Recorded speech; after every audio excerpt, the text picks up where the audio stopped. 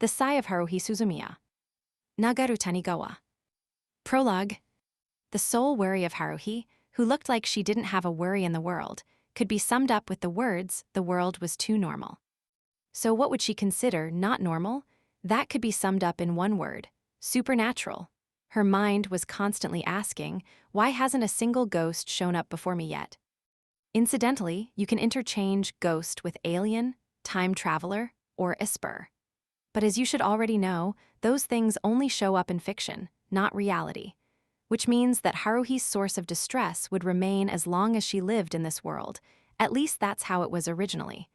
But I am currently troubled by the fact that I can no longer be so sure.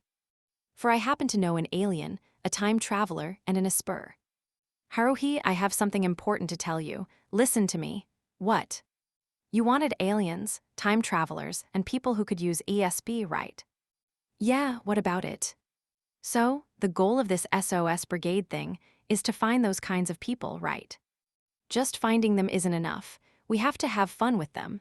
It would feel like something was missing if we just found them and that was that.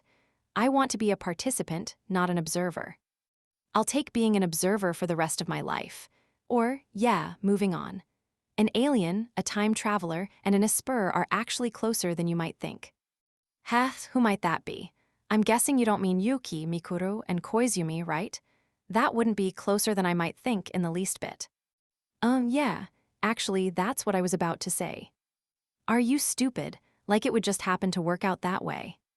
Well, under normal circumstances, yeah. So, who's the alien? You'll love this. Yuki Nagato is an alien. Or technically, she's, what? The over something or other? Or was it the data mind brain thingy? Well, some kind of alien consciousness along those lines sent her. Yeah, she's a humanoid interface. That's what it was. And what about Mikuru? Asahina is quite simple to explain. She traveled through time from the future, so she's a time traveler. How many years into the future is she from? I don't know that, she wouldn't tell me. I get it now. You do. Which means Koizumi is an esper. That's what you were about to say. That is in fact what I was about to say. I see. And with that, Haruhi's eyebrows began twitching. She then slowly took in a deep breath before shouting, "Don't mess with me." As you can see, Haruhi didn't believe the truth I'd revealed to her in the least. I guess it can't be helped. In fact, I still find it hard to believe that they're a pseudo-alien, a time traveler, and an esper freak, even after witnessing concrete proof. Asking Haruhi to believe me when she hasn't witnessed anything would be kind of a stretch. But still, what else could I say? Every word I spoke was true. Hard as it may to be to believe, I have a habit of telling the truth when lying won't accomplish anything. Though I'm pretty sure that if some nice person were to come up to me and start off with, "These people you know really well are actually," I would respond, "Don't mess with me." And if that person was serious about it, I'd have to wonder if he was afflicted by some mental disease or if some freakish vibes had gotten to his head. I might even feel sorry for the guy. In any case, I'd try to avoid any contact with him. Wouldn't that guy be me right now? Kyon, listen very carefully. Haruhi glared at me with her eyes on fire. You're not going to find aliens, time travelers, and espers just standing around. They're so rare that we have to look for them, find them, capture them, grab them by the neck, and tie them up nice and tight so they can't get away. There is no possible way that all the brigade members I randomly chose could be that special. Your sentiment is absolutely correct, but count me out. The other 3 members are, in fact, supernatural phenomena. I am the only one who's an ordinary member of the human race that evolved on this planet. And yeah, she really did choose them randomly. But why did this girl suddenly have common sense at such an odd time? If she had just believed me, things would be a lot simpler now. At the very least, the twisted organization known as the SOS Brigade would be able to disband. Given that it's some strange association that exists for Haruhi to find aliens, etc., and other mysterious things. Once she's found them, it'll no longer be needed. Haruhi can have fun with them by herself afterward. Just let me join in every once in a while. I'm fine with filling the role of the assistant on a quiz show who stands next to the host and laughs for no real reason. Right now, I'm more like a trained mutt in an animal variety show. Of course, I have no idea what would happen to the world if Haruhi became aware of all these phenomena. By the way, there were only 2 people involved in that beginning conversation that just happened. Here on the day of the second, SOS Brigade wanders around town, temporary name in the cafe in front of the station. After having shamelessly verified that Haruhi would be paying, I calmly explained the situation while sipping my strong coffee. Haruhi acted like she didn't believe a word I said. Well, I guess that was to be expected. Anyone who actually believes this stuff has issues. I didn't go into any specifics, just gave her a general summary.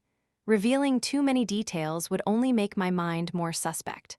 Remember, this is coming from someone who was dragged into Nagatho's apartment and subjected to a winding, incomprehensible freak spiel of galactic proportions. I know what I'm talking about.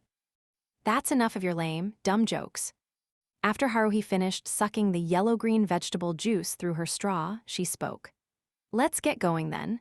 We can't split up today, so the 2 of us will have to search every nook and cranny. And I forgot my wallet, so here's the check.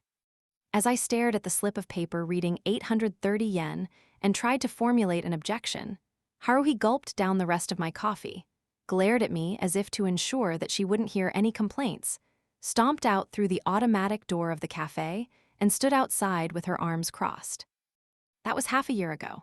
Now that I stop and think about it, the past 6 months have been filled with strange happenings. The SOS Brigade is still officially named the Save the World by Overloading It with Fun Haruhi Suzumiya Brigade, which makes me shiver, and I still have no idea where or how this brigade has overloaded the world with fun. Besides, the only one who ever gets psyched up about anything is Haruhi. The purpose and activities of this brigade remain, as always, a mystery.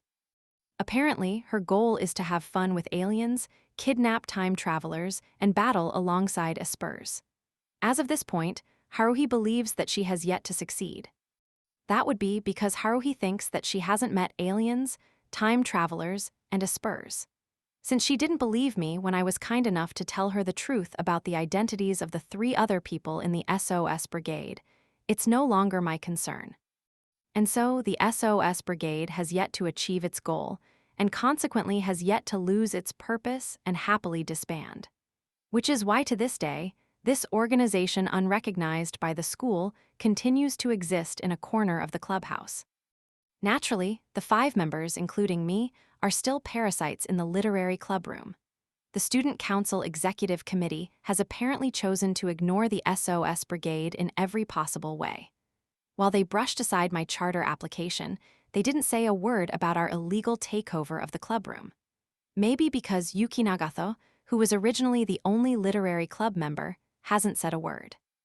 I would deduce that they have determined that feigning ignorance would be much healthier than talking to Haruhi. Nobody would step on a mine that has "This will explode if you step on it" spelled out in every language in neon lights. I know I wouldn't. If I had known back when I entered this school, I wouldn't have talked to that sour-faced girl sitting behind me in class. An ordinary high school student who accidentally tripped a bomb and is now currently running in circles like an idiot while holding down the trigger. That would be my current position. And this bomb labeled Haruhi Suzumiya doesn't have a timer counting down the time left to when it'll explode.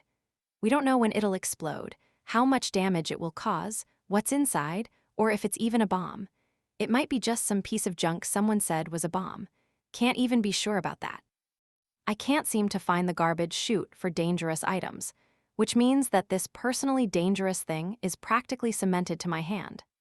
Seriously, how am I supposed to get rid of this girl? Chapter 1. School-wide events are an indispensable part of school, though they happen sporadically. Which reminds me, my high school had an athletic festival last month. I was pretty skeptical when Haruhi mentioned having the SOS Brigade participate in the exhibition relay during the interclub meet. But what do you know? The SOS Brigade really did participate in a relay. I sure didn't expect to blow away the track team and stomp all over the rugby team, with Haruhi running anchor, crossing the finish line approximately 13 lengths ahead of the closest runner. As a result, our excluding me peculiarity had gone from being whispered about by students to the point where it was buzzing around school like someone had just pulled the fire alarm during class, giving me a headache. Most of the blame lies with Haruhi for coming up with the idea, but the second runner, Nagatho, is also at fault. I certainly would never have expected her to run so fast that she might as well have been teleporting. Let me know beforehand, Nagatho. When I asked Nagatho what kind of magic she had used, the humorless, alien-made organic android gave me an explanation using terms like energy level and quantum leap, which I appreciated, but seeing as how I had already given up on a career in the sciences and had chosen the path of liberal arts, I had no idea what she was talking about. Not that I wanted to know. Once the crazy athletic festival was over, I eagerly anticipated the coming of a new month, only to learn that we had a cultural festival coming up. At this very moment, our lame prefectural high school was preparing for the event. Except that the only ones preparing were the teachers, executive committee members, and the members of any cultural clubs, for which this was their one opportunity to shine. Of course, a club must be recognized before it can hold any club activities, and since the SOS Brigade had yet to be recognized, we had no need to engage in any creative preparations. Though I wouldn't have minded picking up some stray cat in the neighborhood and throwing it into a cage with a sign saying extraterrestrial beast as some sort of exhibition. But the people who didn't get the joke would probably make a fuss, and the ones who did get it would only ridicule us. Besides, there was no reason for me to stretch my mind to come up with something for the festival. I had no motivation to do it. A cultural festival at a typical high school like ours will always be dull. If you don't believe me, go take a peek at any school that's having a festival. You will then learn the reality that it's just another school event. By the way, if you're wondering what 1-5, the class Haruhi and I are in, is doing, we copped out and went with some random survey. After Asakura ran off somewhere last spring, no other student in this class was crazy enough to take up the leadership position. The current plan only came after homeroom teacher Okabe strained to come up with an idea during an extended and uncomfortable homeroom period. Nobody was for or against it, so the matter was settled when class ended and we ran out of time. Nobody even knew what the survey would be about or who would have fun doing this, though I doubt anyone would ever enjoy it. But that's how it goes. Work hard, people. And with that, feeling completely languid, I performed my daily ritual of heading to the clubroom. Why? Because the girl stomping next to me was saying the following. A survey is so dumb. She made a face like she'd accidentally poured sauce on her natto. Where's the fun in that? I totally don't get it. Then you should have spoken up. Didn't you see how Kabe looked like we were holding a wake in the classroom? Doesn't matter. I have no intention of participating in anything the class does. There's no fun in doing anything with those people. Except I vaguely remember you contributing to the class winning the all-around championship. Weren't you the one who ran anchor and won the short, medium, and long medley relays? Or was that someone else? That's different. How is it different? This is a cultural festival, or you could call it a campus festival, though I suppose you wouldn't use the word campus when talking about a public school. Whatever. The cultural festival is the super most important event of the year, right? Really? Really, she said as she nodded fervently, and then she announced, to me, the following proclamation. We, the SOS Brigade, will be doing something much more fun. As Haruhi Suzumiya spoke, her face was shining with resolve, like Hannibal deciding to cross the Alps during the Second Punic War. Only on the surface, though. Not a single time during the past 6 months has Haruhi's something fun led to anything remotely pleasant for me. Almost all cases end with exhaustion. At least, Asahina and I end up exhausted, but we're the only normal human beings here. As far as I can tell, it's common knowledge on this planet that Haruhi is not a normal person, and I seriously doubt that Koizumi's disposition can be considered normal human behavior, and Nagatho isn't even human. Now that I've gotten involved with this bunch, how am I supposed to get through high school living like a complete stranger to myself? I really don't want to repeat what I had to do 6 months ago. Never want to do something that rash again. Just thinking about it, someone give me a gun makes me want to shoot myself in the head. I'd like to extract and burn the brain cells containing the memories of that incident. I don't know how Haruhi felt about it, though. Since I was busy with devising a way to erase those memories, I didn't hear what the squawking girl next to me said. Hey Kyon, are you listening? No, not really. What about it? The cultural festival. You should be a bit more excited. You can only experience the cultural festival as a first-year high school student once. Well, yeah, no reason to make a fuss about it though. Yes, there is. Festivals don't happen very often. It wouldn't be a festival if people didn't go wild. That's what happens at all the school festivals I heard of. Your middle school really went overboard, huh? Totally not. It wasn't the least bit fun. That's why this high school cultural festival has to be more fun. What would you consider fun then? Real ghosts in a haunted house, stairs where the number of steps suddenly increase, the 7 wonders of the world turn into the 13 wonders, the principal's hair tripling in size into an afro, the school building transforms and fights with some monster that comes out of the ocean, or plum becoming a seasonal word for fall. That kind of stuff.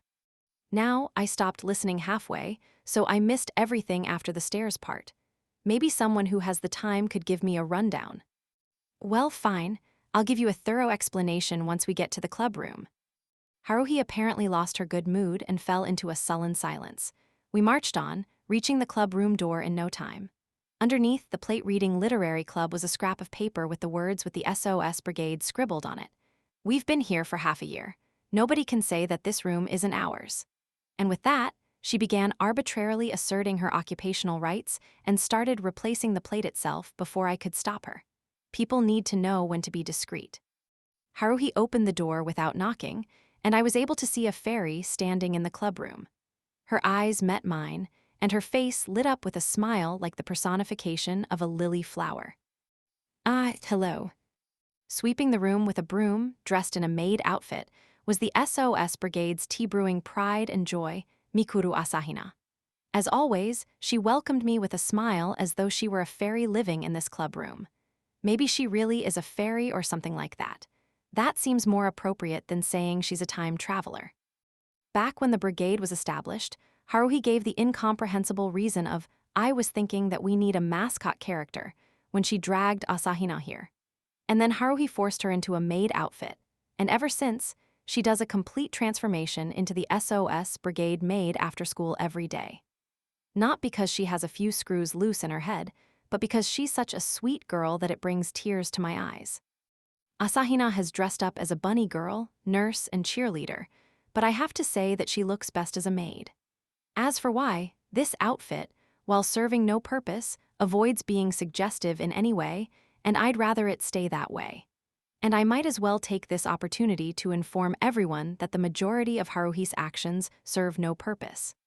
But they often lead to something else happening, and that something else usually ends up making trouble for the rest of us.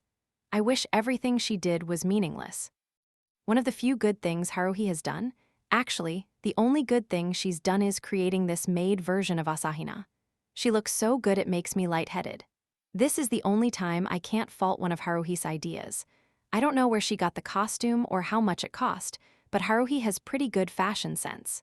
Of course, Asahina would look like a supermodel no matter what she was wearing.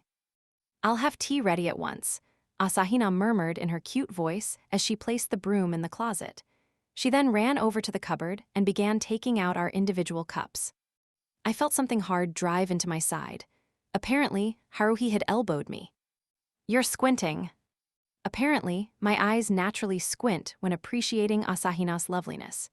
Anybody else would do the same if they were in the presence of the adorable, graceful, and bashful Asahina. Haruhi took the armband labeled Chief off the desk, where the pyramid labeled Chief was resting, and put it on. She then plopped into a metal chair and leaned back, glaring around the room. The other brigade member in the room was sitting at the corner of the table, reading a thick book. Staring at the pages without looking up even once was the first-year literary club member who was, as far as Haruhi was concerned, like a bonus that came with the room after taking it over Yuki Nagato. The classmate who stands out as much as nitrogen in the Earth's atmosphere has the strangest profile out of all of us. You could say that her background is even more eccentric than Haruhi's. Haruhi's makes absolutely no sense at all, but Nagato's kind of makes sense, which just confuses me more. If I believe what Nagato says, then this silent, expressionless, emotionless, heartless quadruple combo, short-haired, petite female student isn't human, but an alien-made communication machine. Don't ask me what that is, I don't know. She said so herself, so I have nothing to add.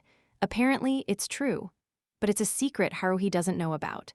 Haruhi just thinks that she's a slightly odd bookworm and nothing else. Though from an objective standpoint, I'm thinking slightly is a bit off. Where's Koizumi? Haruhi's sharp glare shot to Asahina. Asahina unconsciously flinched. I don't know. He hasn't showed up yet. He sure is late. She carefully took tea leaves from the tea caddy and placed them into the teapot. I casually surveyed the garment rack in the corner of the room. It contained a number of outfits, as though this were a dressing room for the drama club. From left to right, nurse outfit, bunny, summer maid, cheerleader, yukata, doctor's coat, leopard skin, frog costume, some fluttery transparent thing I didn't recognize, etc., etc. Each and every one of them has been graced by the warmth of Asahina's skin over the past 6 months.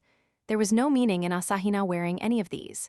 It was solely for the sake of satisfying Haruhi. Maybe she had some kind of trauma from her childhood, like her parents wouldn't buy her a Barbie doll, which was why she was playing with Asahina now. Consequently, Asahina's trauma built steadily, and my eyes were treated to a divine feast.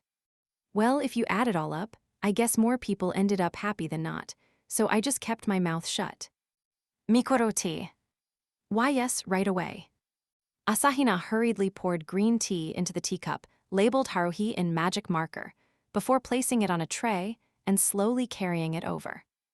Haruhi blew on the hot tea before speaking like a master of flower, arranging, criticizing the ineptitude of an apprentice. Mikuru, I'm pretty sure I've told you this before. Do you remember?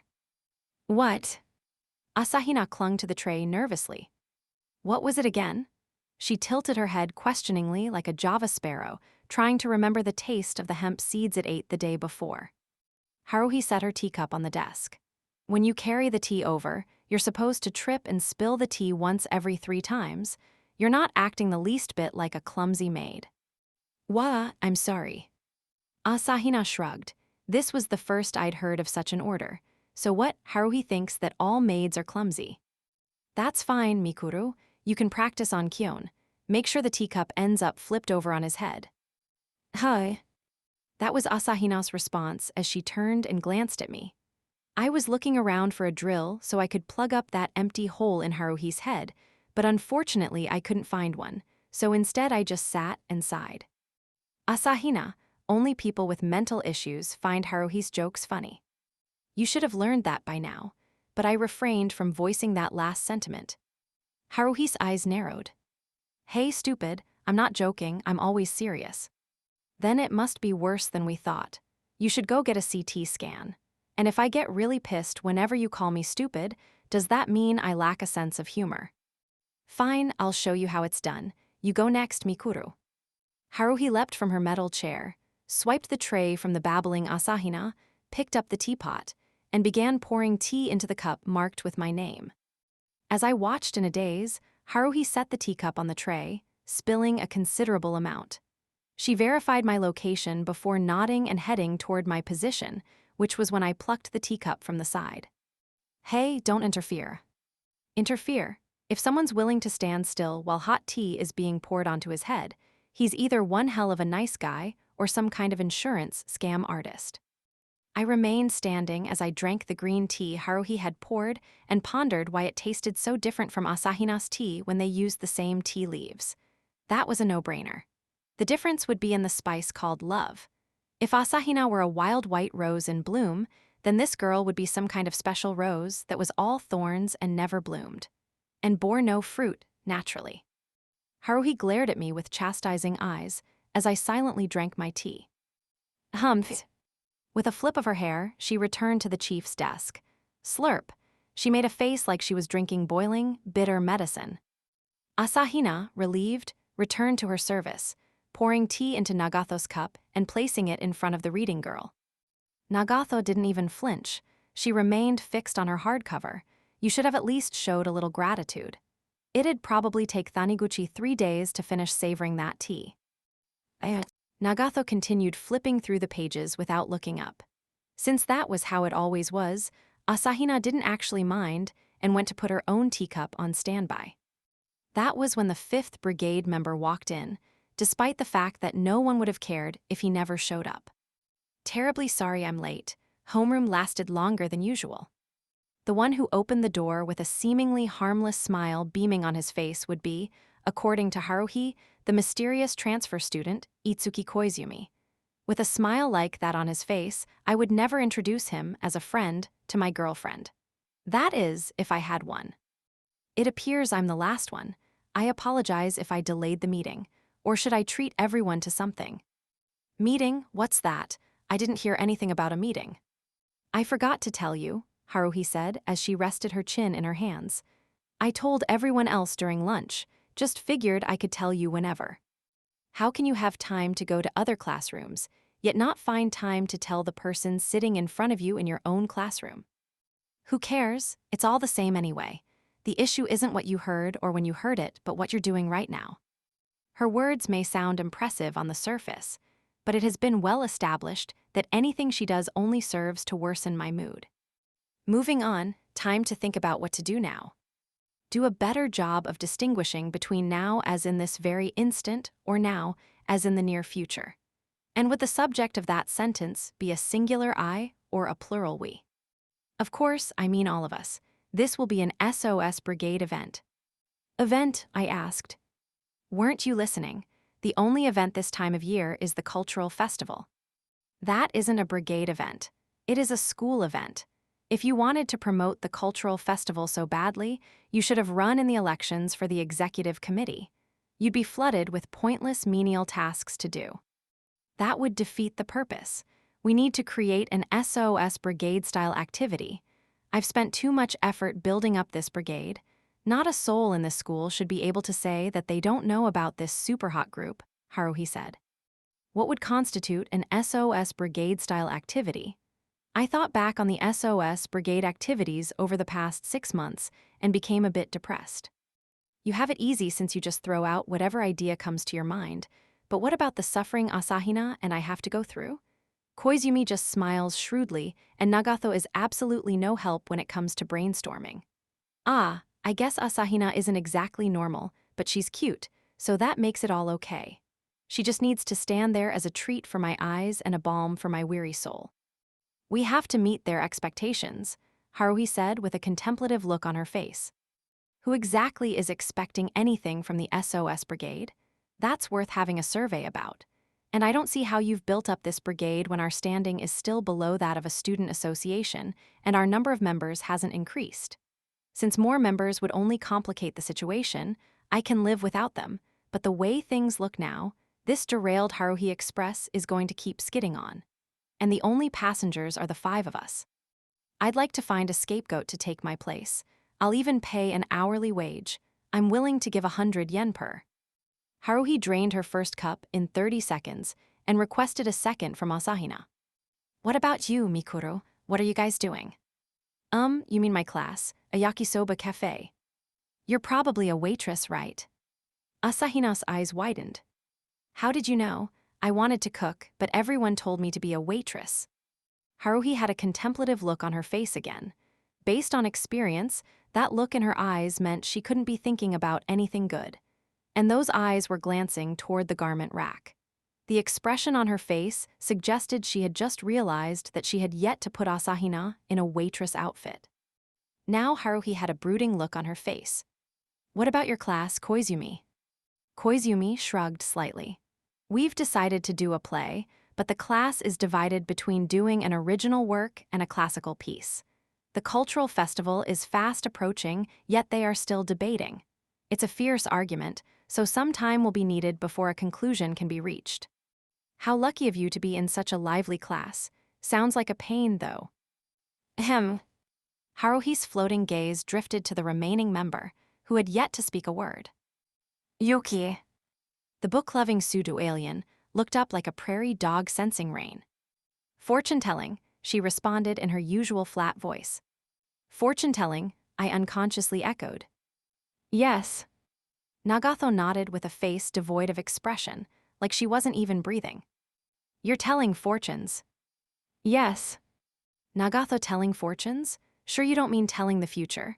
I pictured Nagato in black pointy hat and robe and holding out a crystal ball before a couple and saying, "You will break up in 58 days, 3 hours, and 5 minutes," with a straight face. You could lie, you know. Then again, I don't actually know if Nagato can see the future. So Asahina's class is running a refreshment booth, Koizumi's is doing a play, and Nagato's is holding a fortune-telling convention. They all sound infinitely more fun than the listless survey our class is doing. Yeah, how's this? Let's combine everything and do a fortune-telling survey play cafe, I suggested. Stop sounding like an idiot. Let's get this meeting started. Haruhi instantly rejected my valuable opinion and walked over to the whiteboard. She tapped the board with a long antenna-like pointer. There's nothing written on it. What am I supposed to be looking at? There will be soon. Mikuru, you're the secretary, so take down every word I say. I had no idea when Asahina became the secretary. I doubted anyone did. Apparently, Haruhi just decided that a moment ago. Asahina, tea girl and now secretary, held a felt-tip pen, stood next to the whiteboard, and looked up at Haruhi's face next to her. And then Haruhi suddenly spoke in a triumphant voice. We, the SOS Brigade, will be screening a movie. I really don't know what kind of mutation is going on inside of Haruhi's head. I'll just not think about it. It's nothing new. Still, this isn't a meeting. It's just you delivering a speech on general policy, isn't it? That's how it always is, Koizumi whispered to me. The elegant smile he had made me want to draw on his face. His graceful lips remained curved up. Suzumiya had decided what we were going to do from the very beginning. That doesn't leave any room for discussion. Now then, did you say something you shouldn't have again? Pretty sure I didn't say anything remotely related to movies today. Maybe she saw a low-budget C-movie late last night, and its crappiness put her in a miserable mood. There's something I've always wondered about, Haruhi continued cheerfully, convinced that her speech had touched every member in the audience. I'm wondering about what exactly is inside your head. You often see people die in the last episode of TV shows and the like. Doesn't that feel really unnatural? Why do they just happen to die at that time? It's strange. That's why I hate anything where someone dies at the end. I would never make a movie like that. Are you talking about movies or TV shows? I said that we're going to screen a movie, didn't I?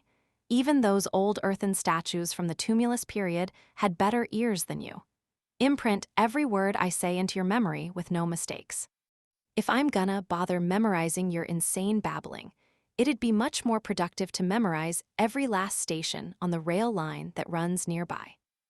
Asahina wrote movie screening in round letters that really didn't look like the handwriting of a former calligraphy club member. Haruhi took a glance before nodding, satisfied. There you have it, we're all under agreement then. She sounded as cheerful as a weather forecaster, verifying the end of the rainy season. What do you even mean? I asked. A natural response. All I know is that we're screening a movie. Who's going to hook us up with a film? Does she have an acquaintance at Buena Vista International or something? But Haruhi's eyes continued to shine with reckless abandon. Kyon, you're not too bright. We're going to make a movie. And then we'll screen it at the cultural festival, with presented by the SOS Brigade in the credits. When did we turn into the film society? What are you talking about? This will absolutely be the SOS Brigade. I don't remember turning into a stupid film society. If the film society people were to hear those words, they'd probably be pissed. It's already been decided. Double jeopardy, plea bargaining will be ignored. If the SOS Brigade jury foreman says so, then I guess the verdict won't be overturned. Who the hell put Haruhi in the leadership position? Or now that I think about it, she put herself in that position.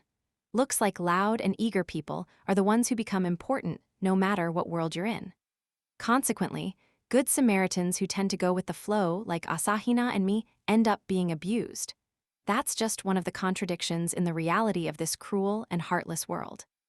I pondered the profound subject of what could be considered an ideal society. I see. Koizumi interrupted like he had just figured something out.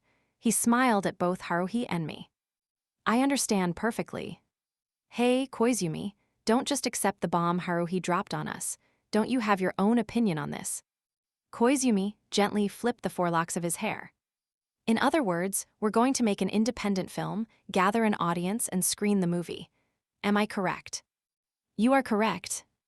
Haruhi continued tapping the board with her antenna, and Asahina's shoulders flinched. Regardless, Asahina mustered the courage to voice her question. But why did you decide to make a movie? Last night, I was having trouble getting to sleep.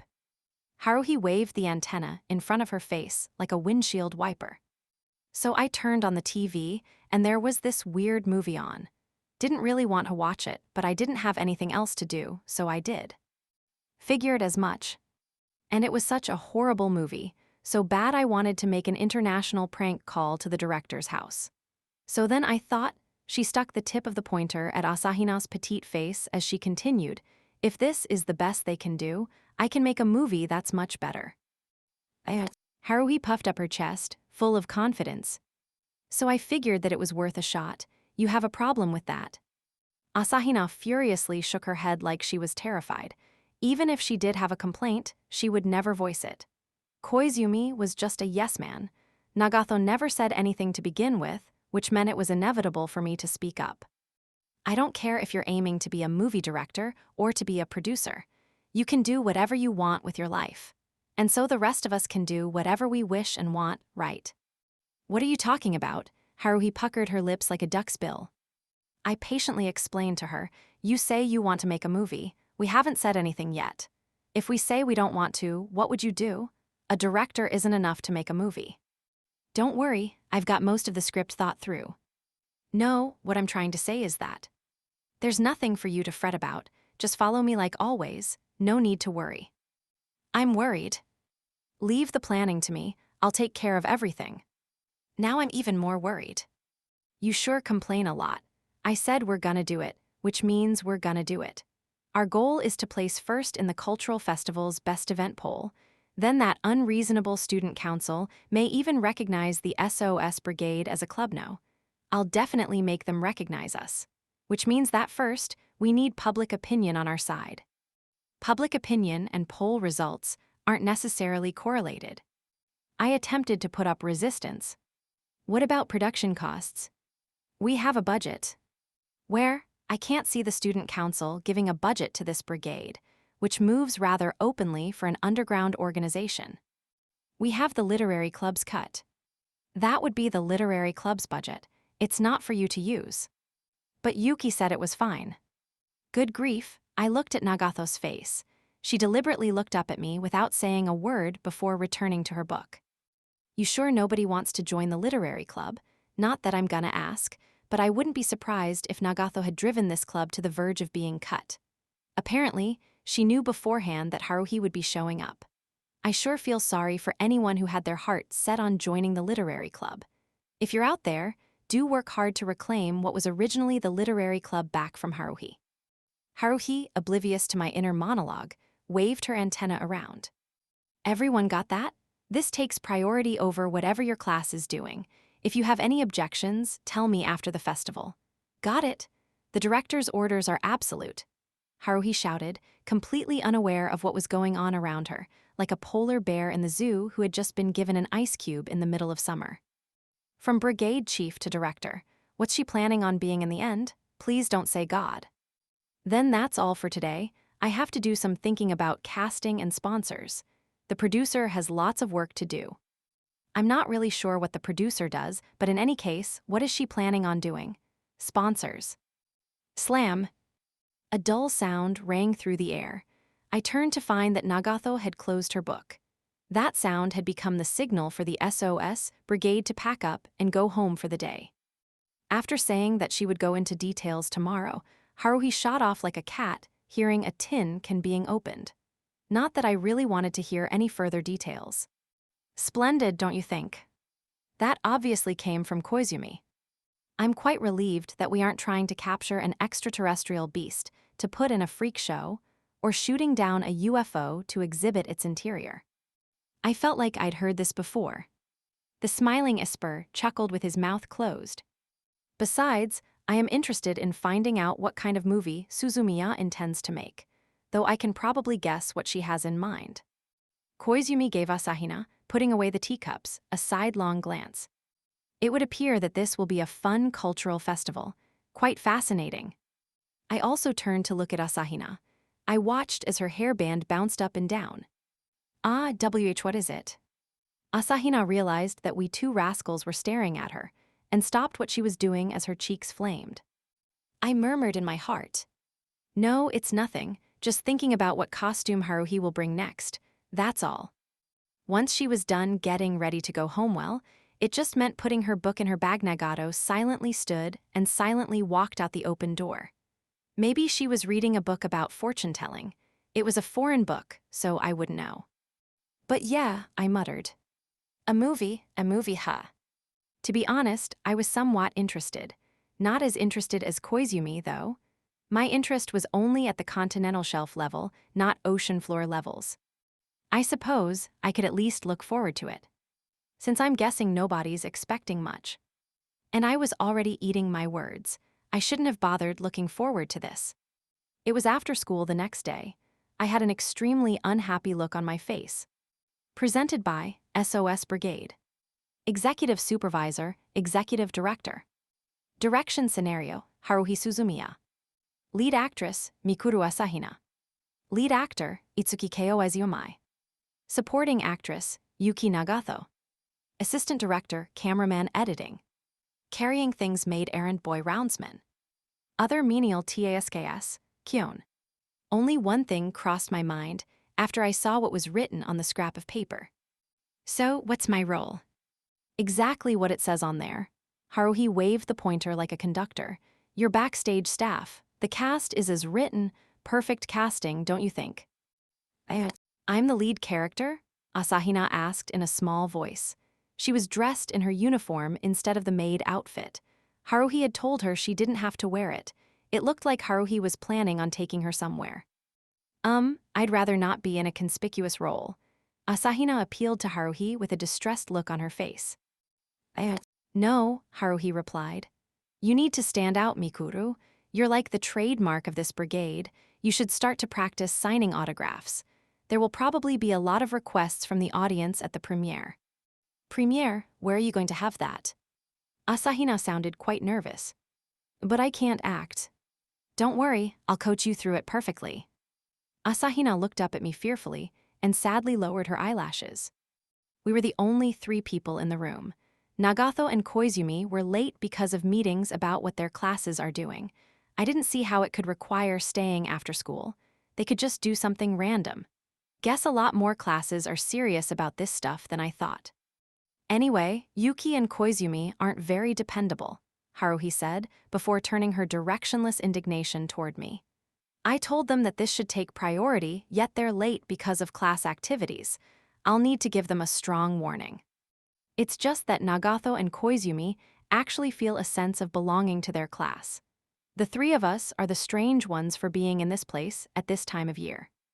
I suddenly thought of something. Asahina, don't you need to participate in your class meeting? I'm just a waitress, so the only thing left for me to do would be a costume fitting. I wonder what they'll have us wear. I'm kind of looking forward to it. Asahina smiled with a faint flush in her cheeks. It would appear that she's grown completely accustomed to dressing up in costumes. I guess wearing a costume that's appropriate for the situation beats wearing a meaningless costume for SOS Brigade purposes.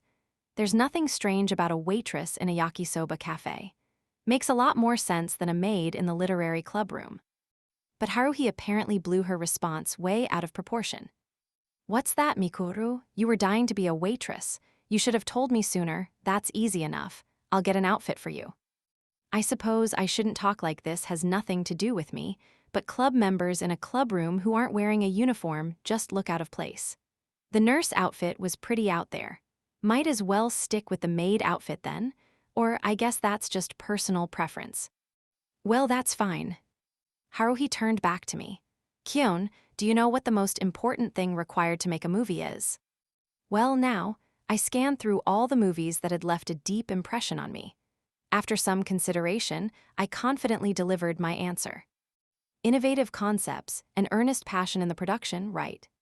It's nothing abstract like that, Haruhi denied me. It's the camera, obviously. How do you film a movie without equipment? I suppose, but I wasn't trying to be utilitarian. Whatever. I'm not so fervent about innovative concepts or earnest passion or knowledgeable enough about film theory to put up an argument. There you have it then. Haruhi retracted the pointer and tossed it on the chief's desk. "We're going to go scrounge up a video camera now." I heard a chair clang next to me. I looked up to see that Asahina's face had turned pale. I suppose that was to be expected. The computer currently enshrined in this club room was swiped from the computer society through Haruhi's coercive con scheme. And during that incident, Asahina had been the sacrifice. Strands of Asahina's chestnut hair trembled. Her lips, like a pink shell, quivered. Suzumiya, that's right. I need to go back to the classroom right away to take care of something." "Shut up." A terrifying look on Haruhi's face. Asahina, half out of her chair, gave a soft squeal before sinking back into her chair. Haruhi suddenly grinned. "Don't worry. There isn't a single precedent of you telling us not to worry where we actually didn't need to worry. I won't be using Mikuru's body as payment this time. I just need your help for a bit." Asahina looked at me like a calf about to be loaded onto a truck. I refrained from bursting into a chorus of "Dona Dona" and turned to Haruhi. "Tell us what we're helping you with, or else Asahina and I aren't budging a step." Haruhi's face plainly said that she had no idea what we were so concerned about. "We're going to go round up sponsors. We'll make a better impression if the lead actress is along, right? You're also coming. You can carry stuff for us." Chapter 2. It was supposed to be fall already, but the temperature had yet to cool. I guess Earth finally went senile and forgot to change the season in Japan to fall. The summer heat appeared set to continue diligently into extra innings with no end in sight. It would stick around forever unless someone hit a walk-off home run. Though I got the feeling that by that point, fall would be long gone and we'd be into winter. Haruhi told us that it might take a while, so we grabbed our book bags as we left school. I wondered where Haruhi was headed as she rapidly descended the hill. I really doubt we can find a sponsor willing to donate money for a high school original movie. Maybe if we were a research society, but we're an absolutely pointless, unexplained group that's existed for over half a year despite the fact that we don't know why we're here. I wouldn't be surprised if nobody even opened their door for us. After we reached the bottom of the hill, we boarded the local line of the private railway and got off at the third station. We were near the cherry tree-lined path where Asahina and I had taken a stroll. I saw a huge department store as well as a shopping district, a relatively busy place. With Asahina and me in her tracks, Haruhi headed straight into the shopping district. "Here." The place Haruhi pointed to after she had finally stopped was an electronics store. "I see," I said. Apparently, she intends to wrangle the equipment for filming the movie out of this place. "Ow." "Hold on, I'm going to go negotiate." Haruhi handed me her bag and walked into the glass-walled store. Asahina hid behind me, looking fearfully into the store illuminated by the lighting display, like a shy grade schooler visiting a friend's house for the first time. I was all pumped up to protect Asahina this time, observing Haruhi's back as she waved, and then began talking to a middle-aged man who looked to be the manager. If Haruhi even remotely looks like she's about to do anything fishy, I'll take Asahina under my arm and run for it. On the other side of the glass, Haruhi was talking while pointing to some item on display, then to herself, and then to the guy. And the guy was just nodding. I should probably warn him not to acquiesce so readily. Eventually, Haruhi spun around and pointed to the two of us, who were standing outside the glass door ready to escape at a moment's notice. She then smiled like she'd eaten some weird shrooms and returned to her animated speech.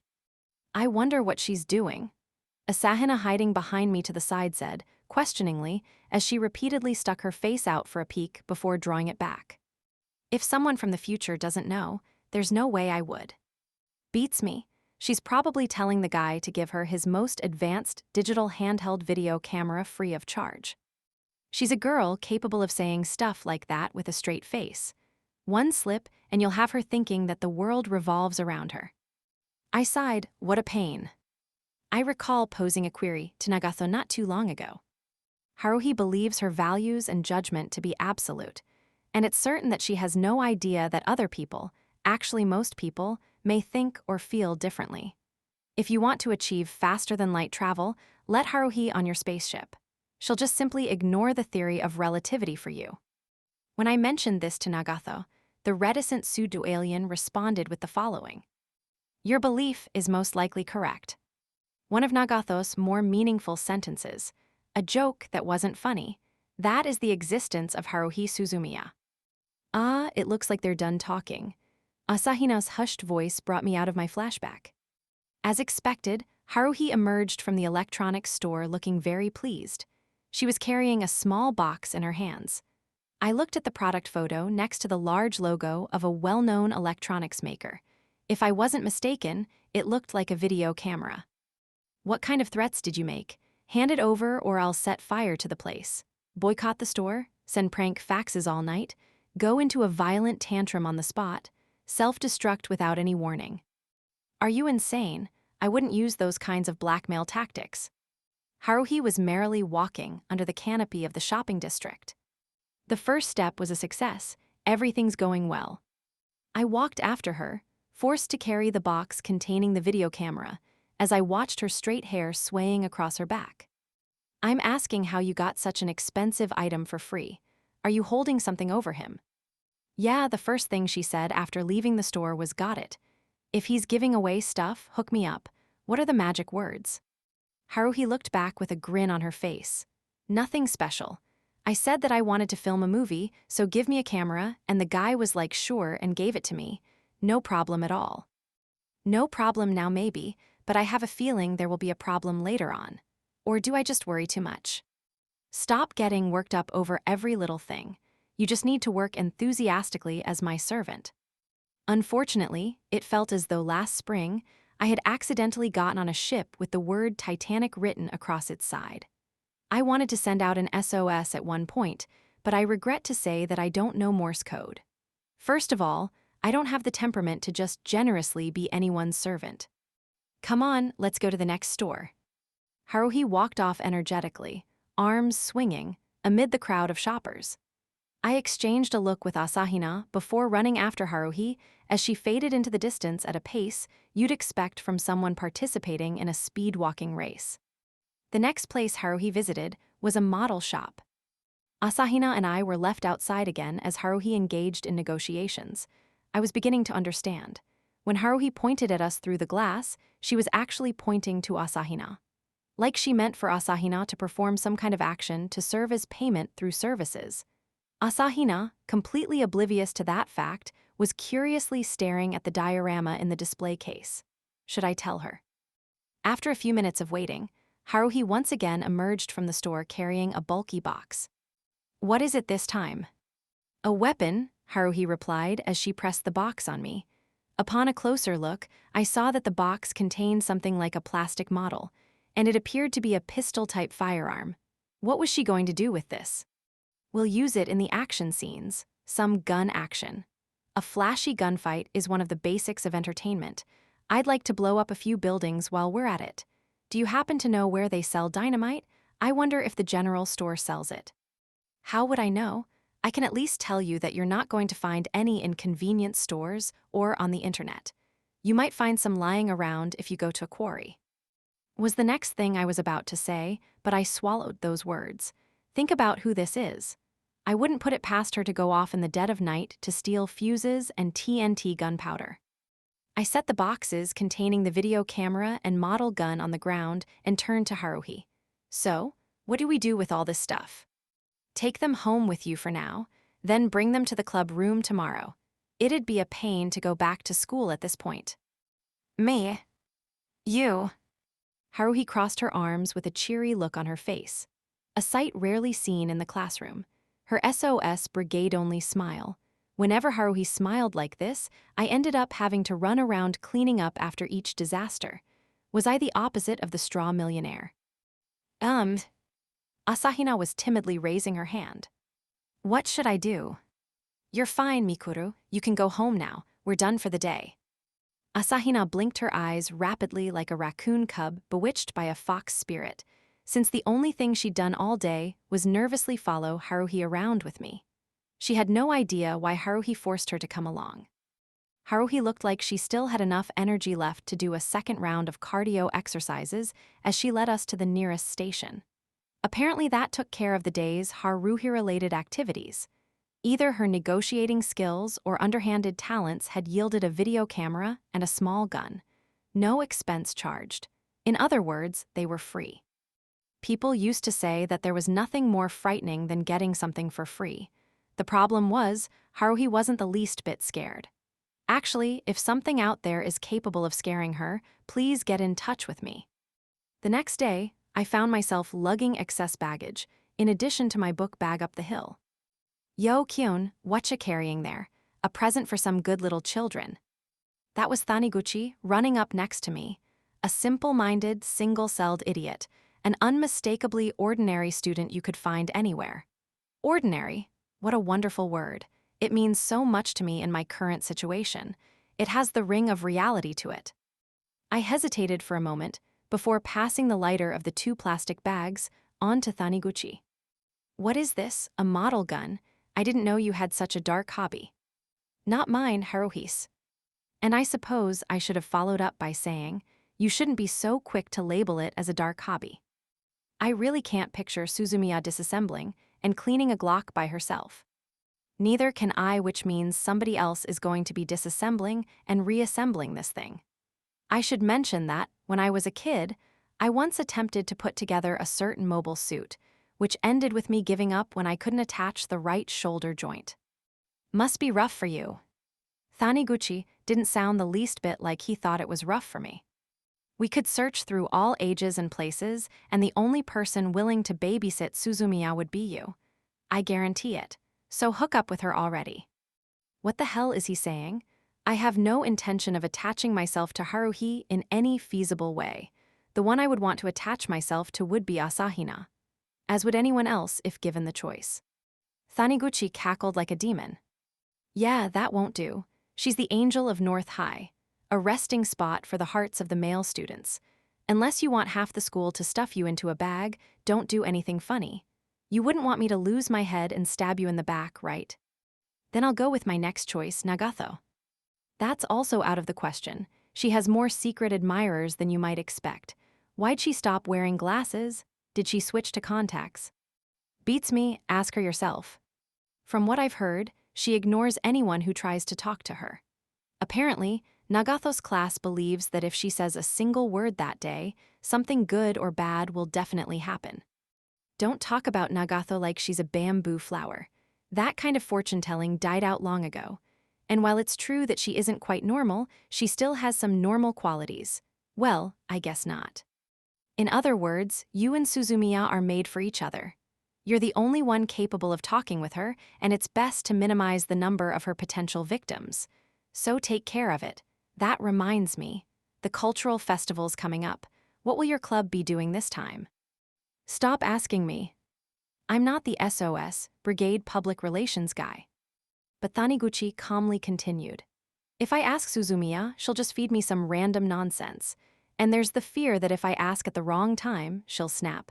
If I ask Yuki Nagatho, she won't give me an answer. And Mikuru Asahina is too hard to approach. Talking to that other guy pisses me off for some reason, so I'm asking you. The bastard uses some twisted logic. You're making it sound like I'm some kind of nice guy. You're not. As far as I'm concerned, you're the kind of nice guy who'd be willing to walk off a cliff with Asahina. The front gate was within sight. I took the plastic bag back from Taniguchi with a discouraged look on my face. I didn't know where Haruhi's trail was going to lead us, but I was definitely thinking that I shouldn't expect anything good. Haruhi and I weren't the only ones walking this path. At least 3 others I knew of were in for the ride. And while 2 of those were able to take care of themselves, Asahina wasn't safe on her own. She was so hopeless at predicting what was about to happen to her that you would never think she was a time traveler. Well, I guess that works out. Which is why, I said, somebody has to protect her. Yeah, I'm sounding like a main character now, except the only thing I'm protecting her from would be Haruhi's evil sexual harassment. On a roll, I continued. Since I have this chance, I'm going to protect her. I don't care what all the guys in the school have to say. They can go form their own guardian angels group if they want. Taniguchi once again cackled like one of those wailing old man demons. Don't overdo it. There's at least one new moon every month. After delivering what sounded like a notice from a phantom killer, he ducked into the front gate. As I walked through the hallway in front of our classroom with my burden, I came across Haruhi putting her things into her locker. I followed suit, stuffing the boxes containing the electronics and the plastic model into the steel locker with my seat number. "Kyon, we're going to be busy." Without even saying good morning, Haruhi slammed her locker shut and turned to me with a smile like Indian summer. "Same goes for Mikuru, Yuki, and Koizumi.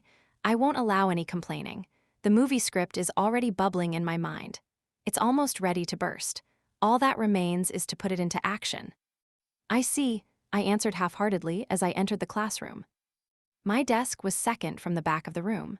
We'd changed seating arrangements multiple times since the beginning of the first semester, but I had yet to get a seat in the last row, because Haruhi always ended up sitting behind me. It had gotten to the point where it had become a bit too unnatural to shrug off, but I still believed it to be coincidence. If I don't have faith in coincidence, coincidence is going to lose confidence in itself. I'm actually a pretty considerate person. Guess anybody hanging around with Haruhi would have to be, like a defensive midfielder in a soccer match who has to run down loose balls, since Haruhi would be the super offensive-minded forward who's way offside the second someone touches the ball. She might even be standing behind the opposing keeper. Passing the ball to her would just result in the referee raising his flag, but since this is Haruhi, she'd just say it was a mistaken call. In fact, she would say with a straight face that the rule itself makes no sense. She might even start arguing that picking up the ball and running into the goal should count as a goal. The suggestion that she take up rugby would go ignored. The best way to deal with an audacious person on a rampage would be to casually leave the scene like you never heard a thing or give up and do as she says. The other people in our school year were already doing so.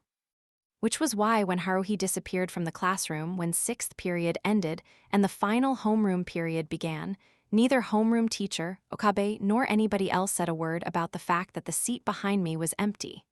Did they not notice? Or were they just pretending not to notice? Not like they could do anything about it. Well, everyone knew it was best to just leave her alone. I headed for the clubhouse with a bad feeling in my gut before coming to a halt in front of the clubroom, carrying the bags loaded with assorted boxes. I could hear something, Asahina's helpless voice crying out, Haruhi's obnoxious voice shouting. She was doing it again. If I'd opened the door just then, I probably would have witnessed a very fine sight. Being a man with common sense, though, I stoically resisted my fantasies and waited patiently.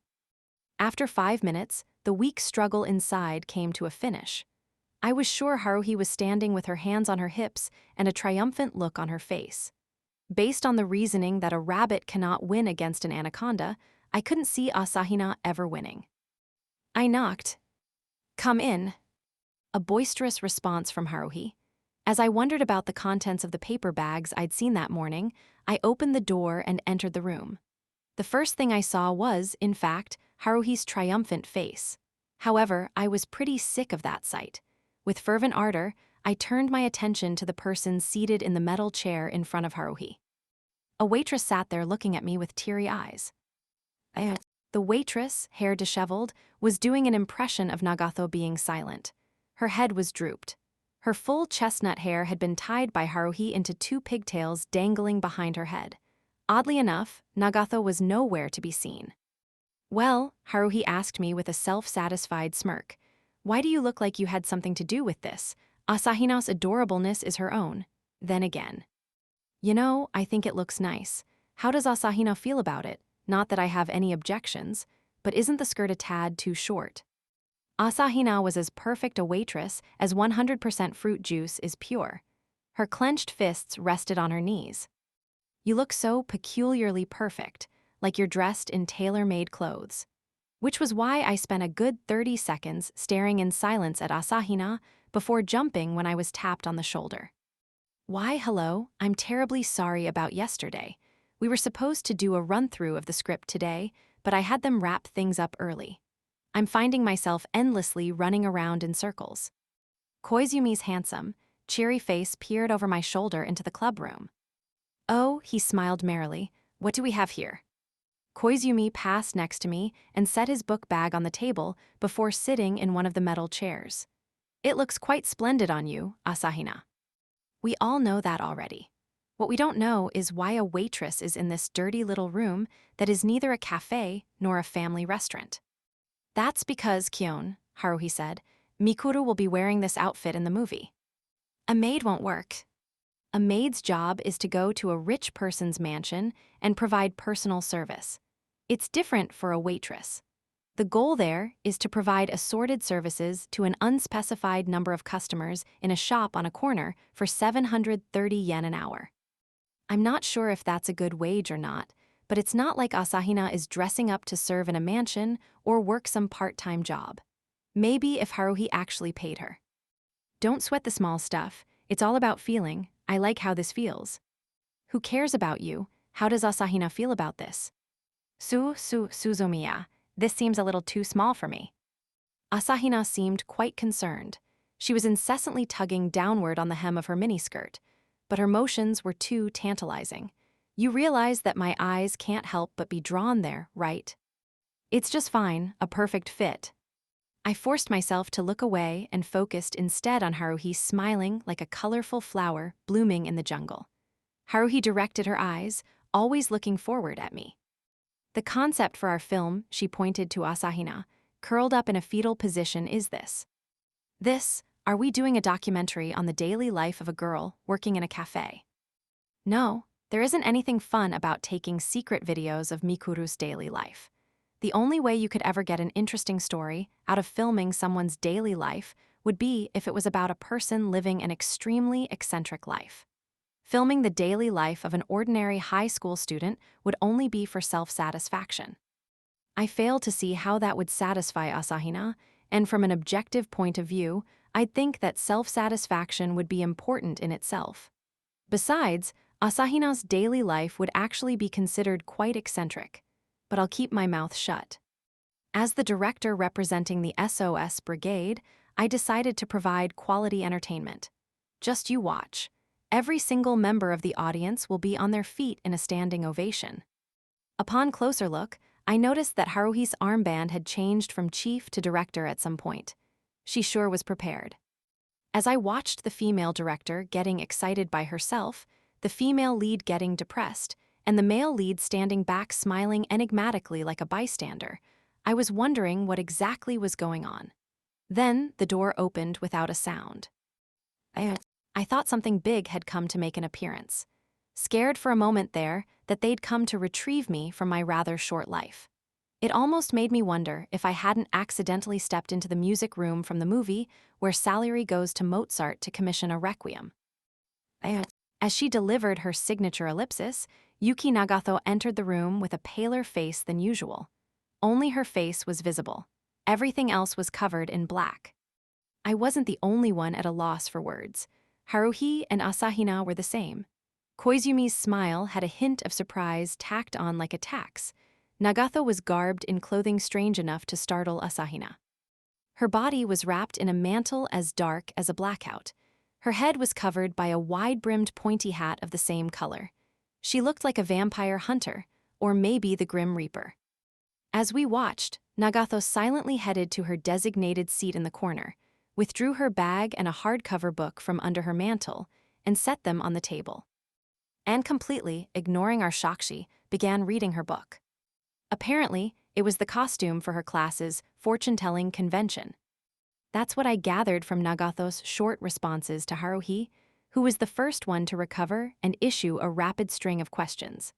Nagato's class must have had an extremely resourceful and talented stylist to make Nagato wear such a jolly costume.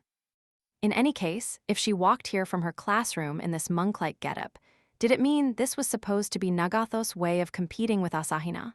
She made guessing what Haruhi was thinking look easy. An unpleasant silence hung over the room. Only Haruhi looked like she was really happy. Yuki, now you understand. Yes, that's it. Nagato slowly turned to look at Haruhi before returning to her book. That costume is perfect for the role I had in mind. Let the people who put you in that know later. I want to wire them a message to show my appreciation. Don't. If someone were to receive a message of congratulations from Haruhi, that person would probably suspect some kind of catch and end up being scared of his own shadow. You need to take an objective look at how other people view you. Haruhi looked to be in high spirits as she hummed the Turkish march while opening her bag and withdrawing a stack of photocopy sheets. She quickly passed them out, looking like Kintaro after wrestling down a black bear. Not having much choice, I turned my eyes to the sheet of paper. The following passage was scribbled across the page. Combat waitress. The adventures of Mikuru Asahina, tentative. Diarimetas personi. Mikuru Asahina, combat waitress from the future. Itsuki ke oiziomai, boy ESBR. Yuki Nagaso, evil alien. Exterias, PASSRSBY. Yeah, that's just, yeah. Has her level of intuition transcended mere disbelief? Or did she hit the mark without even trying? I'm starting to wonder if she's just feigning ignorance. What's with her sharp senses that only work at odd intervals? As I stood stunned, I was brought back to the real world by the sound of chuckling next to me. The only person with that kind of laugh would be Koizumi. Well, this is quite. I envy how you seem to be enjoying yourself. What should I say? Just as one would expect. Indeed, the casting seems quite appropriate for Suzumiya. It's wonderful. Don't smile at me, it creeps me out. Asahina was reading the sheet of paper clutched in her slender, violently trembling hands. Why? A soft cry escaped from her mouth. She turned to me with eyes seeking salvation. Except upon a closer look, her eyes seemed very sad, even reproachful, like a kind, slightly older female relative scolding a young child whose prank had gone too far. Oh, I remembered. That's right.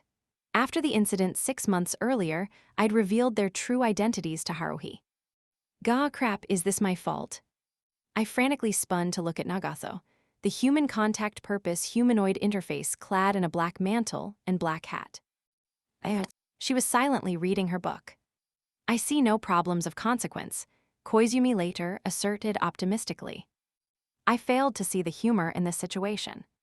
While these circumstances may not invite humor, there is no need for pessimism. How do you know? For the simple reason that this is merely casting for a movie. Suzumiya does not actually believe that I am a boy Esper. I only play the role of a boy Esper named Itsuki Koizumi within the fictional context of the movie. Koizumi sounded like a tutor, talking to a pupil with a really bad memory. You can say that the Itsuki Koizumi that exists in reality, myself, and this particular Itsuki are entirely different people. Nobody would confuse a character in a movie with the actor playing the role, right? Even if someone out there were to get the two mixed up, that person would not necessarily be Suzumiya. That's not very reassuring. There's no guarantee that what you're saying is right. If she were for mixing reality and fiction, then our world would have become the stuff of fantasy long ago. As I mentioned before, Suzumiya is still a person who can think rationally. I know that, but since Haruhi's rational reasoning is half-possessed, I've been dragged into many bizarre incidents. And Haruhi, the key to all of this, doesn't have a clue about what's happening around her. For we must not allow her to discover any evidence of what is happening, Koizumi continued calmly. There may come a time when we have no choice but to reveal the truth, but not now. Fortunately, Asahina's faction and Nagato's faction are of the same opinion. I would prefer that the current situation never change. So would I don't want to watch the world turn into a huge mess. That can't happen until I've beaten the game that comes out next week, or I'll have lingering regrets. Koizumi was still smiling. You should worry less about the world and be more concerned about your own safety. Nagato and I can probably be replaced, but you have no understudy. I took care not to let these feelings of frustration affect me, and pretended to be engrossed in pressurizing the gun I now had back in my hands. Haruhi called it a day after assigning Asahina her costume and announcing the cast. Actually, she apparently wanted to drag Asahina around in her waitress outfit and hold a press conference for the upcoming film, but since Asahina was seriously on the verge of tears, I made Haruhi give up on that idea. It's not like this high school has a journalism club, news club, or advertising club to begin with. Once I brought that up, Haruhi's lips pouted into waterfowl status. I suppose you're right. Amazingly enough, she agreed. It's better to keep the details under wraps until the very last second. Kyun, that's rather clever of you. We can't have people ripping us off. This idea isn't exactly at the level of a Hollywood or Hong Kong film. Who would want a storyboard that's still bubbling in your mind? So, Kyun, have the gun ready for use within the day. Filming starts tomorrow. You also need to learn how to use the camera. Ah, that's right. You'll need to move the video data from the camera to the computer and do the editing, so pirate the necessary software. Also. And once Haruhi had finished dumping a load of assignments on me, she left while humming the theme from The Great Escape. Didn't matter if she was in a good mood or a bad mood, she was always causing trouble for other people. Honestly. Which was why I was currently face to face with another guy, Koizumi, struggling to make the model gun shoot BBs with reference to the instruction manual. Once Asahina finished changing, she left with sagging shoulders. Nagato, still dressed like a witch invited to a Sabbath, went off somewhere without her bag. I guess Nagato had only come to show us her costume. Based on her record, there may have been some kind of significance in that action. Or she was just showing her face in the club room. She's probably doing something in her classroom at this moment, like practicing fortune-telling with a crystal ball or whatever. I got the impression that the level of commotion in the school was slightly increasing on a day-to-day basis. Each time I heard the wind ensemble practicing after school, the crappy horns made fewer mistakes. There were also people cutting up veneer and balsa wood in the shadows of the courtyard, and a growing number of people were dressed in odd costumes like Nagathos. But this was just a festival at a plain old prefectural high school. I expected a cultural festival without anything extreme or out of the ordinary. As far as I could see, maybe half the student body hadn't given up on working hard to make this a fun festival. Incidentally, our class, 1-5, had just given up on having fun, period. The ones who weren't in a cultural club would probably be really bored that day. And here we had two people who could easily represent the Go Straight Home After School Club, Taniguchi and Kunikida. Speaking of cultural festivals, Taniguchi said, "It was lunchtime. These 2-bit characters and I were surrounded by box lunches." Speaking of cultural festivals, Kunikida shot back. Taniguchi had a sickening smirk on his face that couldn't hold a candle to the refined Koizumi smile. "It's a super event. Don't talk like Haruhi." Taniguchi's smirk was abruptly wiped from his face. "But it's got nothing to do with me. It pisses me off." "Why?" Kunikida asked. "The sight of people having fun when I'm not really annoys me, especially if it's a boy-girl couple. Gives me homicidal urges." "What? Got a problem with that?" "I suppose this is what you would call blind rage." "And what's with our class? A survey? Ha, boring. It'll probably just involve asking people what their favorite color is, right? Where's the fun in gathering that information?" "Then why didn't you throw out your brilliant idea? That might have prevented Haruhi from mentioning anything about movies." Taniguchi swallowed a lunch wiener in one gulp. "I never say anything that will give me work to do. Well, I might say something, but I don't want to end up being put in charge of the mess." Kunikida voiced his agreement as he took a break from cutting his rolled omelet. The only people who are going to raise their hands and open their mouths in this situation are those who are easily influenced or have a strong sense of responsibility. If only Asakura were still here. He threw out the name of our former classmate who had moved to Canada. I break into a cold sweat every time I hear her name. Nagato may have been the one who erased Asakura, but I was the reason it happened. Of course, if Nagato hadn't done anything, I would have been erased, so there isn't any point in feeling bad about it. "Yeah, that was a waste," Taniguchi said. "Just had to be my A+ who transferred. I'm really down on my luck. She was the only good thing about being in this class. Damn, wonder if they'll let me change classes at this point." "Which class would you want?" Kunikida asked. "Nagato's class. Oh, speaking of which, I saw her walking around in some kind of wizard getup yesterday. What's up with that?" "Beats me, I sure don't know." "Nagato, huh?" Taniguchi turned to me with a look on his face like he'd just found out about a pop quiz in math. He sounded like he had just remembered something. "When was that again?" "That time the two of you were all tangled up in the classroom. That was probably just something scripted by Suzumiya. Probably some kind of scheme to surprise me, right? Ain't happening." I was feeling rather relieved that he'd arbitrarily misunderstood the whole affair. "Wait, didn't you come back to the classroom to get something you'd forgotten? How could we have possibly known that you would show up?" But naturally, I didn't voice this sentiment. Taniguchi was an idiot. Telling an idiot he was an idiot served no purpose. Good thing he was an idiot. I should be thankful. "At any rate, this sure is boring." Taniguchi lamented while Kunikida concentrated on his box lunch. I looked behind me. Haruhi's desk was empty. Well now, I wondered where Haruhi was marching at that moment. I was looking for a good filming location around school, Haruhi told me, but I totally couldn't find one. I suppose we won't be able to shoot it around here after all. Let's head out. Maybe she didn't like the school atmosphere, but the fact that there wasn't an exciting spot around was no reason to expend effort on an expedition in search of pizzazz. Apparently, her goal was to turn this into some kind of fiasco. Age am I going to? Asahina voiced her query in a mournful tone.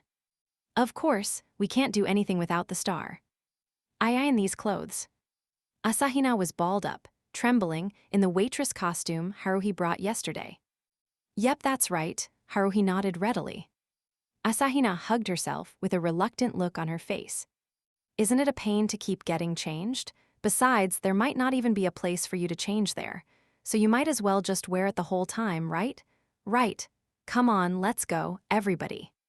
At least let me wear something over it. Asahina's plea was met with, no. But it's so embarrassing. It's only embarrassing if you let yourself feel that way. You'll never win a Golden Globe like that. Weren't we trying to win first place in the Cultural Festival Best Event poll? All of the brigade members were assembled in the clubroom. Koizumi had apparently settled the issues with the script for his class's play and was currently watching Haruhi and Asahina's one-sided exchange. Nagatho was also there, and there was a little problem involving Nagatho. She was always silent, so I didn't really have any comments regarding that, but she was dressed rather oddly. For some reason, she was once again wearing the witch outfit she had shown us yesterday. You only need to wear it on the day of the festival. Why are you already on standby in the costume? Haruhi was apparently quite pleased with Nagatho's black mantle and pointy hat. I'll change your character to an evil alien magician. And she was already changing the script. Haruhi looked quite satisfied with Nagatho holding the antenna-like pointer with what looked like a star off a Christmas tree attached to the tip. As I watched Nagatho gripping the wand, I was finding it hard to argue against the close-mouthed book lover being an extraterrestrial evil magician. Seemed to fit her character a lot more than being a terminal for data life forms. She definitely possessed magic-like powers. I'd seen it myself, no doubt about it. Nagatho unexpectedly raised the brim of her hat and looked at me with her usual lifeless eyes. I doubted that it would be okay for Haruhi to arbitrarily use some other class's costume in her movie, but her eyes were utterly devoid of hesitation. Kyon, get the camera ready. Koizumi, you carry the stuff over there. Mikuru, why are you clinging to the desk? Come on, get a move on. Asahina's feeble resistance lasted only a moment. Haruhi grabbed the weak waitress by the collar and dragged the squealing little girl to the door. Nagatho followed with the hem of her mantle dragging on the floor. Koizumi was the last to disappear into the hallway after winking at me. As I was wondering if I would have to go with them. Hey, we can't go film a movie without the cameraman. Haruhi's torso stuck through the open door. Her open mouth took up about half of her face as she shouted. I noticed that the band on Haruhi's left arm now read Great Director, which only served to depress me. Looks like she's serious.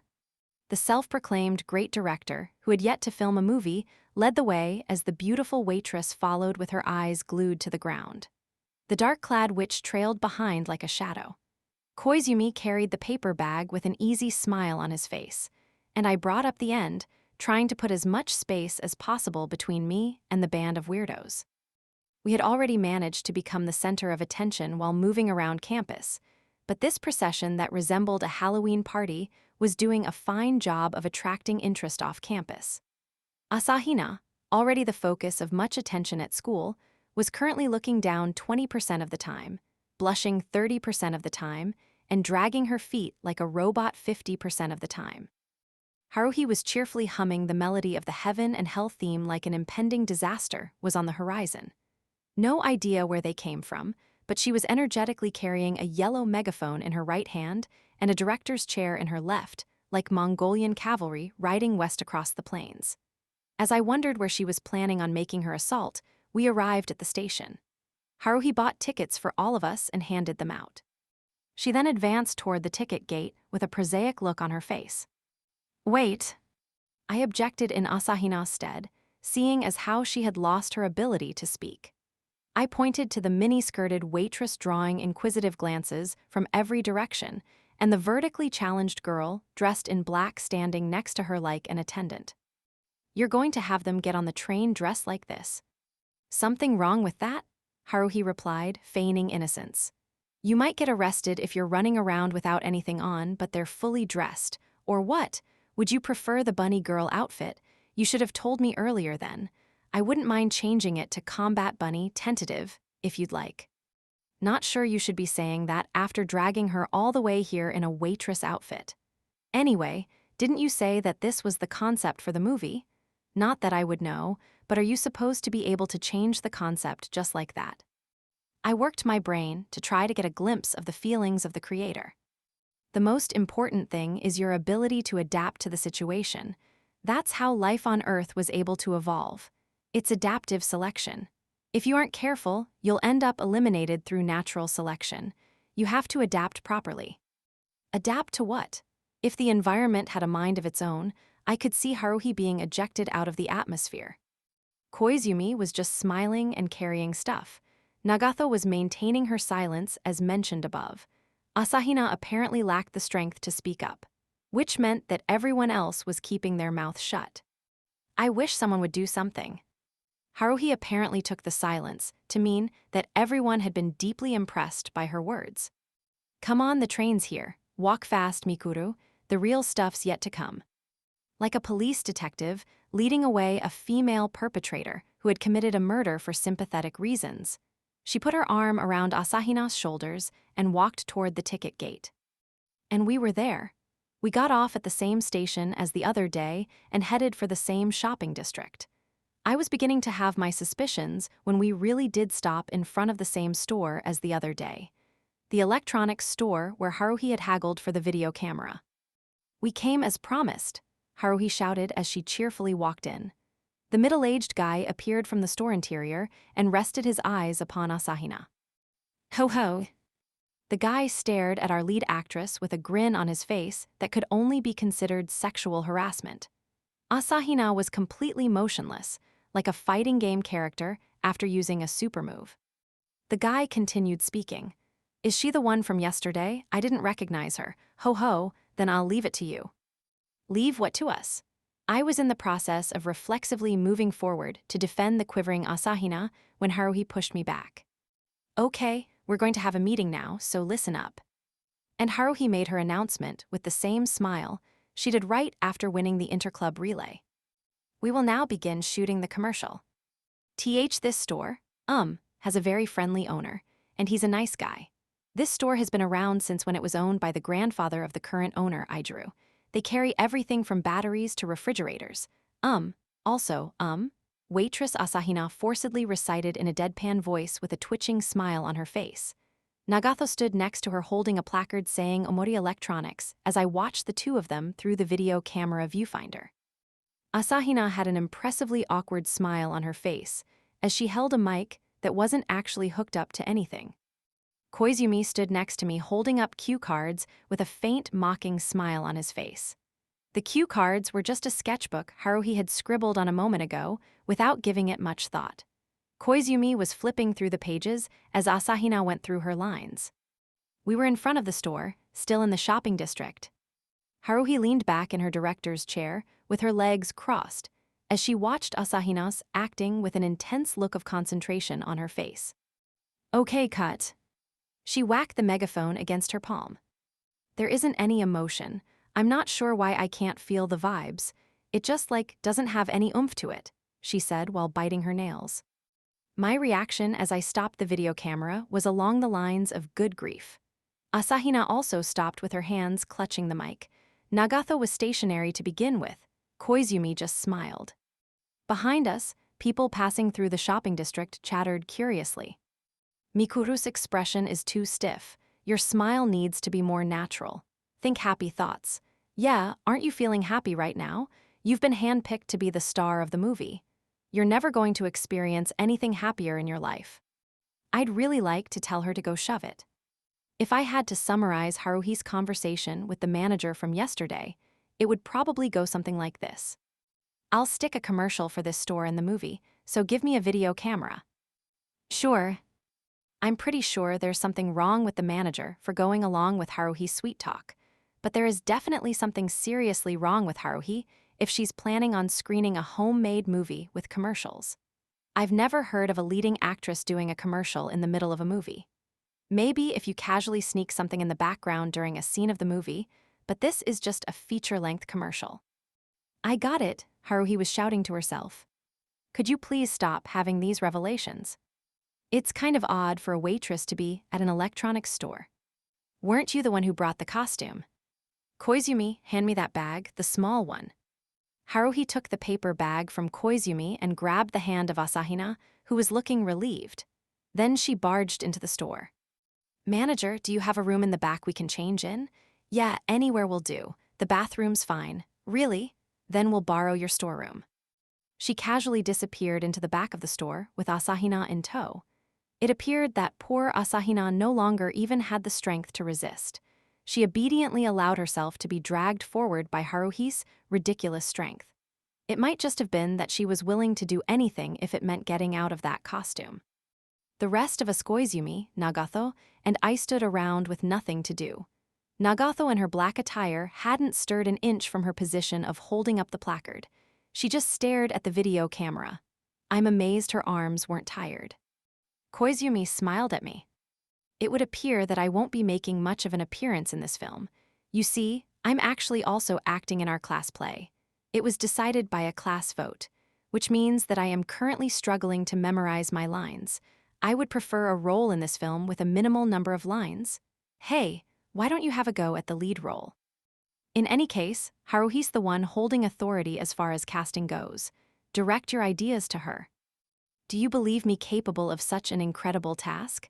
I, a mere actor, could not possibly bring myself to speak to the producer, who is also the director. After all, Suzumiya's orders are absolute. I don't even want to imagine the sort of chastisement she would deliver if I were to disobey her. Neither do I. Isn't that why I'm being her cameraman? And I'm not even shooting a movie, just a local commercial film for a private store. The concept of being a good neighbor only goes so far. The usual frenzied scene was probably occurring in the back of the store right then. The scene of Haruhi stripping a resisting Asahina as she pleased. I didn't know what costume she was putting her in, but she could just wear it herself. She could probably give Asahina a run for her money in the looks department. Did she never consider making herself the star of the movie? Sorry for the wait. Of the pair walking back out, Haruhi was naturally still in her uniform. The other person's appearance triggered a slideshow of images in my mind. Yeah, it's already been 6 months. Time sure flies. A lot sure has happened in the past 6 months. Baseball, a remote island, and all kinds of stuff. They're all such fond memories now, like hell they are. The nostalgic original Mikuru Asahina costume, which Haruhi also wore at the school front gate. The overly revealing costume that became the talk of the school and left Asahina emotionally scarred. The perfectly flawless bunny girl with flushed cheeks and moist eyes stood wobbling next to Haruhi, bunny ears swaying. Yep, absolutely perfect. Guess a bunny girl really is best for promoting merchandise, Haruhi said incomprehensibly as she looked Asahina up and down with a satisfied smile. Asahina seemed completely miserable, as if her spirit were escaping through her half-opened mouth. Come on, Mikuru, do it over from the top. I'm assuming that you've learned your lines by now. Kyon, rewind it to the very beginning. At this rate, nobody's going to be listening to anything being said. I'm positive that everyone will have their eyes glued to Asahina in her bunny outfit. I hope they don't burn a hole in the screen. And take 2, Haruhi shouted with a smack of her megaphone. The electronics store commercial featuring a half-crying, half-smiling Asahina being completely manipulated by Haruhi was finally finished. It was like watching a foreign wrestler being manipulated by an evil manager. But then, remember that we'd visited another sponsor earlier. No need to remember, I guess. Haruhi had been planning on another commercial for that sponsor to begin with. Haruhi was walking through the center of the shopping district as she dragged along the bunny Asahina, who was releasing cute little squeaks and squeals. Trailing behind her like a ghost was Nagato, trudging along expressionlessly in her witch getup. Koizumi and I followed in suit. My blazer was wrapped around Asahina's shoulders in a feeble attempt to comfort her. It might be making her stand out more, though. This world is full of people with strange tastes. Not that I'm interested in this kind of thing by any means. We reached the second stop, the model shop, and went through a repetition of the earlier proceedings. With all eyes on her, Asahina turned her teary eyes to me in other words, the camera, and spoke. This model shop was apparently opened last year after Keiji Yamatsuchi, 28, escaped his life as a white-collar worker. It coincided with his hobby, so he just kinda went for it. Sure enough, he hasn't experienced the sales growth he'd like. Growth rate for this year's first term is about 80% of what it was for last year's first term. The sales line graph is moving down and right. Apparently, everyone be sure to stop by. The trembling of Asahina's voice made it sound like she didn't mean a thing she was saying. At any rate, did Yamatsuchi, the manager, even okay this little speech? I'd expect this to just depress him. Who would want to be judged like that by a high school student? The bunny girl was pointing the assault rifle that had been forced into her hands in an upward direction. You mustn't fire this at people. Settle for shooting empty cans or something. Nagato was standing behind her holding a placard that read Yamatsuchi Model Shop with an unreadable expression on her face. It was a surreal sight. Since Ryoko Asakura looked like a normal person with emotions, I assumed that not all alien-made artificial humans acted like robots. Was Nagato's lack of emotion by design? Asahina then proceeded to point the rifle at some empty cans on the ground and opened fire. Eek, I'm pretty sure it'll hurt a lot if you get hit. Eek. She even performed a demonstration by fearfully discharging the weapon, riddling the aluminum cans into beehives, which caused a stir among the peanut gallery. Her accuracy was only around 10% though. I was feeling pretty guilty about recording this kind of a scene onto a DV cassette tape. I felt like I should apologize to both Asahina and the person who developed this technology. He sure didn't invent the video camera to record this crap. And so we were done for the day, once the stupid commercials were finished. We returned to the school momentarily and lounged around the club room while Haruhi informed us of the schedule for the next stage of filming.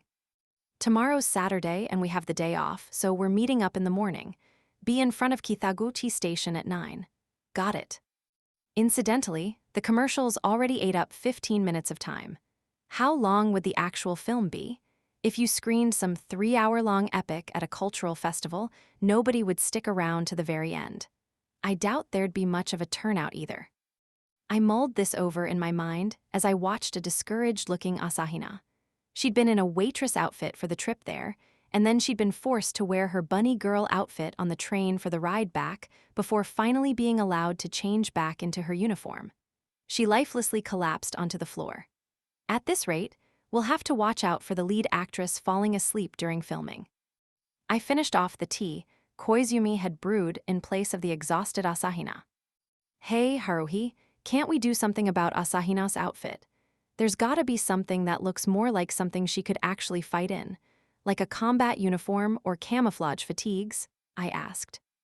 Haruhi waved the star-adorned antenna pointer in a reproachful fashion.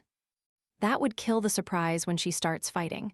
A waitress doing the fighting gets you the wow factor. Grabbing the audience's attention is key. It's all about concept. Concept. Does she even know what concept means? I could only sigh. Yeah, I guess that works, but what's the point in making her come from the future? Would it really matter if she wasn't a time traveler? Asahina's shoulders gave a violent shudder where she sprawled. Haruhi didn't even notice or miss a step. We can work that all out later on. Just have to come up with an answer when someone brings it up. Didn't I just bring it up? Give me an answer. If you can't come up with an answer, just ignore them. Not like it even matters. It just has to be entertaining. If it's entertaining, sure. And what are the chances that this film you're making will be entertaining? There's no point in filming something that only entertains the director. Are you aiming for a Golden Raspberry nomination in the amateur category? What's that? I'm only after one thing. First place in the Cultural Festival Best Event poll, and if possible, a Golden Globe. Which is why we need Mikuru to dress appropriately or else people will complain. I doubted anybody was going to complain. At any rate, from the look on Haruhi's face, it would seem that the film that had left her enraged had obviously managed to win a Golden Globe at some point in time. I sighed again and looked to my side. Clad in black, Nagato had parked herself in a corner of the room to engage in her usual reading. Yeah, is she going to die if she doesn't read when she's in this room or something? Wait. I realized something as I watched the book-loving alien. Hey, we haven't gotten the script yet. Actually, we don't even know what the story is yet. All we know is that Asahina is a waitress from the future, Koizumi is a boy Esper, and Nagato is an evil alien mage. Don't worry. I had no idea what Haruhi was trying to do, but she suddenly closed her eyes and thrust the tip of the star-adorned pointer at her temple. Everything's in here. The script and storyboard are all worked out. You don't have to do any thinking at all. I'll plan out the camera work for you. Strong words. You're the one who should refrain from thinking and just mindlessly stare out the window. If you had a more reasonable expression on your face, you could trade places with Asahina. Tomorrow's the day. Tomorrow, everyone gets psyched up. The first step to winning glory is spiritual fortitude. That's the fastest way to obtaining victory without spending money. Once your soul breaks free of its worldly bonds, latent abilities you never knew about will awaken and release incredible power. That's right. Well, I can see that happening when the course of a battle is reversed through some unexpected turn of events in one of those fighting comics.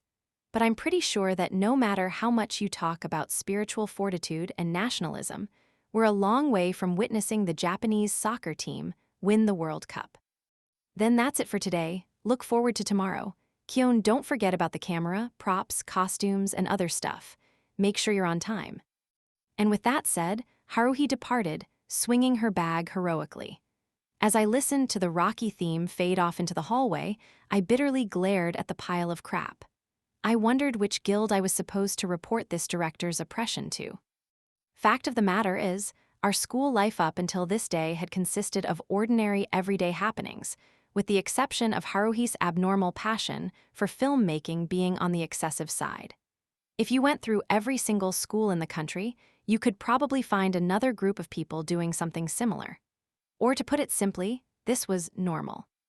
No attacks by Nagato's kind, no time traveling with Asahina, no glowing blue mold-like giants showing up, no murders leading to delayed revelations.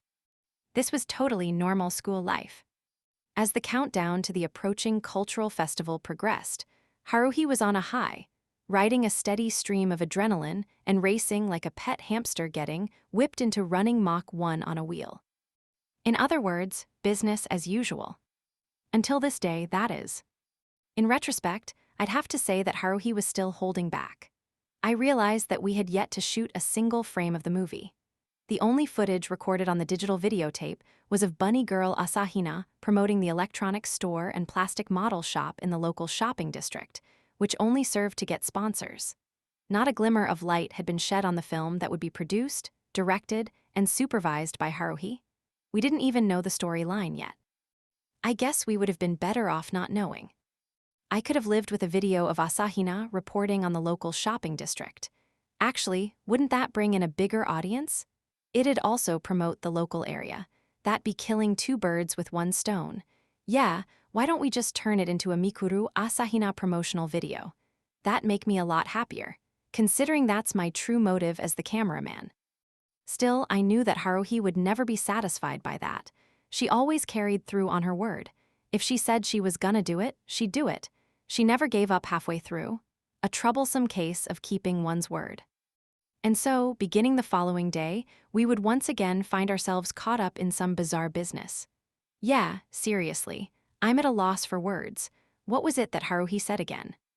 Once your soul breaks free of its worldly bonds, latent abilities you never knew about will awaken and release incredible power, or something like that. I see. Haruhi, why did you have to be the one-to-one to experience that awakening? And without you even realizing it. Chapter 3. Saturday, the day of. We assembled in front of the station. I stuffed an assortment of junk into the largest backpack I could find in our house and walked all the way to the station to find the other 4 lined up waiting for me. From a distance, my eyes were drawn to Haruhi in casual dress and Asahina in feminine clothing next to her, like 2 sisters who didn't resemble each other the least bit. Asahina was supposed to be the upperclassman here, yet she looked like the younger sister. Only her clothes appeared to be more mature. Asahina, surrounded by the trio of weirdos, spotted me and waved her hand in a somewhat relieved fashion by way of greeting. You're late, Haruhi was yelling, but she looked to be in high spirits again today. She was standing empty-handed because her megaphone and folding director's chair were among my burden of assorted junk. It isn't 9 o'clock yet, I said sourly as I looked left and right at Nagatho's porcelain face and Koizumi's easy smile. Anyway, Nagatho always wears her uniform when we don't have school, so that's normal, but why is Koizumi also wearing his uniform? It would appear that this is my costume for the movie. That was his response. That is what I was told yesterday. My role will be that of an esper disguised as an ordinary high school student. Isn't that exactly what you are? As I dropped the bag stuffed with the camera and props and wiped off my forehead, Haruhi grinned like a grade schooler about to go on a field trip. Kyon, you were the last to show up, so you'll be fined. But not yet. We're taking the bus now. I'll cover the bus fare. Call it a necessary expense. You buy lunch for everyone. And with that totalitarian decision, she started waving her hand. Come on, everyone, the bus stops this way, get a move on. It didn't escape my attention that her armband now read Super Director. Apparently, Haruhi already believed herself beyond a mere great director. She must have had one hell of a movie in mind. I'll say it again, an Asahina promotional video would be far more entertaining to film. After 30 minutes of bumpy bus riding, we got off at a stop in the hills. Then, we spent another 30 minutes laboriously hiking up a steep trail. It was a commonplace forest park you could find anywhere. Being born and raised around here, I was quite familiar with the area. When I was in grade school, we had a hiking field trip to the nearby hills almost every year. It was a park in name, only in reality, just some cleared-off open space with a fountain tacked on. An utterly empty place that made you want to openly question why a person would voluntarily climb up here. The only happy people I saw around were kids ignorant of pleasure and the family members who'd brought them here.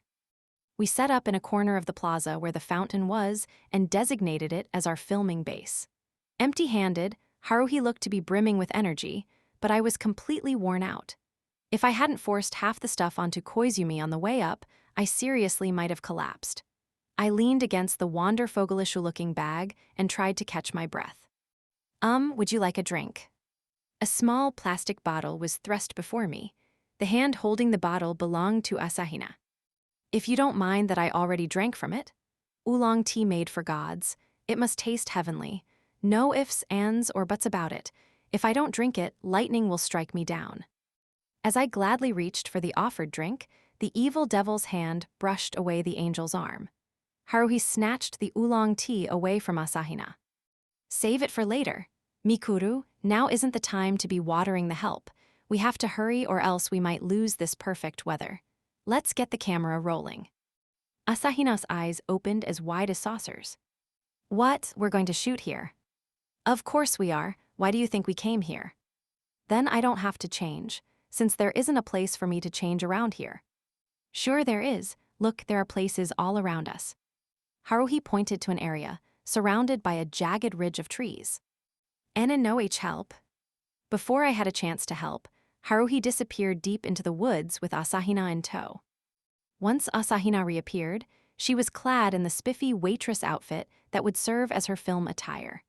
Her hair was a tumbled mess as she gazed with quivering eyes at the autumn foliage growing on the side of the road. One of her eyes was noticeably a different color, her left eye's blue. What the hell? Color contact, Haruhi explained. It's pretty important to have the left eye be a different color. Look, that's all it takes to add to her mysteriousness. It's all we need to make this work. A symbol of sorts, a symbol. She grabbed Asahina's chin from behind and tilted her little face. Asahina just looked dumbfounded as she was being manipulated. There's a secret in this blue eye, said Haruhi. Well, yeah. wouldn't be much of a story if her eyes were different colors for no reason. The sight of Asahina's exhausted face was enough to hook me, though. So, what's so secret about that color contact? That's still a secret, Haruhi replied with a smirk. Hey, Mikuru, how long are you going to play dead? Get your act together. You're the leading actress, the most important person after the director and producer. Chin up, stand up straight. Wah. And with a sob, Asahina began posing per Haruhi's instructions. Haruhi forced Asahina to hold the pistol. It's just a model in her hands. Act like you're a female assassin, and make sure people can tell you're from the future. Just a few of her unreasonable requests. Asahina timidly held the Glock as she glanced sideways at me, the camera as best as she could. Gotta love how you can feel her pushing herself, yeah. No, I'm serious. In any case, that freak show is unnecessarily active. I've seen plenty of bad movies, and I've never thought that I could do a better job, so I should make my own film. I wouldn't know how to go about making one anyway. Even if I were to make my own film, I don't entertain the notion that it would be any good. But it would appear that Haruhi seriously believes she has the talent to be a director. At the very least, it's pretty certain that she intends to make something better than those minor films on late-night TV. What exactly does she have to support all that confidence? Haruhi was yelling as she waved the yellow megaphone around. Mikuru, act less embarrassed. Forget who you are, you just need to become your role. You are no longer Mikuru Asahina, you are Mikuru Asahina. Of course, we already knew that there was no basis for Haruhi's confidence. Causing chaos in natural order with groundless confidence was an ability Haruhi was born with. Or else she wouldn't be able to proudly wear that armband and act so high and mighty. Under director Haruhi's supervision, we began the commemorative shooting of the first scene. Except that it just consisted of me standing on the side shooting Asahina running across the area. This was supposed to be the opening. She could have at least written a script, but Haruhi said flat out that no such thing existed. It would be bad if I put everything on paper and it got leaked. That was her reasoning. Looks like we're going to film this movie Hong Kong style. I was feeling pretty damn exhausted at this point, but when I looked through the camera lens at Asahina dual-wielding pistols, jogging along out of breath, I figured I had it relatively easy. As the rest of us watched, Asahina continuously ran wearily from right to left until the fifth take when the director finally signaled okay, which was when she collapsed on the ground. Ha. Paying no attention to the waitress with both hands on the ground as her back rose and fell with each breath, Haruhi directed her next instruction to Nagato, waiting on the sidelines. Okay, we're doing Yuki and Mikuru's battle scene next. Nagato, in her favorite black outfit, slowly moved in front of the camera. The outfit was just a pitch-black mantle over her uniform and a black pointy hat on her head, so there was no need for her to be dragged into the thicket like Asahina, fortunately. Then again, Nagato would probably be fine with changing her clothes anywhere. Why don't we reverse their roles? Make Nagato the waitress and Asahina the mage. That would be curiously appropriate. Haruhi had Asahina and Nagato stand facing each other 3 meters apart. Mikuru, unload like crazy on Yuki. Huh, Mikuru responded. She shook her hair, which was a tangled mess after all that running. But I'm not supposed to fire this at people. It's fine. With your aim, you won't hit her much anyway. Even if you were able to hit her, Yuki could probably just dodge it. Nagato just stood silently, with the star-tipped pointer in hand. Well, yeah, I'd have to agree there. Nagato could have a gun pressed against her forehead and still manage to dodge the bullet. Looking like a newly hired waitress having to report a broken dish to the scary chef, Asahina nervously glanced up at Nagato. It's fine, replied Nagato, and with a spin of the pointer she said, shoot me. See, she says it's fine, fire away. And just a heads up, you don't fire both at the same time, you alternate. That's a basic principle of dual-wielding pistols. Koizumi was holding the reflector board above his head. Haruhi brought it from who knows where. The photography club might be reporting a theft right about now. Anyway, Koizumi, aren't you the leading man? One must adapt to the circumstances as they change. I'm more disposed to being on this side of the camera. I've been thinking since yesterday about a way to remain backstage. Asahina, straining to hold up the pistols, fired rapidly with her eyes shut tight, and I stood to the side filming that sight. I couldn't really see the BB trails, but considering that Nagato was standing completely still without even a flicker of emotion across her face, I guess she really wasn't scoring any hits. Maybe she's using magic, or so I was thinking when Nagato slowly raised the pointer and whirled it before her face. Bullets began falling to the ground with a clatter. Even without glasses, her vision was as incredible as ever. Nagato was staring at the muzzle without a single blink. Not that she blinked much to begin with, but then again, blinking just because it would be unnatural if I didn't blink once in a while would feel even more unnatural. Whether she was walking around with her pupils wide open, breaking through ceilings, or teleporting around, I would no longer be surprised. Which was why I wasn't surprised right then. Nagato waved the pointer sporadically like a broken windshield wiper, and with each swing, BBs fell with a clatter. In any case, this sure was a boring battle scene. Nagato was only waving her wand around, and Asahina was only firing those 2 Glocks or Berettas or whatever, and she wasn't hitting anything. First off, Haruhi only told her to unload like crazy and didn't give her any lines to say. All we could hear was Asahina moaning and wailing in her little, lovely voice. The whole thing felt more like a half-hearted battle scene between a viper and mongoose, who had agreed to avoid any fatal blows beforehand. Yeah, that should do it. Once Asahina had run out of bullets, Haruhi tapped her shoulder with the megaphone. I lowered the video camera and approached Haruhi, sitting cross-legged on the director's chair. Hey Haruhi, how is this a movie? I have no idea what the story is about. Super director, Suzumiya gave me a side glance. That's fine. I planned on having a lot of cut and paste work done during the editing phase anyway. Who's going to be doing it? That cut and paste work. I have a feeling the word editing has been included in my list of duties. At least put in some lines, I suggested. We can just remove the noise and dub over later if we have to. We're going to have to add sound effects and background music. There's no need to think too much about it at this point. Well, yeah, considering that the story's only in your head at this point, there's nothing for us to think about. At the very least, I have to take care to keep Haruhi's sexual harassment of Asahina to a bare minimum. No other males are allowed to touch her body. That's where I draw the line. No one's got a problem with that, right? Let's move on to the next scene then. Time for Yuki's counterattack. Yuki, wreck Mikuru with your magic. Nagato's eyes, darker than her costume, turned to me from under the brim of her black hat. Her head tilted at an angle only I could distinguish.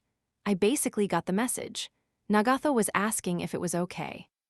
No was the obvious response. Magic aside, I couldn't give permission to hurt Asahina in any way. Look, she's all pale and trembling. Of course, Haruhi had no idea that Nagato could use incomprehensible, spontaneous magic. She just wanted her to act like she was using magic. Nagato appeared to understand, and while remaining completely silent, raised the antenna pointer and began waving it around the way audience members at a concert wave glow sticks. That's good enough, said Haruhi. We'll add visual effects to this scene. Kyon, make it so there are beams shooting out of Yuki's wand later. How am I supposed to add in effects like that? I don't have the ability. If you're planning on borrowing staff and equipment from Industrial Light and Magic, though that's a different story. That's when Mikuru should scream, and then fall down in pain. After a moment of nervous hesitation, Asahina murmured, "Eek," before suddenly falling straight onto her face. Nagato stood next to a fallen Asahina like the Grim Reaper come to claim her soul. I stood filming the whole scene while Koizumi stood next to me, still holding up the reflector board.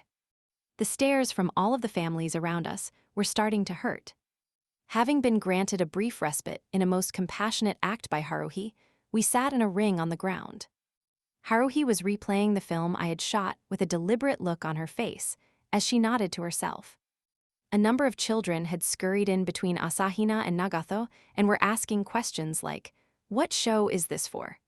Asahina shook her head with a weak smile while Nagato completely ignored them, becoming one with the land. I had no idea what kind of scenes the footage I was taking would be used for since Haruhi refused to tell us, but the super director informed us that we would be going to a nearby shrine next. Break's over already, huh? There are doves there. That's the case, apparently.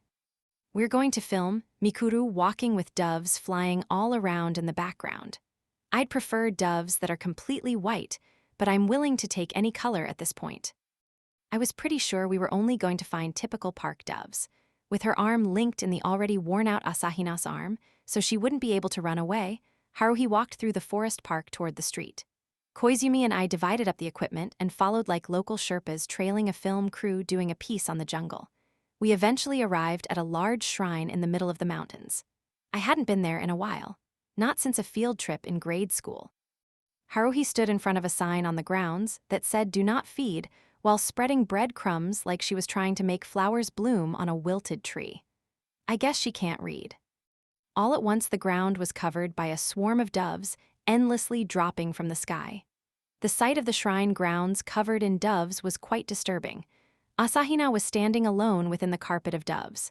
The waitress stood, lip trembling, with her feet being pecked. I was filming the scene from the front. What the hell was I doing? Off-screen, Haruhi raised the eagle or takerv, or whatever kind of gun it was she had taken from Asahina, and flipped off the safety. I was wondering what she was doing when she suddenly fired at Asahina's feet. Never thought I'd actually get to see doves getting whacked by a pea shooter. The act of violence, enough to make the SPCA come flying in, sent the symbols of peace fluttering and shrieking. This is it, this is the shot I wanted. Kyon, make sure you're filming this. I suppose that since the camera was running, I was technically filming. Asahina was hunched over with her hands over her head within the swirl of doves flying in all directions. Come on, Mikuru, you're supposed to walk toward us while the doves are flying in the background. Stand up.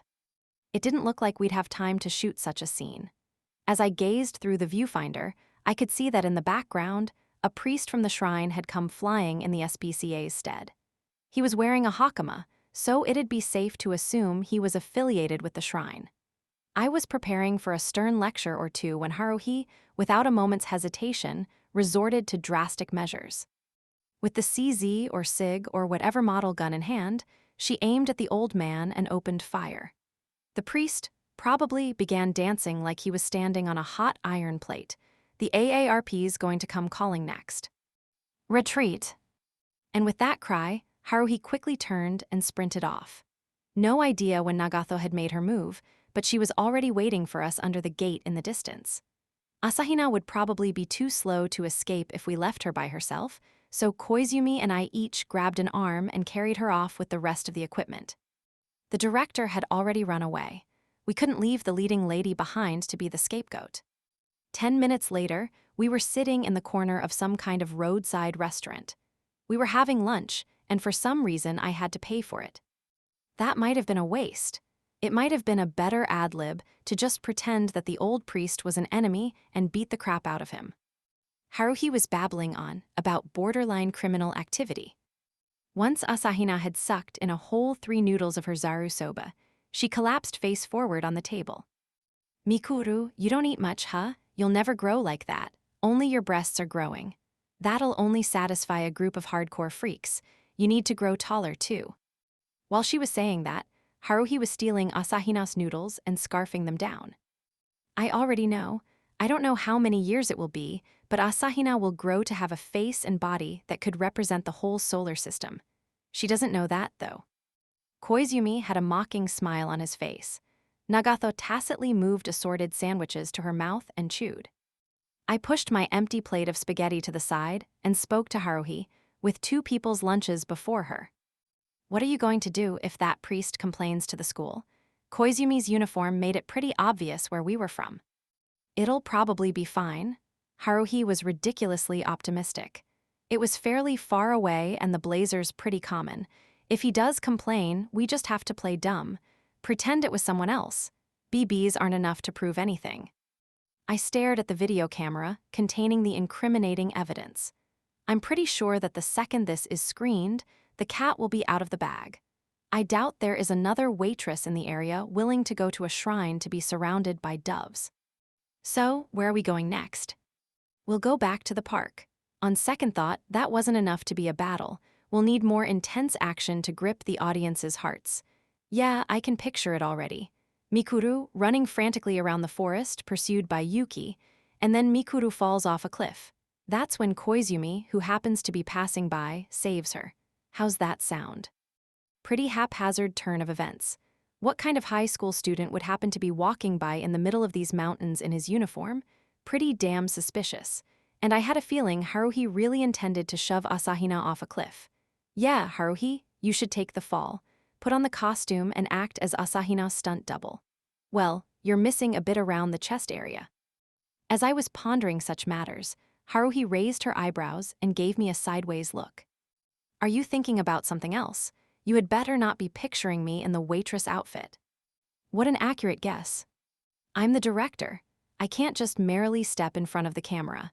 If you try to chase a couple of rabbits, you'll end up tripping over a stump and falling down.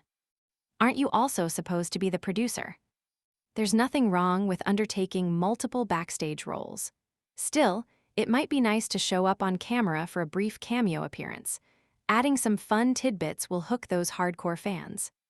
What kind of fans are you aiming for? Asahina fans? At this point, this is nothing more than an Asahina costume collection. On second thought, that's good enough. Koizumi returned his café, late to the table, with an elegant motion. Are the three of us the only ones who will be appearing in the movie? Idiot, don't ask unneeded questions. That's right. Haruhi puckered her lips like a duck's bill and became deeply engrossed in thought. You should think this kind of stuff out beforehand. 3 people might be too few. Yeah, it's not enough. Supporting characters are what allow the main characters to truly shine. Koizumi, excellent pickup. To show my appreciation, I'll increase your screen time. Why, thank you very much. Koizumi remained smiling, though his face had an oops look on it. Serves you right. Let sleeping dogs lie. I kept my mouth shut. But where did she intend to find new characters? There was a 75% chance that anyone she brought in at random would have some kind of twisted backstory. Based on progression, a slider would probably be next. And I sure didn't want one of those to show up in our world. You have to beat up a bunch of underlings before you can defeat the last boss. Underlings, underlings. I glanced at Haruhi, fingers stroking her lower lip. They should be good enough. I read Haruhi's mind. Taniguchi and Kunikida, the only 2 people I can live with her bringing in at this point, less significant than supporting characters. True underlings, they're less harmless than a healer slime showing up alone. That works. I averted my eyes from the face of the director, looking like she wanted one more person to steal a glance at Asahina with her eyes shut and her cheek on the table. She's even cute when she's asleep, even if she's faking it. I turned to look at Nagato, slurping her soda in that grim reaper getup.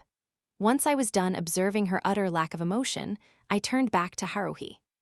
So, what's next? What are we filming? Haruhi slowly gulped down the soba broth, buying herself the time it took until it finished. Once she was done, she spoke. In any case, we need something bad to happen to Mikuru. A poor little girl undergoes ordeal after terrible ordeal until she finally gets her happy ending.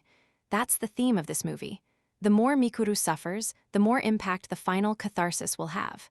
Don't worry, Mikuru, the movie has a happy ending. The ending will be the only happy part. In the meantime, Asahina has to suffer director Haruhi's abuse. Well then, I wonder what kind of scenario Haruhi has prepared. Since I appear to be the only restraint on Haruhi, I'll need to pay extra special attention. By the way, what's a catharsis?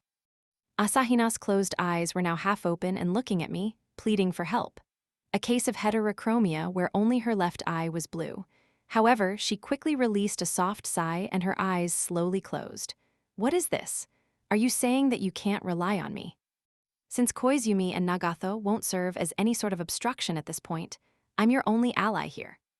Of course, it's not like I've had any success trying to stop Haruhi in the past 6 months. I wish she'd at least accept my chivalrous intentions, though I can't deny that this feels about as empty as throwing a lance at a windmill. To be honest, I was wondering if I should even stop her.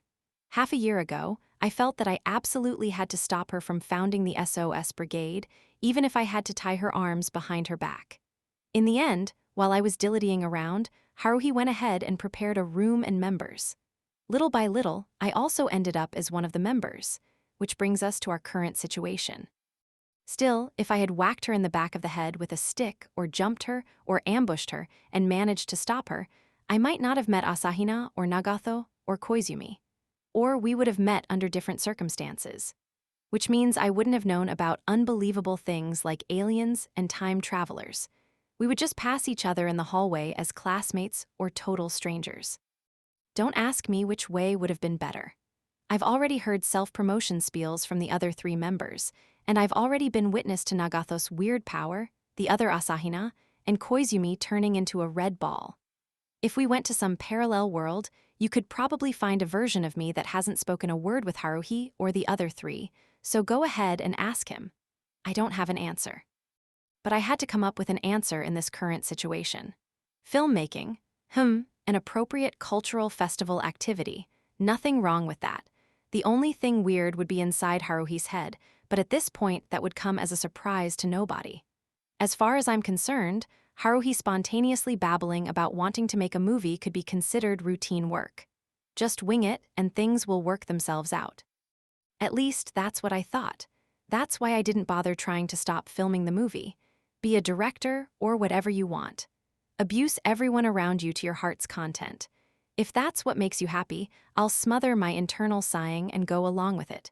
Because by all means, I sure as hell don't want to be locked up alone with you in some weird dimension again. As I watched a psyched-up Haruhi, an exhausted Asahina, a smiling Koizumi, and a poker-faced Nagato, that's how I felt. Not knowing that I would later regret not stopping her. We returned to the forest park. Can't you work on the scheduling some more? We should have finished the filming before we ran off to the shrine. The problem was that the script only existed inside Haruhi's head. It's important to write things down. The written word is a wonderful thing. Forget the guns. I was expecting more impressive bullets, but it doesn't make an impression without any flashy smoke or sounds. Doesn't seem to be working at all. I guess fake isn't good enough. As Haruhi made remarks that would only send Yamatsuchi Model Shop's business further into the red, she used the tips of her sneakers to draw 2 crosses on the ground. Looks like those are where Asahina and Nagato are supposed to stand. Mikuru's over here, Yuki's here. Why? After being dragged around by Haruhi the whole morning, Asahina was looking like she'd already burned up a day's worth of calories, no longer having the energy to resist. Wandering around in that sexy waitress outfit must have taken a serious toll on her spirit. She could no longer feel shame, having regressed to an infantile mind state, acting like a doll. Nagato acted like a doll to begin with. She moved silently to her assigned position with her black mantle fluttering in a mountain breeze. Haruhi twirled around her finger, the model gun she had taken from Asahina. Don't move from that position. I want a scene of the 2 of you glaring at each other. Koizumi, get the reflector board ready. And then Haruhi, having returned to the director's chair, pointed the gun at the sky and opened fire. Action, she yelled. I raised the camera, flustered, but Asahina was probably even more flustered. Action? Haruhi only told her to stand still. What kind of action was supposed to happen here? Nagato and Asahina wordlessly gauged each other's expressions. Asahina was the first to look away. Nagato continued to stare at Asahina. Asahina also fell silent. And for a while, the 2 just continued staring at each other as a soft breeze blew by. Geez. Haruhi snapped for some reason. You can't have a battle like that. Since they're just standing there. Haruhi, now holding the megaphone instead of a gun, stomped over to Asahina and began pounding the chestnut braids she had tied. Mikuru, listen up. You can't just relax because you happen to be cute. There are more than enough girls out there who get by just by being cute. If you let loose for just a bit, those younger girls will pass you by in no time. What are you trying to say? Haruhi continued lecturing Asahina, covering her head. That's why, Mikuru, at least fire a beam from your eye. Hi. Asahina opened her eyes in surprise. That's impossible. It's why your left eye is a different color. It isn't blue for no reason. There is supposed to be incredible power hidden within. That's where the beam comes in. Mikuru beam? Shoot. I can't. Try harder. Haruhi had the slumped Asahina in a headlock, and was whacking the back of her head with the yellow megaphone. The sight of Asahina crying out in pain was too much for me to bear. I handed the camera to Koizumi, who had set down the reflector board to enjoy the scene, and grabbed Haruhi by the collar. "Cut it out, morons." I peeled the tyrannical superdirector off the small waitress. "Normal humans can't possibly fire beams from their eyes. Are you an idiot? Look at Asahina, covering her head with her arms. The poor thing's on the verge of tears. Just look at those pearls dripping from her round eyes." Humph. Haruhi, still in my grip, turned to the side and sniffed. I obviously know that much. I released my grip. Haruhi tapped the back of her neck with the megaphone. I was telling her to use as much effort as it would take to shoot out beams. Since she has so little drive, it's hard to believe she's the leading actress. You really can't take a joke, can you? The problem would be that your jokes end up being anything, but what if Asahina really ends up being able to fire beams? She can't, right? Worried, I gave Asahina a sideways glance. She looked up at me with tears flowing from her heterochromatic eyes, then blinked and tilted her head. It would appear that my eye contact didn't get the message through to her. That was when Koizumi popped out and admonished Haruhi. "Perhaps we can use CG effects after we're done filming to handle that section." Koizumi, with a tissue box in hand, flashed a friendly smile like a con artist and handed the box to Asahina. "Wasn't that your intention to begin with, Suzumiya?" "It sure was," said Haruhi. "Sure it was," I thought. Asahina wiped away her tears with the tissues and blew her nose while looking suspiciously at Haruhi and me. Nagato remained standing in the wind, looking like an overly conspicuous stagehand. "Can't the sun set already? I can't wait for it to become too dark to film anymore." "That was no good. We're doing a retake," Haruhi said, and began brainstorming a signature pose with Asahina. "Put your hand like this as you shout Mikuru beam. Something like this. No, like this, and shut your right eye." Apparently, a beam fires from her eye when her left hand displays a victory sign next to her left eye while winking. "Mikuru, try saying it." Mikuru beam." "Louder." "Mikuru beam." "Don't be shy about it." "He's Mikuru M." "Shout from your belly." Is this some kind of comedy act? Asahina was shouting until she was red, coerced into diaphragmatic breathing by Haruhi. The stares from the wandering kids and families around were painful. I wanted to tell them that this wasn't a show for them to watch, but since we were shooting a movie, we were technically putting on a show. Maybe we could just film the making of scenes. I don't know what a Haruhi-style happy story would be like, but we've got more than enough for a Mikuru Asahina promo. Eventually, Asahina and Nagato were back standing on their respective cross marks. Koizumi was holding the reflector board in a touchdown signal, Haruhi was reclined next to him, and I had circled around 2 meters behind Nagato, garbed in black, to film Asahina over her shoulder. This camera angle was per Haruhi's instructions. An abrupt transformation soon followed. "Okay, fire the beam now." In response to Haruhi's shout, Asahina uncertainly struck a pose. Mikuru beam," she shouted adorably in a forced falsetto with an obvious look at the camera. In that instant, the camera viewfinder suddenly went pitch dark. I couldn't understand what had happened. I thought the camera had malfunctioned. I removed my eye from the finder to find an ominous-looking black pointy hat. Nagato had her hand in a fist before my eyes. Nagato's right hand had covered the lens and made it dark. "Huh," said Haruhi, whose mouth was wide open. The cross mark Haruhi had drawn was 2 meters in front of me. Nagato had been standing there just a moment ago. When Haruhi had yelled action and Asahina had shouted, Nagato's black silhouette had definitely shown up on camera. And not even a second later, Nagato was, for some reason, standing silently with one arm raised, gripping something in front of my face. The only explanation I had was that she warped. "What?" Haruhi said. "Yuki, when did you get over there?" Nagato didn't respond, but instead kept her bead-like eyes on Asahina. As for Asahina, she had her eyes open wide in surprise, and then she slowly blinked. Nagato's hand once again moved at the speed of light. She made a grabbing motion in the air as though she were catching a mosquito. What happened to the star-tipped antenna she was supposed to carry? Huh, I just heard a weird noise, like a lit match falling into a ditch with running water. A sound like that. Hi. The puzzled voice belonged to Asahina. She must not understand the situation. I don't either. What's Nagatho trying to do? Asahina, seeking salvation, turned to the side, and an unnatural sound came from where Koizumi was. A sound that could not be mistaken, like air escaping from a punctured tire. The reflector board that had been raised above Koizumi's head, just a cheap piece of styrofoam covered by a sheet of thick white paper, had been severed at a diagonal angle. Koizumi, at a loss for words for once, stood stunned as he watched the top half of the reflector board slide off.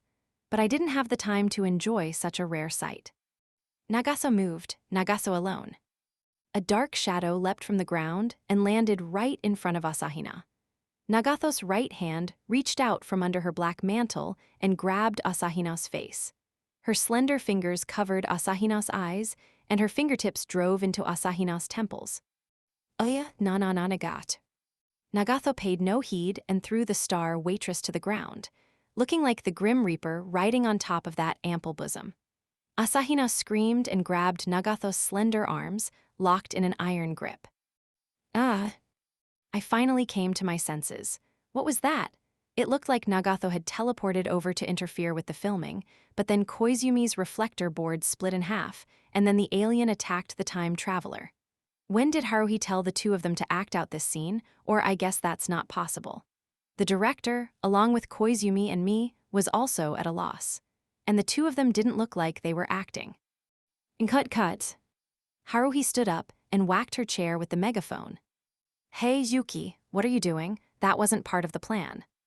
Nagatho remained silent, riding on the struggling Asahina, whose white thighs were half exposed.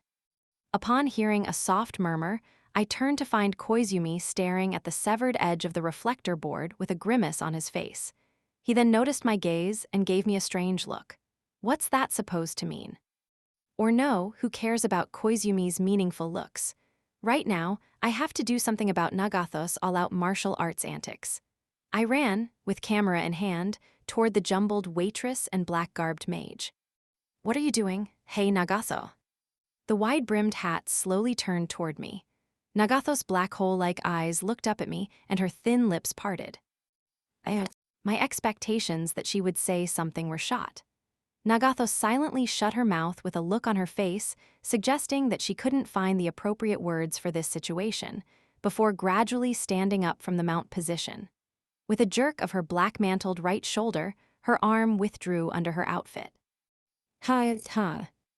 Asahina was lying on the ground face up, trembling in fear. Well, yeah, of course she's scared. If Nagatho charged over with that emotionless look and threw me to the ground, I'd be shaking in my boots.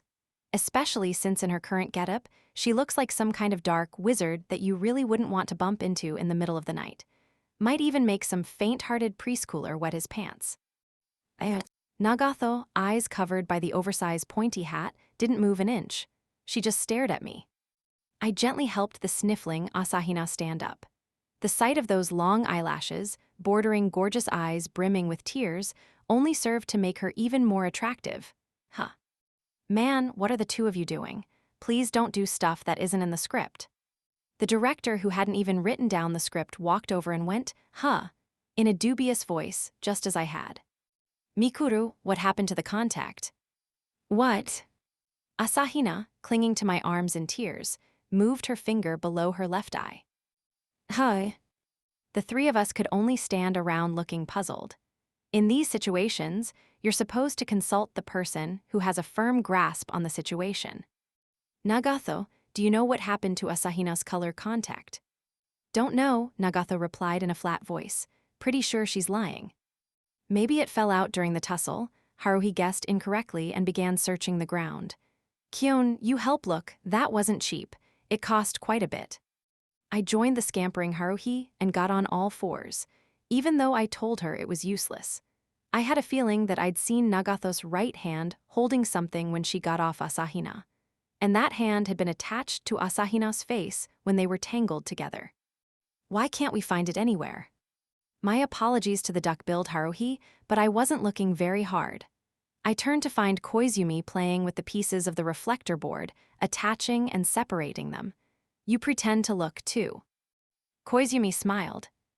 It may have blown away in the wind, since it's light. He was saying irresponsible things as he displayed the remains of the reflector board. Haruhi jumped up and took them from him. What happened? It split in half. It was cheap anyway. Well, can't expect anything more from our photography club. Koizumi, tape it back together in the back. And with those careless remarks, she turned her crocodile-like gaze back to Asahina, who was spaced out after having finally stopped crying. We can't continue filming without the color contact. What do we do? She appeared to be thinking. Eventually, she snapped her fingers as though a light bulb had gone off in her head. That's it. We'll say that the eye color changes after she transforms. T transforms, said Asahina. That's right. It wouldn't be very realistic if you were always wearing that costume. That costume will be what you're wearing after you transform. You'll usually be wearing a more normal outfit. There's something wrong with people trying to make fiction too realistic. Plus, I think she just admitted that dressing up as a waitress wasn't normal. Asahina was rapidly nodding her head up and down. Is that really okay? I really want to wear normal clothes. Really. Which is why Mikuru's normal outfit will be a bunny girl. Huh? WHWHWHY. Because that's the only one I brought. Your usual regular clothing would look too dull on the screen. Wait, I just came up with a backstory. Basically, Mikuru normally acts as a bunny girl attracting customers for the shopping district. When she senses danger, she immediately transforms. She turns into a combat waitress. Well, isn't that perfect?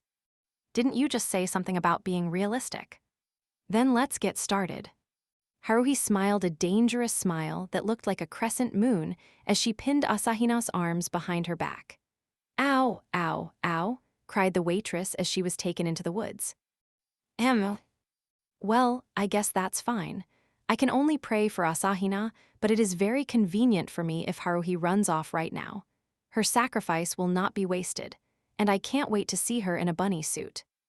And that worked out well, since I had something to ask Nagato. So what was with the improvisation back there? Nagato impassively pressed down on the brim of the pointy hat, leaving most of her face covered by its shadow, and slowly extended her right hand. The outfit was just something on top of her uniform, so her right sleeve was that of a sailor uniform. She then flipped her right index finger so it was facing upward. A blue contact lenses was resting atop it. So you snatched it after all. Here, Nagato murmured, laser. And with that, she shut her mouth. You know, it's been on my mind for a while, but your explanations don't even satisfy the bare minimum requirements. You could at least try talking for 10 seconds at a time. Nagato stared at her own finger. Invisible coherent light, possessing a high level of directivity. She spoke in an excruciatingly slow voice. I see. Invisible coherent light. Sorry, I know even less now. Laser, I said. Yes, said Nagato. That's quite a surprise, chimed in Koizumi. He picked up the contact in his fingers and observed it through the light. It looks like an ordinary contact lens. He sounds like he's really impressed. I couldn't figure out what to be surprised about, let alone be impressed. What's this all mean? Koizumi chuckled. Could you show us your right palm? No, not you, Nagato. The black-garbed girl directed her gaze to me as though she were asking for permission, so I nodded. Upon confirmation, she unclenched the remaining 3 fingers and thumb on her hand, at which point I stopped breathing. A gust of silence blew around the 3 of us. I shivered and finally understood, so that's what it was. Nagato's plain right palm was riddled with a number of small, black burned holes. They looked like they were the product of stabbing by red-hot tongs. There were 5 of them. I didn't have time to shield. Don't act so unconcerned about it. It looks damn painful. Very powerful, happened in an instant. So the laser beam came from Asahina's left eye, asked Koizumi. Yes. Don't just say yes. Same goes for you, Koizumi. There's something that needs to be done before we figure out the situation. I will commence restoration shortly. True to her words, the holes in Nagato's hand were swiftly covered by her original white skin, right before our eyes. What the hey? I could only groan. Was Asahina seriously firing beams from her eyes? Not a particle projection cannon, concentrated light. Big difference. A laser or maser or the Markalite FAHP all look the same to an amateur. Like I'm going to know the difference between an ion cannon and an antiproton cannon. Who cares how it works as long as it blows up monsters? The problem here would be that Asahina has been shooting off heat rays without any monsters around. Not heat rays, photon laser. Like I said, big difference. We don't need scientific verification. Nagato fell silent and closed her right hand. I covered my head with my arms while Koizumi flicked the contact. Was this an ability Asahina was previously capable of? No, Nagato replied instantly. At the present, Mikuru Asahina is a normal human being. Her makeup is similar to that of ordinary people. So there's something special about this color contact, Koizumi offered. No, it is a mere decoration. Thought so. After all, Haruhi was the one who brought it. Actually, that's the biggest problem here. The fact that she and nobody else was the one who brought it. There was something that needed to be emphasized. If Nagato hadn't covered me, Asahina's laser beam would have gone through the video camera lens, through my eyeball, burning up a number of things, before finally exiting the back of my skull. Pretty sure my brains would have been smoking. That'd be bad, yeah. Still, it feels like Nagato's always saving my life. Pretty embarrassing. Which means... Koizumi smiled grimly as he stroked his chin. This is Suzumiya's doing, isn't it? She wanted there to be a Mikuru beam, and reality was altered to accommodate that. That's how it appeared. Yes. Nagato gave confirmation without a hint of emotion on her face.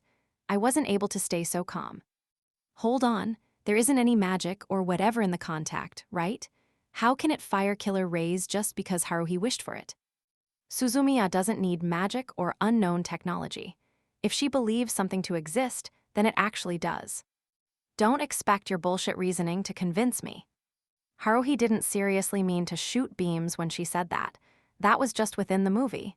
Even she said that it was just a joke, didn't she? Indeed. Koizumi also nodded. Don't just accept my objection. Now I can't keep going.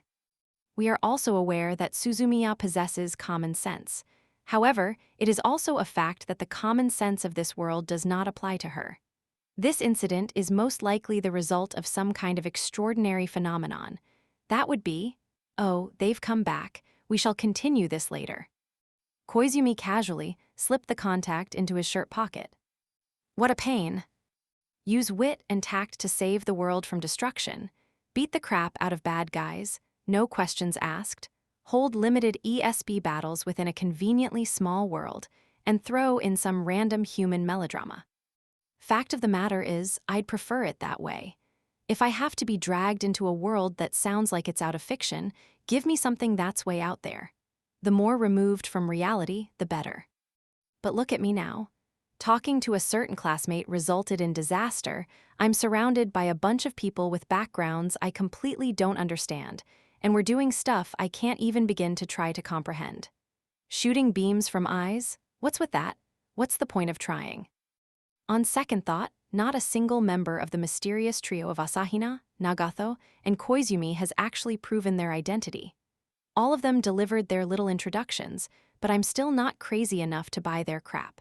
Not even after being involved in all those incidents that might suggest otherwise.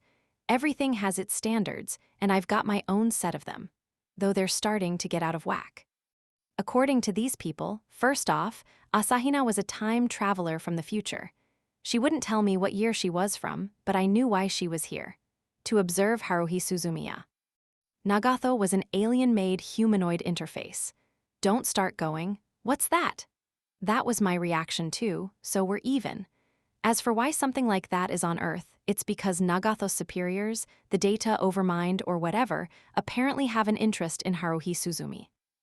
And then Koizumi was in a spur dispatched from some mysterious organization known as the Agency. One of his missions was to transfer to this school, and his job was to monitor Haruhi Suzumiya.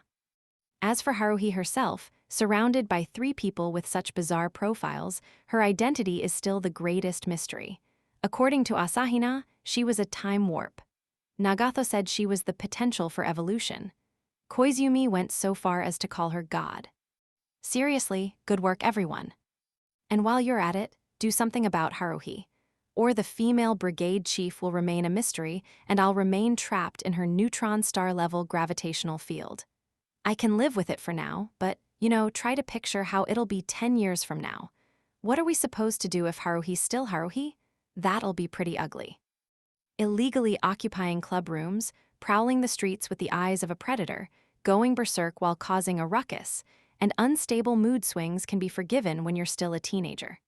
Not the actions of a grown adult. She'd just be a social misfit. Do Asahina, Koizumi, and Nagato still intend to go along with Haruhi at that point? As for me, I'll apologize first. Sorry, I don't have any intention of tagging along, because time is unforgiving. Life doesn't have reset buttons falling out of the sky, and you're not going to find save points marked on the side of the road. It doesn't matter if Haruhi distorted time, caused an explosion of data, or created and destroyed worlds. I'm my own person. She's her own person. I can't go along with her childish game forever. Even if I wanted to, everybody has to go home eventually. And if you look a year or 10 years into the future, that's an undeniable fact. How long are you going to keep grumbling? Shouldn't you already be used to being seen in this outfit? I could see Haruhi dragging Asahina away from the trees. Behave like an actress. Bravely shedding your clothes is the fast track to a Blue Ribbon Rookie Award. Not that you'll be shedding your clothes this time. Have to keep something in reserve. She looked like a hunting hound bringing in a rabbit. Haruhi returned with bunny girl Asahina, wearing high heels that didn't look very suitable for walking on the dirt. She had a smile so bright, I was expecting her to sneeze at any moment. Once this movie's a success, I'll use the proceeds to take everyone to a hot spring. Think of it as a vacation. Mikuru wants to go, right? Still, well, whatever. I'll follow this through to the end. I would have preferred to be involved in something like the story from your movie. It would have been perfect if I were in the Itsuki Koizumi character's position, but it appears that I don't have any hidden powers. I'll just behave and play your straight man. In a few years, we'll all be able to look back and go, yeah, we did some crazy stuff back then, and laugh about all of this. Probably.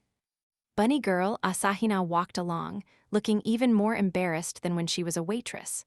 Haruhi was the only one who had a smug look on her face. What are you so happy about? I pretended to fiddle with the focus on the video camera as I zoomed in on Asahina's cleavage. I have to check that thing. A small mole rested on her white left mound. Upon closer inspection, it was shaped like a star. Confirmation complete. This person's definitely my Asahina, not a fake. What are you doing? Haruhi's face popped up in front of the lens. You're not allowed to shoot anything I didn't order. We're not filming your home videos. I know, notice how I haven't pressed the record button. I was just looking. Okay, everybody, gather around, and get ready, we'll be shooting Mikuru's daily life now. Mikuru, you just walk around naturally, and the camera will follow. What kind of girl shows up at a forest park in a bunny girl outfit on a daily basis? Who cares about that? It's considered normal in the movie. Trying to apply realistic standards to fiction is just weird.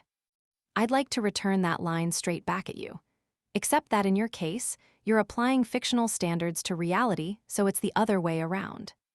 Afterward, Asahina, unaware that she could fire killer beams from her eyes, plucked flowers from the park, gathered dead leaves and blew them into the air, and danced and hopped around on the grass per Haruhi's instructions, growing more and more exhausted in the process.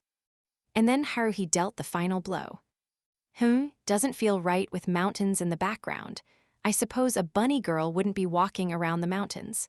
Let's head into town. With that complete reversal of what she'd been saying just a moment prior, we found ourselves on the bus and on the move again. The leading actor, Koizumi, who at this point had been on lighting duty the whole time, was holding on to the strap with the taped-up reflector board and other items I had forced on him tucked under his arm. I was standing next to him, and Nagato stood next to me, like a dark shadow. Only Haruhi and Asahina were sitting in the empty seats. Haruhi had taken the camera from me and sat right next to Asahina, filming her from the side. Asahina had her head down as she answered Haruhi's questions in a subdued voice. It looked like the director was conducting an interview of the lead actress. The bus traveled down the winding mountain road toward the residential area. I prayed earnestly inside my heart that the driver wasn't constantly looking in the rearview mirror. Please drive with your eyes looking forward. Perhaps my prayers were heard, since our bus safely reached the station, our destination. By this point, the bus was filled with passengers who were all staring at Haruhi, Asahina, and Nagato. The sight of those bouncy bunny ears and her exposed creamy shoulders and back was devastating. It felt like the bunny version of Asahina would be the talk of not only North High, but the entire city. That might be Haruhi's aim. There was a pretty bunny girl on the bus yesterday. Yeah, I saw her too. What's that you say? I think she belongs to North High's SOS Brigade. SOS Brigade? Yes, the SOS Brigade. The SOS Brigade, huh? I'll remember that. That's probably how she expects it to go. Asahina isn't the SOS Brigade's billboard, so what is she, you might ask? Obviously, she serves as the tea girl and my spiritual balm. I'm sure that's what Asahina wants. Definitely. Of course, trying to tell Haruhi what you want is like trying to talk to a wall. Thanks to Haruhi's miraculous mechanism that repels anything inconvenient anyone else might have to say away from her eardrums. It might be osmotic pressure. If I figure out how it works, the Nobel Prize Committee might at least consider me a nominee in the physiology category. Anybody want to give it a shot? The trick is to just casually throw it out there. That day, Asahina was stuck as a bunny girl until the sun set. As for what she did, well, she just walked around in that outfit. This wasn't much different from the usual magical mystery patrol, except that the extra attention just made it all the more tiring, and I was constantly worrying if someone might call the cops. Haruhi had no concept of what approval to film was, so she was free to shoot wherever she wanted. Her sense of freedom was about as dignified as papal authority during the age of innocent I would say. Her definition of freedom was mistaken. That's enough for today. Haruhi finally had a look on her face signaling that our work was done, and the rest of us, except for Nagato, breathed a sigh of relief. It had been a long day. Tomorrow's Sunday and I want a long, hard rest. Okay, see everybody tomorrow then. Meet up at the same time and place as today, she said as though it were no big deal. We'll be receiving compensatory time, right? What's that? You realize that we're behind in filming? There isn't time for people to be relaxing. You can rest all you want once the cultural festival is over. Until we're finished, assume that red-letter days don't exist on the calendar. We're already behind schedule after 2 days of filming. Can you work on your time management skills? Behind? Does that mean the hours of footage I shot today aren't going to be used? Or does Haruhi intend to make a taiga drama? We're not making a daily broadcast show here. Just a one-shot amateur movie to screen at a cultural festival. In any case, Haruhi didn't look like she was worried about a single thing. She shoved all the equipment on me, and carrying only her armband and cell phone, turned with a top-class smile on her face. See you all tomorrow then. We're definitely going to make this movie a success. No, with my directorial vision, the movie is already guaranteed to be a success.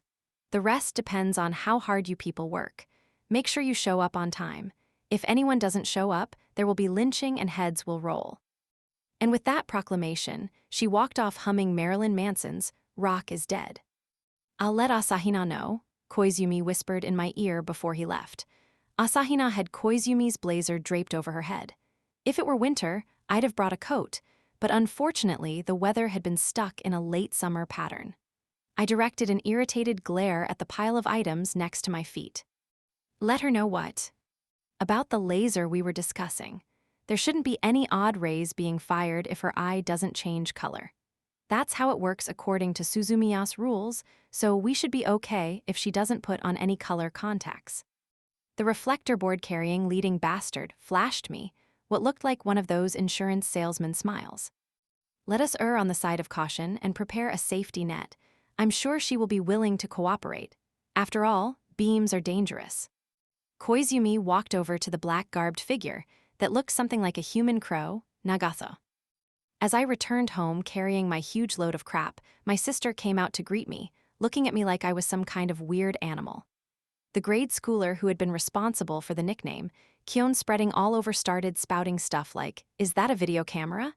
Yay, film me," and other nonsense, but I just said moron and went to my room. In any case, I was completely exhausted. Any desire to engage in any further unbecoming cameraman activities had long evaporated. Asahina was one thing, but why should I have to engage in something as sad as recording footage of my own little sister? No fun in that. I set down my bag, along with the backpack and paper bags, before collapsing on my bed, attaining a brief moment's respite before my mother sent my sister up to elbow smash me awake for dinner. Chapter 4. The next day, we gathered in front of the station yet again. The only difference would be that there had been a switch in members. In addition to the SOS Brigade members, there were 3 new faces standing before me. They were the underling characters Haruhi had mentioned. "Hey Kyon, this isn't how you said it would be." Taniguchi was filing some sort of protest. "Where's the lovely Asahina?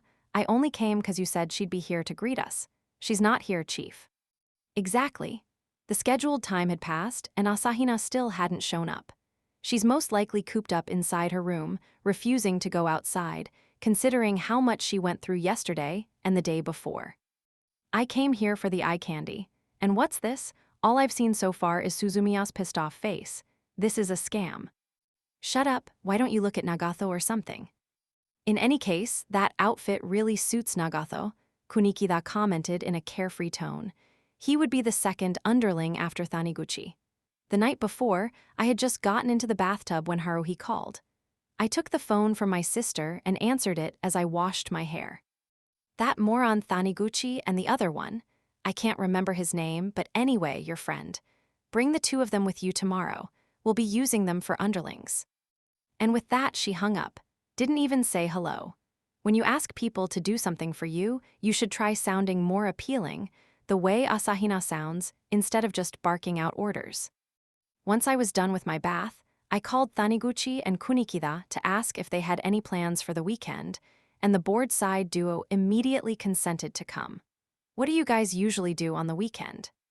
Maybe Haruhi thought that 2 guys by themselves wouldn't make for much of a shot, but whatever the case, she had prepared another extra. That person was currently bent over, peering into Nagato's face under her wide-brimmed hat. With a toss of her long hair, she stood straight and turned to greet me with a smile. "Kyon, what happened to Mikuru?" The cheerful girl was Tsuruya, Asahina's classmate. According to Asahina, she was a friend from this time period, so I would assume she doesn't have a weird background. Back in June when Haruhi was like, "Let's enter a baseball tournament," and we needed more people, Asahina brought this normal second-year female high schooler. Oh yeah, Taniguchi and Kunikida were also around for that one. My sister too, while we're at it. Tsuruya bared her healthy white teeth for all to see. "So, what are we doing? I was told to come if I happen to be free. What's it say on Suzumiya's armband? Whatcha gonna do with that video camera? Why's Yuki dressed like that?" She fired the stream of questions in rapid succession. By the time I had opened my mouth to respond, Tsuruya had already moved on to Koizumi. "Whoa, Koizumi, looking sharp today." Busy person. Still, Haruhi could give Tsuruya a run for her money when it comes to hyperactivity. Pretty impressive how she could yell at her cell phone so loudly this early in the morning. "What are you talking about? You're the star. 30% of this movie's success is riding on you, though the other 70% depends on my talent. Whatever, what was that? Your stomach hurts? Stupid. That excuse is only going to work in grade school. Get your ass down here right now, within 30 seconds. It would appear that Asahina's suffering from an onset of hikikomori syndrome. It was inevitable. Wouldn't be the least bit surprised if the mere thought of having to endure yet another day of torture would be enough to emotionally induce stomach pains, since she's a timid person. "Sish." Haruhi hung up in a rage with a look on her face like a butler about to scold a child for not using proper table manners. "She needs to be punished." "Don't be like that. Asahina, unlike you, just wants to live a quiet life. You could leave her in peace on Sunday, at least, that's what I think." Of course, Haruhi wasn't going to listen to any selfish requests from her leading actress. This female director kept a short leash on her star, even when she wasn't paying her a penny. I'll go pick her up. Hand me that bag over there. She snatched a clear bag containing the costumes and sprinted off to the taxi stand. She then pounded on the window of a parked taxi until the door was opened, before jumping in and riding off somewhere. That's right, I don't know where Asahina lives, though I've been to Nagatho's place a number of times. I can understand how Asahina feels. Koizumi had moved to stand next to me when I wasn't paying attention. Tsuruya was with the Joker combo from my class saying stuff like, "Hey, it's been a while," as they bowed and fawned over her. Koizumi smiled as he watched them. After all, there's an impression that she may actually become a real, transforming heroine at this rate. Anyway, the laser rays were definitely over the top. What wouldn't be over the top? Let's see. Something on the level of breathing fire from her mouth would be simple to set up. Asahina isn't supposed to be a monster, performer, or evil wrestler. What if her lovely lips get burned? Nobody could possibly shoulder the responsibility for that. Don't tell me you're already planning on taking responsibility for her. Not at all. The only time I would ever feel responsibility would be if I were to allow the Celestials to run wild. Fortunately, that has never happened. Ah, it happened once, didn't it? I must thank you for your actions during that time. Your help allowed us to get through the incident. Half a year ago, the world had been on the verge of being destroyed. Thanks to excruciating physical effort and exhausting mental exertion on my part, the world was able to hang on by a thread. I figured it wouldn't be odd to expect world leaders to send me thank you letters, but I have yet to hear from any embassy staff. Well, it'd be a problem if they actually did show up, so I'm not really hoping for anything. I received a reward last time in the form of an embrace from a sobbing Asahina, and when I thought about it, that was more than enough. It wasn't like Koizumi saying thanks was going to make me happy. About Mikuru Asahina. Don't use her first name, it gives me an unpleasant feeling. Excuse me. About Asahina, it appears that we will be able to avoid having her emit odd rays. How'd you manage that? Are you just being really optimistic and assuming that Haruhi didn't prepare a spare color contact? No, it's already been taken care of. Nagatho was very cooperative. I looked over at the unmoving girl, staring at shops in front of the station, before looking back at Koizumi. What do you do to Asahina? There's no need to look angry. We merely eliminated any exposure to laser. I don't entirely understand it myself. Nagatho, unlike the other TFEI terminals, speaks very little. I simply requested for her to remove any risk of danger. What's TFEI? An abbreviation we arbitrarily assigned. It's not exactly vital information. However, I believe that Nagatho stands out, even when compared with the rest of them. I believe that she may serve another purpose beyond a mere interface. What else would the tight-mouthed bookworm do besides observe Haruhi? Ryoko Asakura would be missed by more people. Not that I miss her, though. After 30 minutes, the taxi Haruhi had taken returned. Waitress Asahina was in tow, looking as glum as she did yesterday. Haruhi was getting a receipt from the driver. Maybe she intended to write off the taxi fee as an expense. Taniguchi and Kunikida were holding some kind of discussion as they watched. The other night, I'd gone to the convenience store and was on my way back when I passed a taxi. Hi. And then I noticed that the taxi sign on the roof looked like it said love. Wowzers. But the taxi sped off before I could get another look. That's when I realized, love is what I'm missing right now. Maybe it really did say love. It must have been a private taxi. To think that we have to ask two idiots engaged in such a ridiculous conversation for help. We must really be scraping the bottom of the personnel barrel. If I were to compare Taniguchi and Kunikida to nickel alloy, then Tsuruya would be platinum. They're about as different as fireworks and Apollo 11. Hey, Mikuru, who do you think you are to come by taxi? Tsuruya was pretty psyched up, but it was at a mild level. Nowhere near Haruhi's crazy natural high. You could say that Tsuruya was still grounded within the realm of the normal world. Wow, amazing. Sexy. Mikuru, what's the place you're working at? Must not allow anyone under 18 inside. Huh, aren't you only 17? Oh, right, you're not a customer, so it's okay. Asahina's eyes, puffy from crying, were their natural color. Looks like they're out of color contacts. Haruhi dragged the petite waitress out front. You're not going to get away with pretending to be sick. We're going to keep on filming. Mikuru, this will be your time to shine. Everything is for the SOS Brigade. The spirit of self-sacrifice will always move the audience, no matter what world you live in. You be the sacrifice. There can only be one heroine in this world. It really should be me, but I'm giving up the seat this time as a special service. At least, until the cultural festival's over. Nobody in this world accepts you as the heroine. Tsuruya was slapping Asahina on the shoulder as she talked.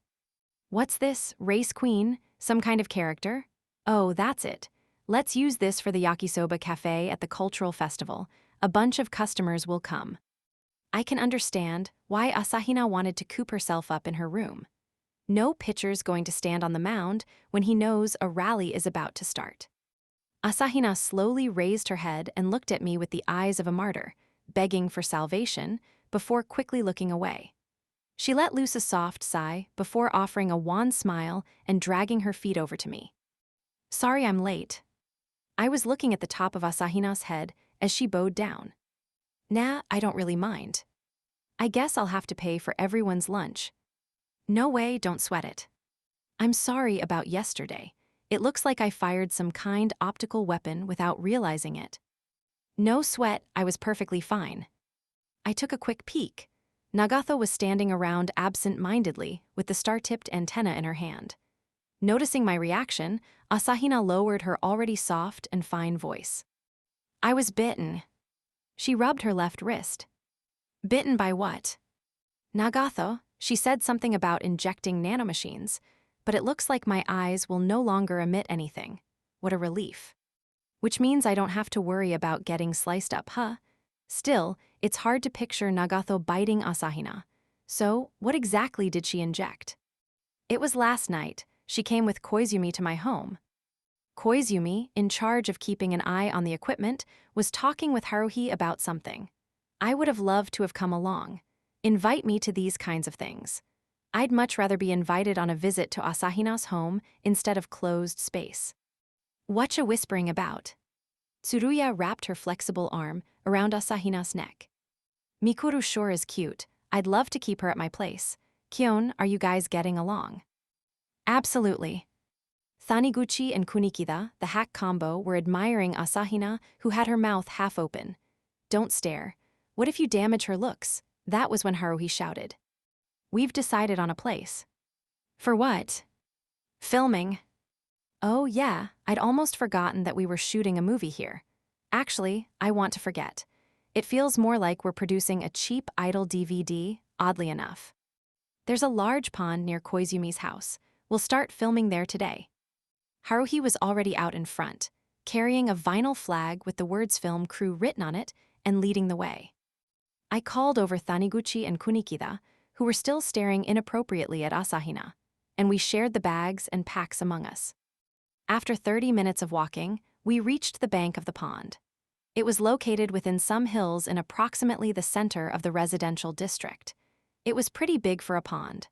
Big enough for migratory birds to drop by during winter, and according to Koizumi, it was the time of year when ducks and geese started showing up. There was a metal fence surrounding the pond area, barring entry. There was an issue of common sense first, though, or maybe a problem with how kids are being raised. Either way, you're not going to find grade schoolers playing around in a place like this these days, unless they're really dumb. What are you doing? Hurry up and jump over. I'd forgotten that this girl was, in fact, really dumb. Haruhi, the director, had her foot on the fence and was beckoning to the rest of us. Asahina had a look of despair on her face as she held down her short skirt. Tsuruya was cackling next to her. What are we doing here? Wahaha, is Mikuru going to swim? With a shake of her head, Asahina eyed the green surface as though if it were a lake of blood. Sigh. The fence is a tad high to climb, don't you agree? Koizumi was talking to Nagato, not me. It was pretty futile to try to hold a conversation with her. She either gave you a simple yes or no, or went into a long spiel nobody could understand. However, while Nagato remained silent, she showed a curious reaction. She put her fingers on a metal pole supporting the fence and pulled it to the side. What was supposed to be an iron pole bent as easily as caramel under a burning sun, and eventually came to a rest in a bent state. As skillful as always, I quickly turned to look at the other people, though it was probably unnecessary. It must be old, Kunikida said with a knowledgeable look on his face. So what am I supposed to do? Am I a kappa? Taniguchi muttered to himself as he squeezed through an opening in the fence and headed to the bank of the pond. I live in the area. There didn't used to be a fence here. I spent a lot of time here. Tsuruya followed, leading Asahina by the hand, looking very reluctant, toward the edge of the pond where Haruhi was waiting. The three extras weren't concerning themselves with any small details. That's a big help. Koizumi smiled equally at both Nagatho and me before he slipped through the fence. Nagatho, looking like a black mage, passed in front of me like a ghost. Not like I have a choice. I just have to get this filming over with and get out of here, before anybody starts asking any questions about destruction of public property. Asahina and Nagatho stood facing each other again. Looks like another battle scene. Is Haruhi actually trying to come up with a story here? When is Koizumi going to make an appearance? Koizumi, in his uniform, was once again standing behind me on lighting duty. After placing her director's chair on the muddy ground, Haruhi began furiously scribbling what I would assume was the dialogue in a sketchbook. In this scene, Mikuru finally finds herself in a dire situation, because her blue eye beam has been sealed by Yuki. The felt pen came to a halt as she looked up with a self-satisfied look on her face. Yeah, that sounds good, you there. Hold this up while standing. And just like that, Taniguchi was on cue card duty. The two actresses looked to the hands of the sulking Taniguchi. THTH, this won't be enough to discourage me. Evil alien Yuki, quietly leave Earth at once. I'm sorry. In response to Mikuru Asahina's unexpected apology, the evil alien mage Yuki, Nagatho, opened her mouth. I see. She nodded without any sign that she had taken offense. She then read her lines in a deadpan voice per Haruhi's instructions. You should be the one to vanish from this time. He will fall into our hands. That is how much he is worth. He has yet to realize his own power, but it is a valuable thing. Consequently, we will start by invading Earth. Haruhi waved her megaphone around like a conductor, and Nagatho pointed the star-tipped antenna at Asahina's face in a similar motion. I won't let you have your way, even if it costs me my life. Then we shall take your life. Asahina shook noticeably in response to Nagatho's flat words. Cut, yelled Haruhi as she stood up. She ran over between the two of them. You're starting to get the feel of it. Yep, that's the spirit. But no ad-libbing, okay? And Mikuru, come over here. The director and leading actress turned their backs on the rest of us. I lowered the video camera and stretched out my neck. I wondered what they were discussing. After about a second, Tsuruya was no longer able to hold herself back and began cackling in a loud voice. What's this movie about? Or is it even a movie? Wahaha, it's absolutely hysterical. Except the only other person able to enjoy this movie, besides you, would be Haruhi. Taniguchi and Kunikida were lounging around with looks on their faces that said, why were we called here? Nagatho was playing dumb by herself. Koizumi was gazing across the pond as though he'd become one with nature. I removed the almost filled tape and unwrapped a new DV cassette. It felt like I was just creating more garbage. Tsuruya was looking at my hands with great interest. This is what videos look like these days. A bunch of Mikuru pictures are on here. Can you show me later? It'll probably be great for laughs. It's not a laughing matter. Passing out flyers in a bunny girl outfit had been a one-day affair, but this stupid filming could potentially go on until the day before the cultural festival. Asahina could go from refusing to stand in front of a camera to refusing to go to school. That would hurt me the hardest, since I would no longer be able to drink her marvelous tea. Nagatho's tea has no taste, and Haruhi's is bad on a fundamental level. Koizumi's is out of the question. If I end up in a situation where I have to make my own tea, I'd rather drink tap water. Sorry for the wait. Yeah, you kept us waiting. Waiting and waiting. About time to go home, I'd say. We wouldn't want to trample too much pondside foliage. We're just getting to the good stuff. Here, look at this. Haruhi shoved Asahina out in front with a push. Look, you say? Don't need you to tell me that. I stare at her every day. See, it's the usual, same beautiful, adorable, and fair Asahina. Ah. One of her eyes was a different color. The right eye this time. A silver eye looked apologetically between the ground and me. Come on, Mikuru. Use that miracle Mikuru IR to fire something, anything fantastic, and attack. I didn't even have time to tell her to stop. Even if there had been enough time, I would still have gotten sliced and diced. At any rate, it was all too sudden. Haruhi delivering the dangerous command, Asahina blinking in surprise, and also the dark figure of Nagato pushing down Asahina by the pond. A recreation of the scene from yesterday. It was like watching a replay. Nagato had used her special teleportation again. In an instant, only her hat remained where she had been standing, and it softly floated to the ground. The person who had been wearing that hat had, in the blink of an eye, probably around 0.2 seconds, traveled a number of meters to ride Asahina. Iron claw to the temples. Everyone watched dumbfounded as the two actresses began wrestling on the damp ground. Nananagato, he. The wordless and expressionless Nagato paid her screaming no heed and straddled Asahina with just a slight ruffle of her short hair. Hey, Haruhi quickly recovered. Yuki, you're a mage. You're supposed to be bad at physical combat. This isn't the time to be mud wrestling. However, Haruhi shut her mouth mid-sentence and spent 3 seconds thinking. Well, this works too, since it'll probably sell. Kyon, make sure you're filming. Let's not waste Yuki's idea. This isn't by design. She's reacting to the situation. Some kind of defensive measure to deal with the contact lens. I'm sure Asahina understands that, but she's so scared that all she can do is cry out softly and kick her legs. Tantalizing. No, I mean, now's not the time to be aiming for a fan service shot. That was when a rattle made everyone, besides those two, look behind us. The fence around the pond that Haruhi had climbed and the rest of us had squeezed through. The space it had occupied was now empty. The fence, cut in a V-shape, was now lying on the road, as though it had been hit by an invisible laser. After a moment, I looked back to find Nagato biting into Asahina's wrist like an anemic vampire. I was careless. Surprisingly, Nagato was criticizing herself. The laser was configured to disperse and become harmless. This time, it was a hyperoscillatory particle cutter, she murmured in a tone that suggested she wasn't breathing. Koizumi, picking up the black hat and offering it to her, opened his mouth.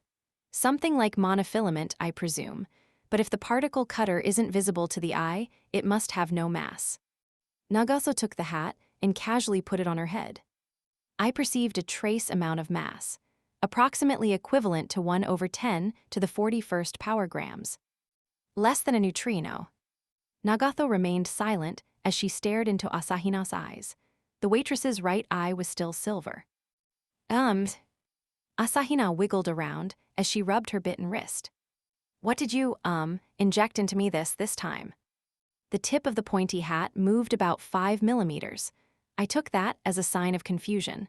She must have been fretting over how to word her response. And just as expected, Nagato responded.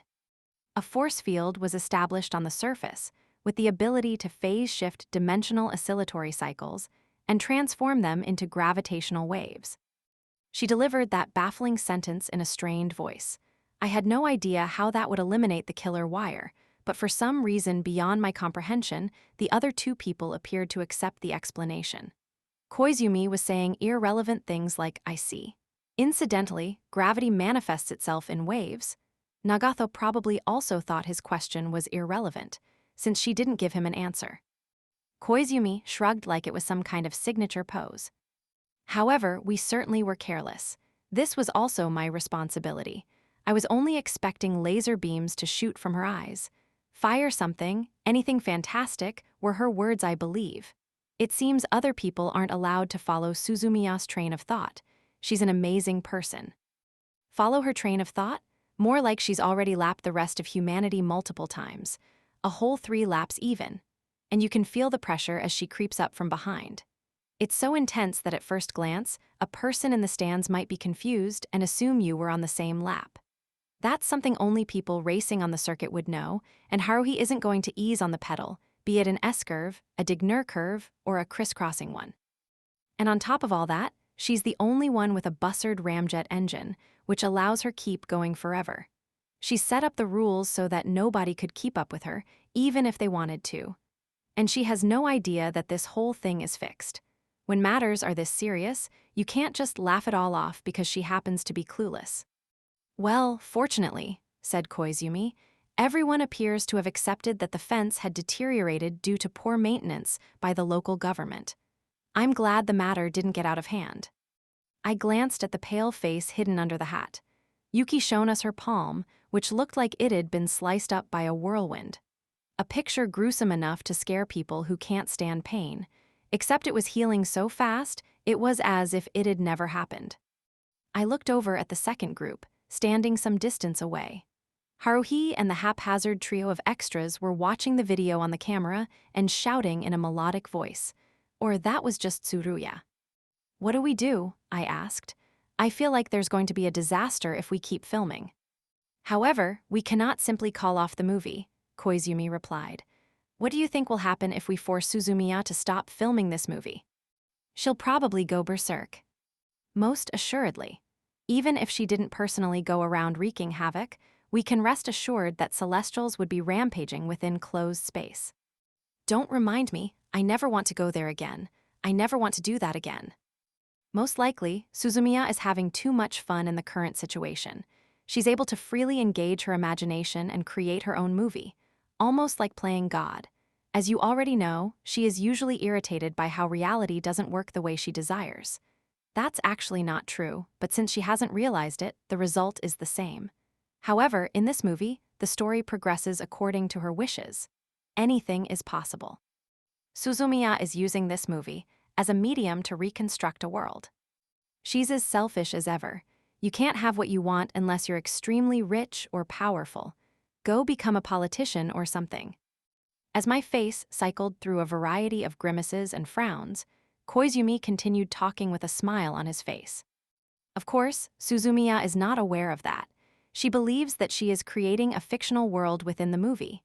Her earnest passion is focused on the production of this film. I would presume that her passion is so great that she's unconsciously affected the real world. It's like rolling a die that only has negative numbers on it. We can't just continue filming and let Haruhi's delusions run wild. We can't stop filming and put her in a bad mood. Both choices lead straight to bad endings. Nonetheless, if we must choose between the two, I would prefer to continue. Give me a good reason why, I asked. I've grown tired of hunting Celestials. I'm just kidding. Sorry about that. Let's see, the reason is basically as follows. Allowing a few alterations to the world would appear more conducive to our survival than letting the entire world be reset. So we just allow Asahina to become Superwoman in the real world. This time, the alterations to reality are quite modest when compared with Celestials. After all, Nagato is able to effectively utilize protective revisions. When compared with the prospect of starting the world over from scratch, wouldn't you agree that dealing with supernormal phenomena case by case sounds vastly preferable?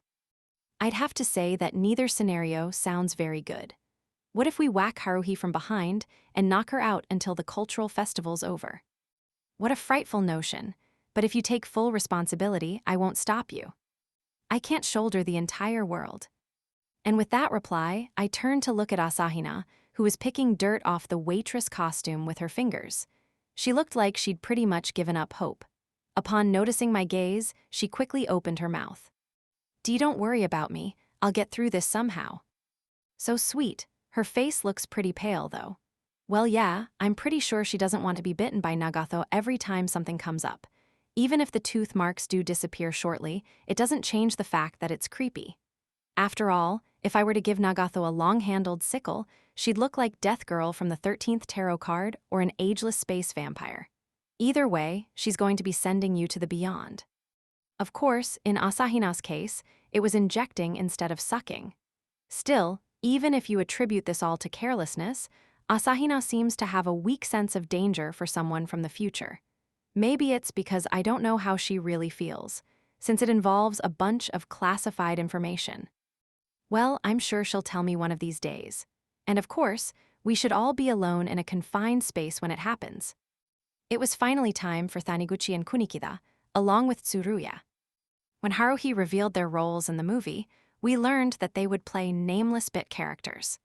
Their roles were listed as normal people being manipulated as slave puppets by evil alien Yuki. In other words, Haruhi explained with an unpleasant grin on her face, Mikuru fights for justice so she can't harm normal people. Yuki is taking advantage of that weakness. She's using hypnotic magic to control normal humans.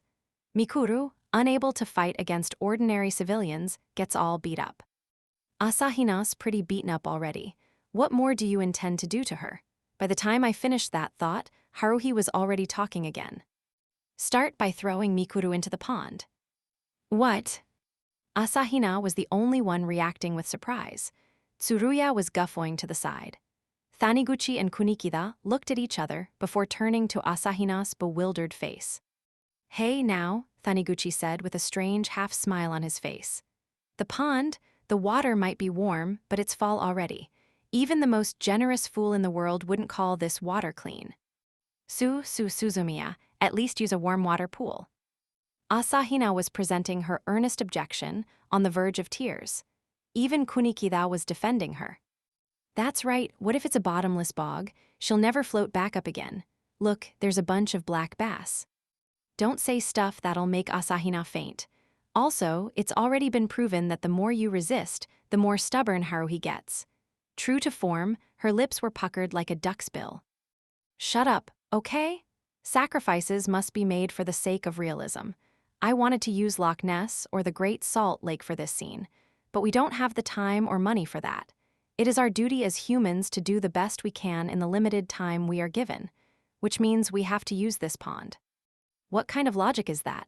And this conversation seems to assume that Asahina has to suffer water torture. You could just switch the background, you know. Why can't you use your mind that way?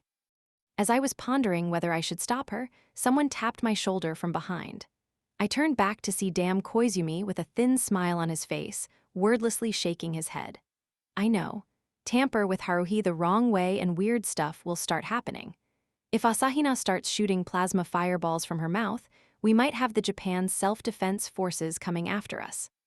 I'll do it, Asahina announced in a bitter voice. She must be heartbroken. Here's a poor girl sacrificing herself for world peace. An incredibly cliché development that would probably be the climax of the making of video, except the camera isn't rolling. Haruhi was simply thrilled. Mikuru, that's great. You look divine right now. That's what I would expect from one of my hand-picked brigade members. You've really grown. It's more like she's learned rather than grown, I'd say. Then the two of you each take one of Mikuru's arms, and Tsuru can hold her legs. When I say ready, go. Once I've said it, toss her into the pond. The following scene played out under Haruhi's direction. The three extras started by standing in a line in front of Nagato, with their heads hanging as the black-garbed mage waved the antenna pointer. It almost looked like some kind of Shinto exorcism ceremony. As I watched Nagato's blank face while she moved the pointer, she did have a sort of shrine maiden feel to her. Afterward, having received Nagato's command to target Asahina, the three of them moved toward the heroine, walking stiffly like zombies seeking fresh meat. Mikuru, sorry, I really don't want to do this, but I'm being mind-controlled and stuff. Really, I'm sorry. Tsuruya, who looked like she was having the absolute time of her life, crept toward the waitress with a smile reminiscent of a cat-shaped bus. Taniguchi, always timid in a pinch, pretended to hesitate while Kunikida scratched at his head as they both approached Asahina, who turned pale, then red. Hey, you two morons, be serious about this. You're the moron, but I swallowed that comment and continued looking through the camera. Asahina, knees buckling, slowly backed up to the edge of the pond. Prepare yourself, Tsuruya said brightly as she shoved Asahina down and hoisted an exposed thigh under each arm. What should I say? This is getting dangerous. Hey. Asahina was seriously scared. Taniguchi and Kunikida each grabbed an arm. Wait, actually is this really necessary? Paying no heed to Asahina's painful cries, Haruhi nodded solemnly. It's to make this scene better, in other words, for the sake of art. A common expression, but I have to wonder where the art is in this half-assed amateur film. Haruhi barked the order. Now ready, go. Splash! A large amount of water sprayed out as the aquatic inhabitants of the pond had their lives disturbed. Held, wah. Really good job of acting like you're drowning, Asahina, or I'm getting a feeling that she's really drowning. Who knows? My feet won't reach. Good thing we weren't in the Amazon region. If she were splashing around like this down there, she'd make an easy target for the piranhas.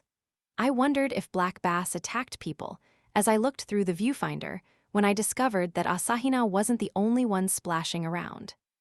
Crap, I swallowed water. Taniguchi was drowning. Apparently, the momentum from throwing Asahina had carried him into the water. We didn't need to worry about him. What's that idiot doing?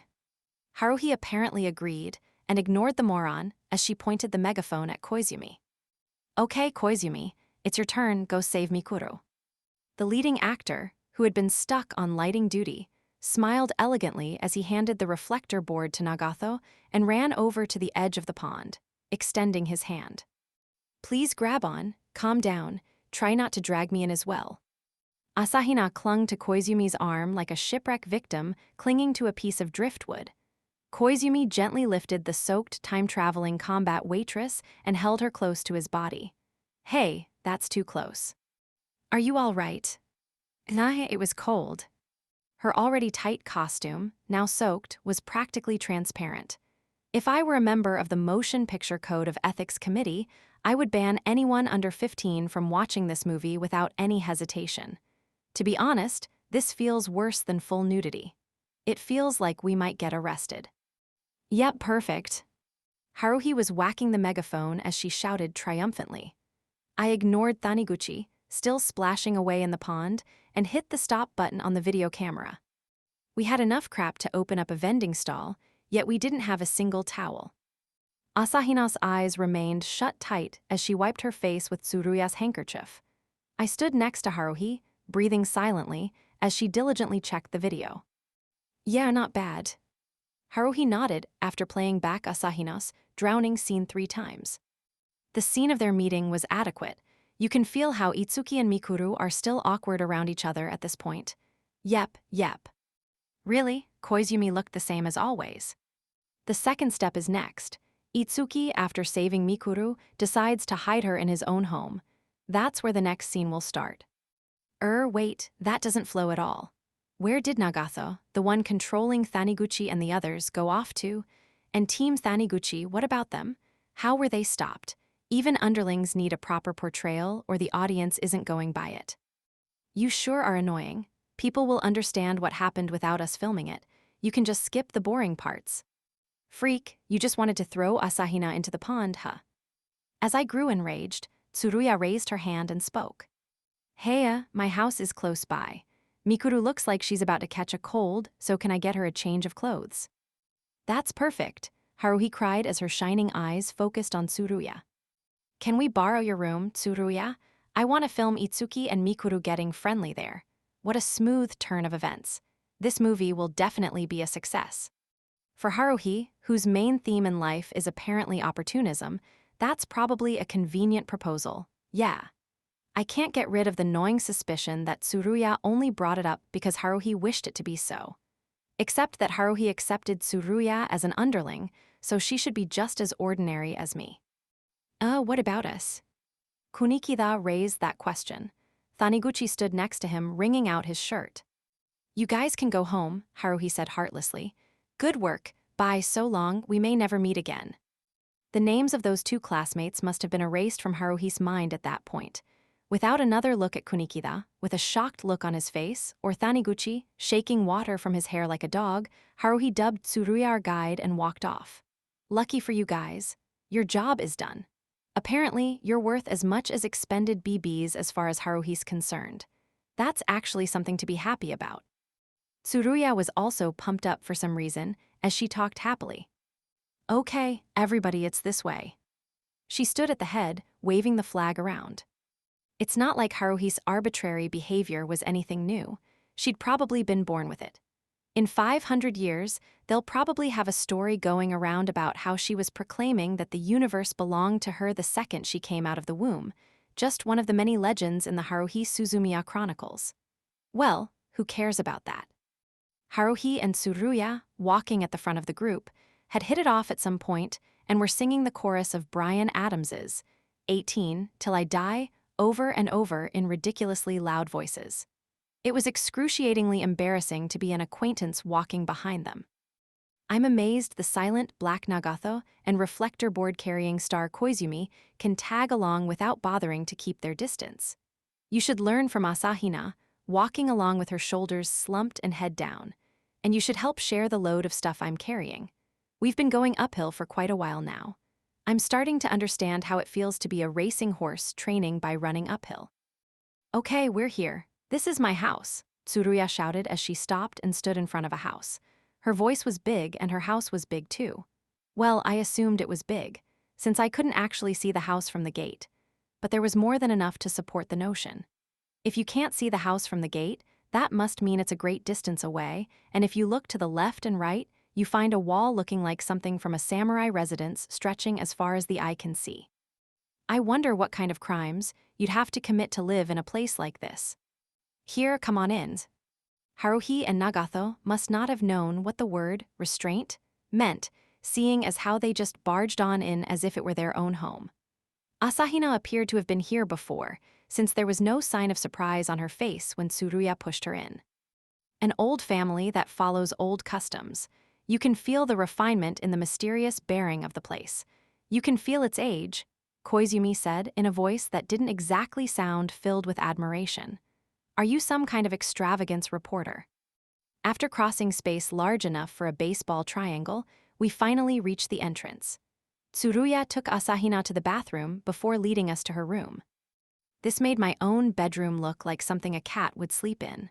A spacious, traditional Japanese-style room that was so big you wouldn't know where to sit, except that I was apparently the only one troubled by any of this. Haruhi entered the room without a care, followed by Nagato and Koizumi. Nice room, this is good enough to film in. That's it. We'll say this is Koizumi's room. We'll shoot some scenes of him getting close with Mikoru here. Haruhi was sitting on a cushion and looking through a rectangle formed by her fingers. Tsuruya's room was a simple tatami affair with a tea table as the only furniture. I was attempting to copy Nagato, sitting next to me, by kneeling on the floor with my back straight, but after 3 minutes my legs couldn't take it anymore. Haruhi had been sitting cross-legged to begin with as she whispered something into Tsuruya's ear. Go ahead, hey, that sounds fun. Hold on a sec. And with that, Tsuruya, laughing cheerfully, zipped out of the room. I put my thinking cap on. Is Tsuruya really a normal person? It's a widely held opinion that anyone able to get along with Haruhi is either abnormal or not human. It could just be that they happen to be on the same wavelength. After a few minutes of waiting, Tsuruya returned. She brought Asahina as a gift, and it wasn't the usual Asahina, but an Asahina who had just gotten out of the bath. She was wearing a loose t-shirt that was probably borrowed from Tsuruya. Actually, the t-shirt was the only thing she was wearing. Sorry to keep everyone waiting. Asahina, with her hair still damp and skin flushed, hid behind Tsuruya as she entered the room before kneeling down straight and hunching up. The sleeves and shirt were too long for Asahina, which resulted in the t-shirt looking more like a one-piece dress. Quite a wonderful effect. She'd forgotten to remove the contact, which meant her right eye was still silver, which would have been dangerous, but the fact that neither beams nor sharp wires would be shooting out meant I could breathe easy. It almost made me want to run to some shrine and worship Nagato, who still hadn't removed her hat. Here you go, drink up.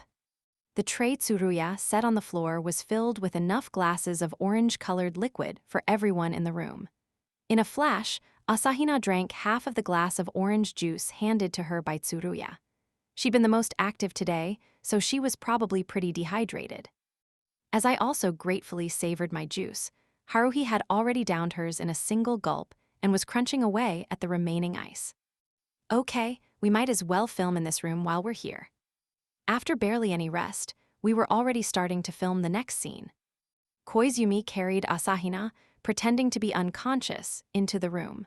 For some reason, a futon was already spread on the floor. Koizumi laid Asahina down on the futon and stared at her sleeping face. Asahina's face was fairly flushed, and her eyelashes were twitching. Koizumi placed a blanket over her defenseless body, crossed his arms, and sat down at her side. Asahina pretended to mumble in her sleep. Koizumi continued to watch her with a smile on his face. Nagato, who apparently didn't have a part in this scene, was still drinking her orange juice behind Tsuruya and me. I zoomed in on Asahina's sleeping face as I gazed through the viewfinder.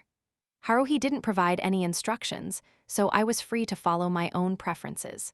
However, Haruhi continued issuing real-time instructions to the two leading stars. Mikuru, it's about time for you to wake up. Say your lines exactly the way I told you to. Hun. Asahina gradually opened her eyes and looked up at Koizumi in a daze. Are you awake? Asked Koizumi. Yes, where am I? My room. Asahina sat up slowly. She looked like she had a fever and her eyes couldn't seem to focus.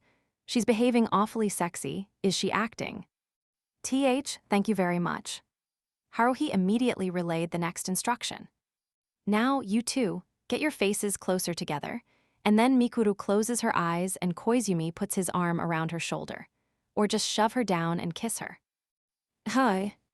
For some reason, Asahina's mouth was half open in a stupor. Koizumi put his arm around Asahina's shoulder as instructed, which was when I could no longer hold myself back. Hold it, you're doing way too much abridging. And wait, why is there even a scene like this? What's going on here? It's romantic moment. A love scene. You have to include stuff like this when you're doing a multiple time slot program. Moron, is this supposed to be a 2-hour drama that airs at 9 p.m.? And you, Koizumi, why do you look like you're ready to act? If something like this gets screened, you'll find hundreds of curses in your shoe locker. Use your head. The sound of cackling laughter made me turn around. Tsuruya was bent over with her nails digging into the tatami mat, laughing her head off. Haha, Mikiru's acting so funny. It's not funny. At least, that's what I wanted to say, but it was clear that Asahina wasn't acting normally. She couldn't even hold up her head straight, her eyes were dazed, and her cheeks were flushed. And she wasn't even resisting Koizumi's arm around her shoulder. Not amusing at all. Koizumi, my head feels heavy. As she said things that made me want to offer flowers to a certain mouse, Asahina was lurching around. I was wondering if she had been drugged when I realized something. My eyes went to her empty glass as Tsuruya laughed.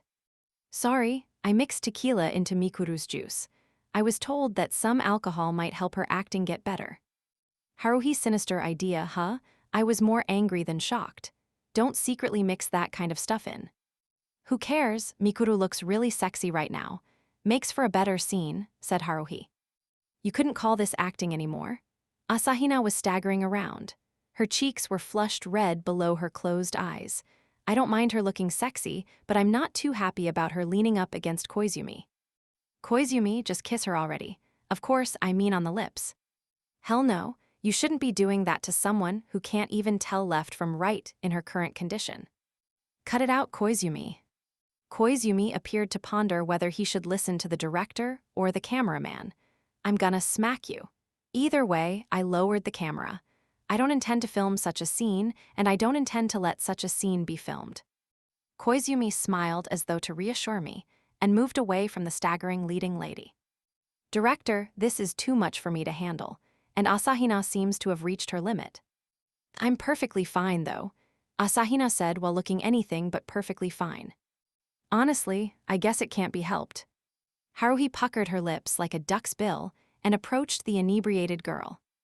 Oh, you're still wearing the contact. That should have been off for this scene. She whacked the back of Asahina's head. Oh, ouch, said Asahina as she held her head. That's no good, Mikuru. The contact's supposed to pop out when I whack your head. Let's try it again. Practice. Whack. Ow. Whack. Asahina whimpered as she squeezed her eyes shut. Cut it out, stupid, I said as I grabbed Haruhi's arm. How is this practice? What does this have to do with acting? How is any of this fun? What is it? Don't stop me. I'm merely following convention. What convention? This isn't amusing at all. It's dumb. Asahina isn't your toy. I've decided that she is. Mikuru's my toy. The second I heard that, blood rushed to my head. It felt like I was seeing red. I seriously snapped. For a second, Impulse overcame reason and my body was reacting unconsciously. Somebody grabbed my wrist. Koizumi was shaking his head at me with narrowed eyes. I saw that Koizumi had stopped my right arm, which was when I noticed that my right hand was balled up in a fist. My right fist had been on the verge of punching Haruhi. "What are you?" Haruhi glared at me with a glint in her eye as bright as the Pleiades. "What do you have a problem with? You should just do as I say. I'm the brigade chief and director and… Anyway, I won't allow you to go against me." I was seeing red again. Damn bitch. "Let me go, Koizumi. Doesn't matter if you're dealing with animals or humans, anyone who refuses to listen deserves to be socked. Or else she'll spend the rest of her life as a prickly moron that everybody avoids." "PLPL, please stop." Asahina jumped in, speaking in a slurred voice. "You mustn't fight." Asahina, who had come between Haruhi and me, collapsed to the ground, face bright red. She put her arms around Haruhi's knees. Hick, everybody has to get along together. Or else, oh, that's classified." And with that, Asahina's eyes closed as she mumbled, and then her breathing grew regular as she fell asleep. Koizumi and I were walking down the hill. We could see the pond we had been using below us. The actress was no longer employable, so filming was called off. After leaving the sleeping Asahina in the hands of Tsuruya, Koizumi and I, along with Nagato, retired from the mansion. But for some reason, Haruhi insisted on staying behind by herself, took the video camera from me, and turned her back on us. I didn't say a word as I gathered up our belongings. Tsuruya saw us off. "Sorry, Kyon," Tsuruya said apologetically, but she soon smiled. "I got a little carried away there. Don't worry about Mikuru.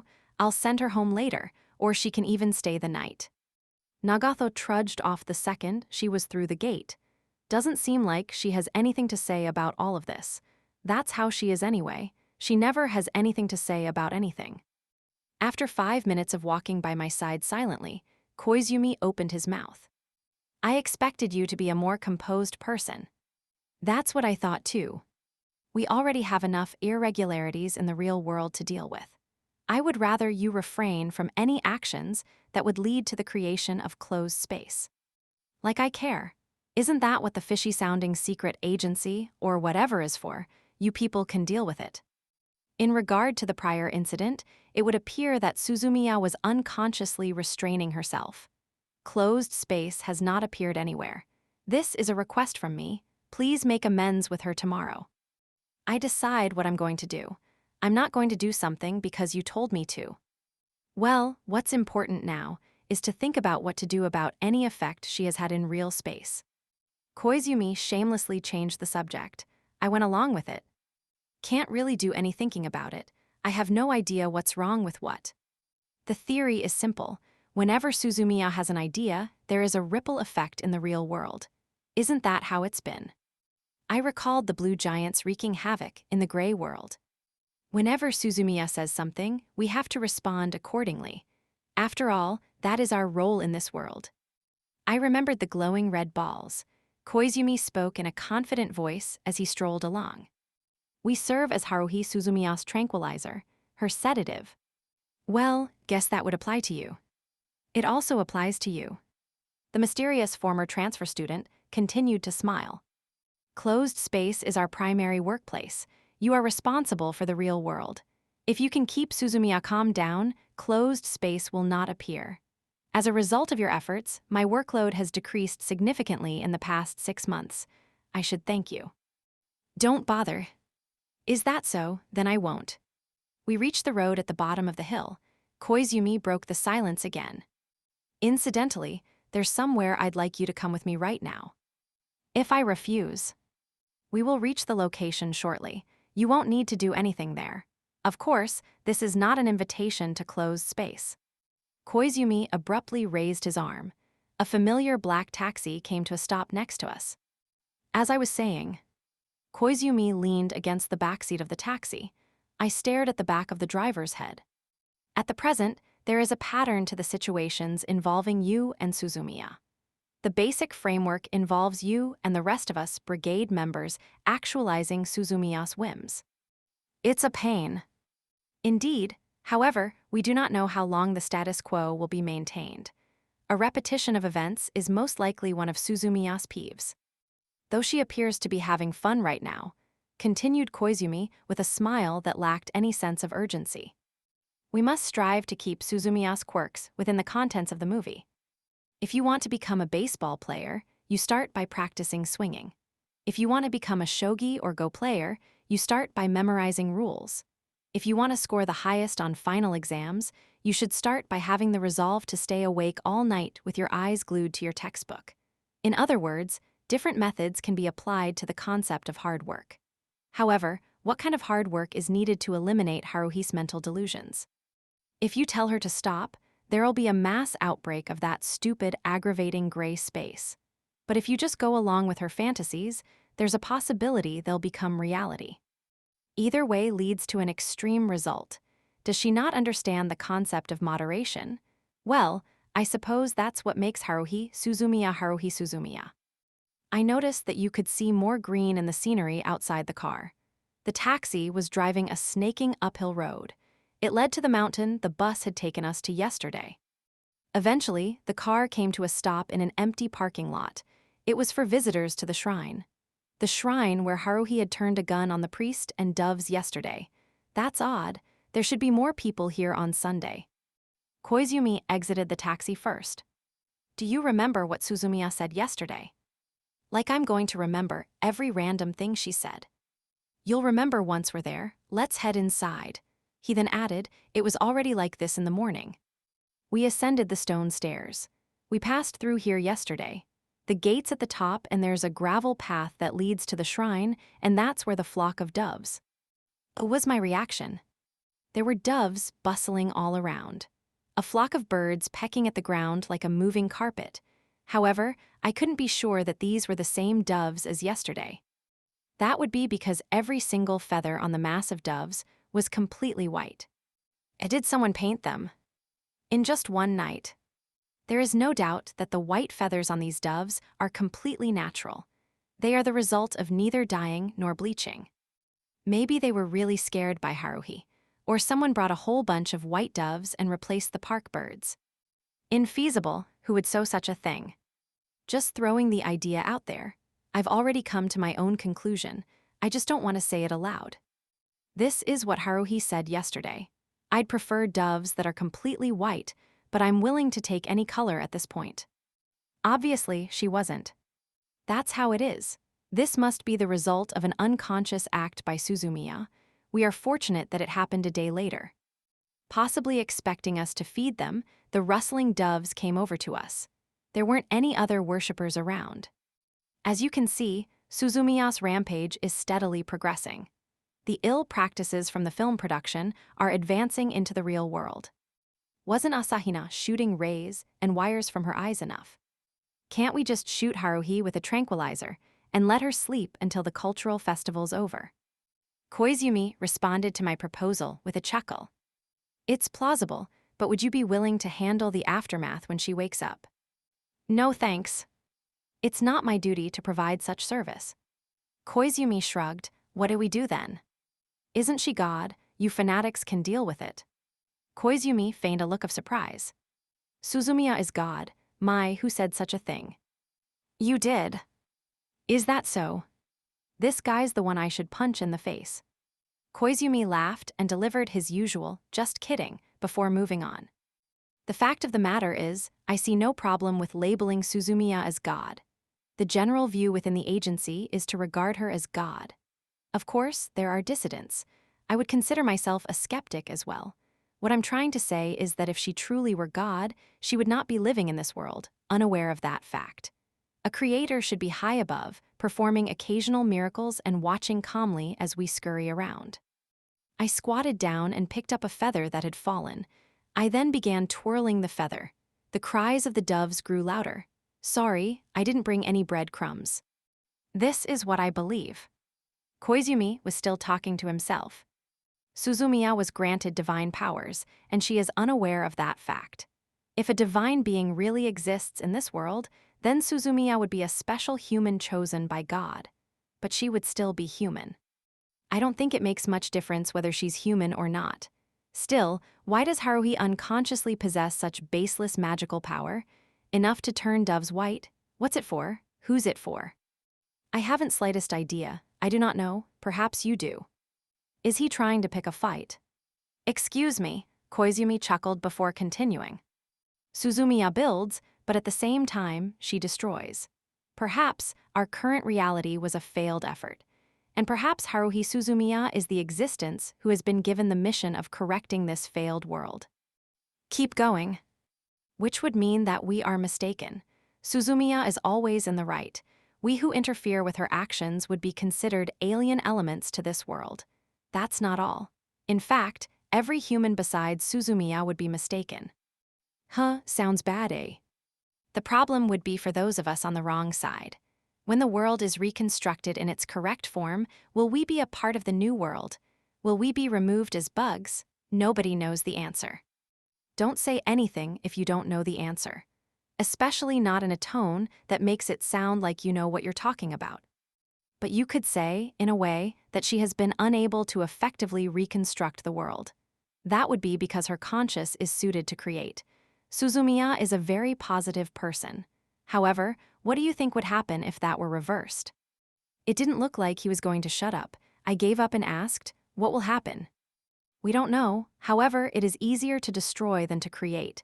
I don't believe in that, so it should vanish. That's all it takes. Just like that, whatever she's referring to would cease to exist. She can cancel everything. It doesn't matter how strong a foe may appear, Suzumiya needs only to deny its existence and it will be destroyed, be it magic or advanced technology, regardless of what it may be. But Haruhi wouldn't reject it, since that's what she's been waiting for. That is why we are concerned, Koizumi murmured in a voice that didn't sound very concerned. I doubt we have any way of knowing whether Suzumiya is a god or a similar existence of some sort, but there is one thing we can be certain of.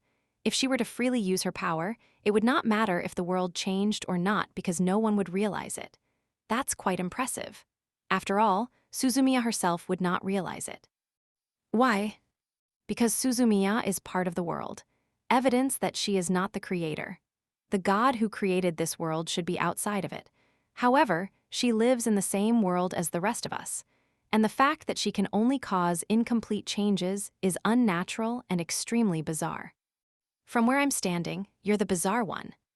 Koizumi ignored me and continued. However, I am quite fond of the world we live in. A number of social contradictions exist, but humans should be able to deal with them over the course of time. The problem would be if there were a change such as Ptolemaic theory becoming accurate and the sun orbiting Earth. We must do what we can to prevent Suzumiya from believing such things. You returned from closed space because you were of a similar opinion, correct? I dunno, beats me, I forgot already. I've locked away past memories I don't want to remember.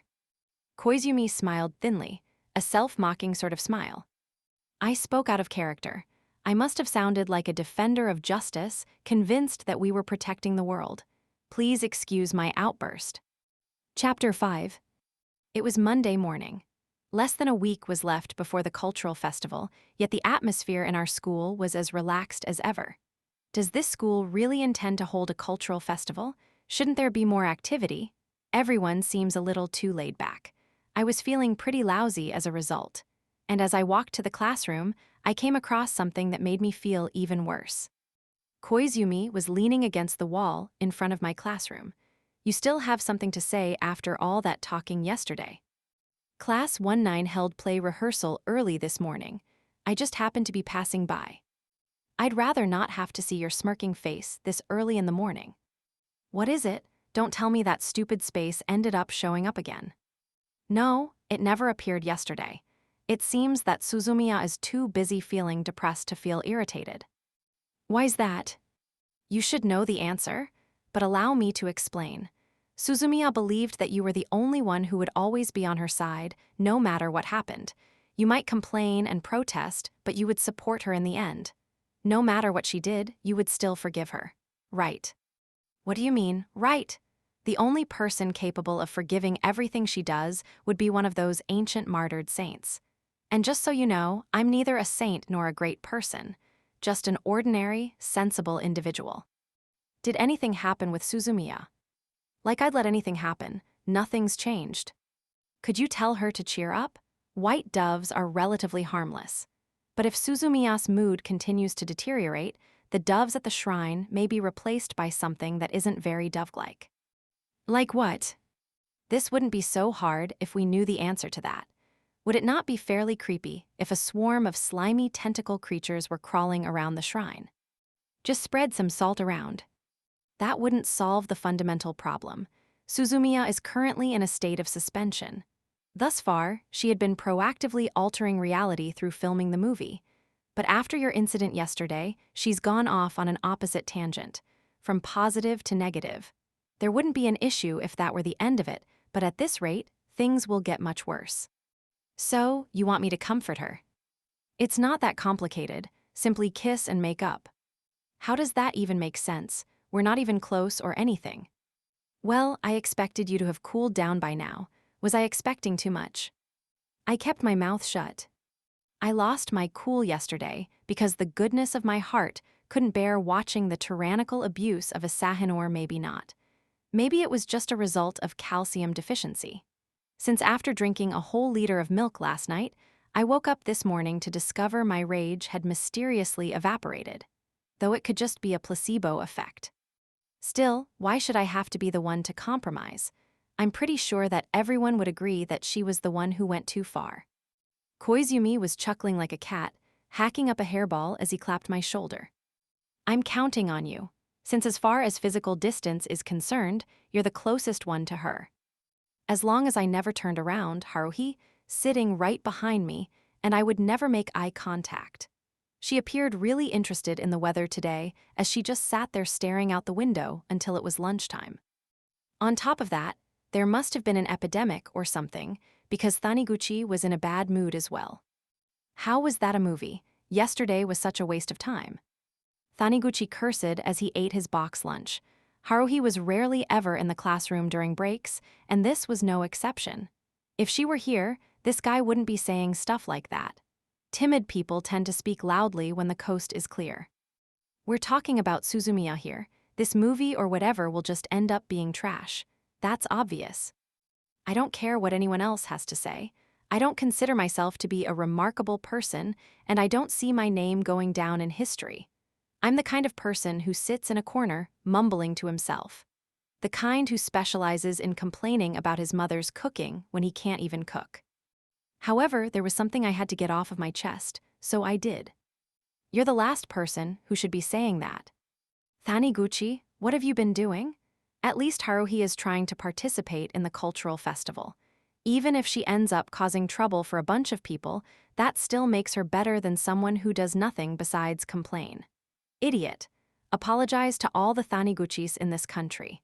It must be unpleasant for the other Taniguchis to have the same name as you. Now, Kyun. Kunikida came between us. He's just sulking. He really wanted to have more fun with Suzumiya and everyone else. He's jealous of you. Like hell I am, Taniguchi retorted as he glared at Kunikida. I have no intention of joining that stupid group. Even though you tag along whenever you're invited, you were happy about it yesterday. You even canceled your plans for the day. Don't mention that, stupid. So that's why Taniguchi's in a bad mood. He skipped his original plans to come, yet he was sent packing after barely having any screen time. Plus, he fell into the pond. I see. He deserves some sympathy, although I'm not in the mood to offer any, seeing as how I'm pretty pissed myself. I already knew that Haruhi's movie was so bad, it was unfit for viewing. She's just winging it full speed as usual without any planning or thinking. Whatever she happens to want to film at that moment is what we film.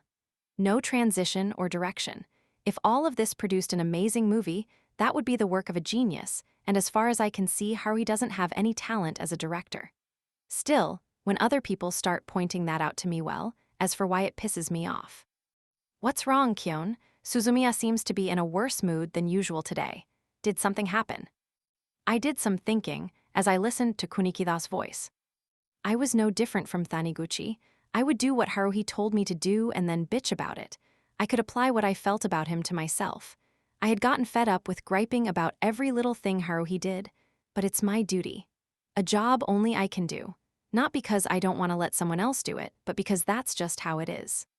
Food doesn't taste very good when you're eating while irritated.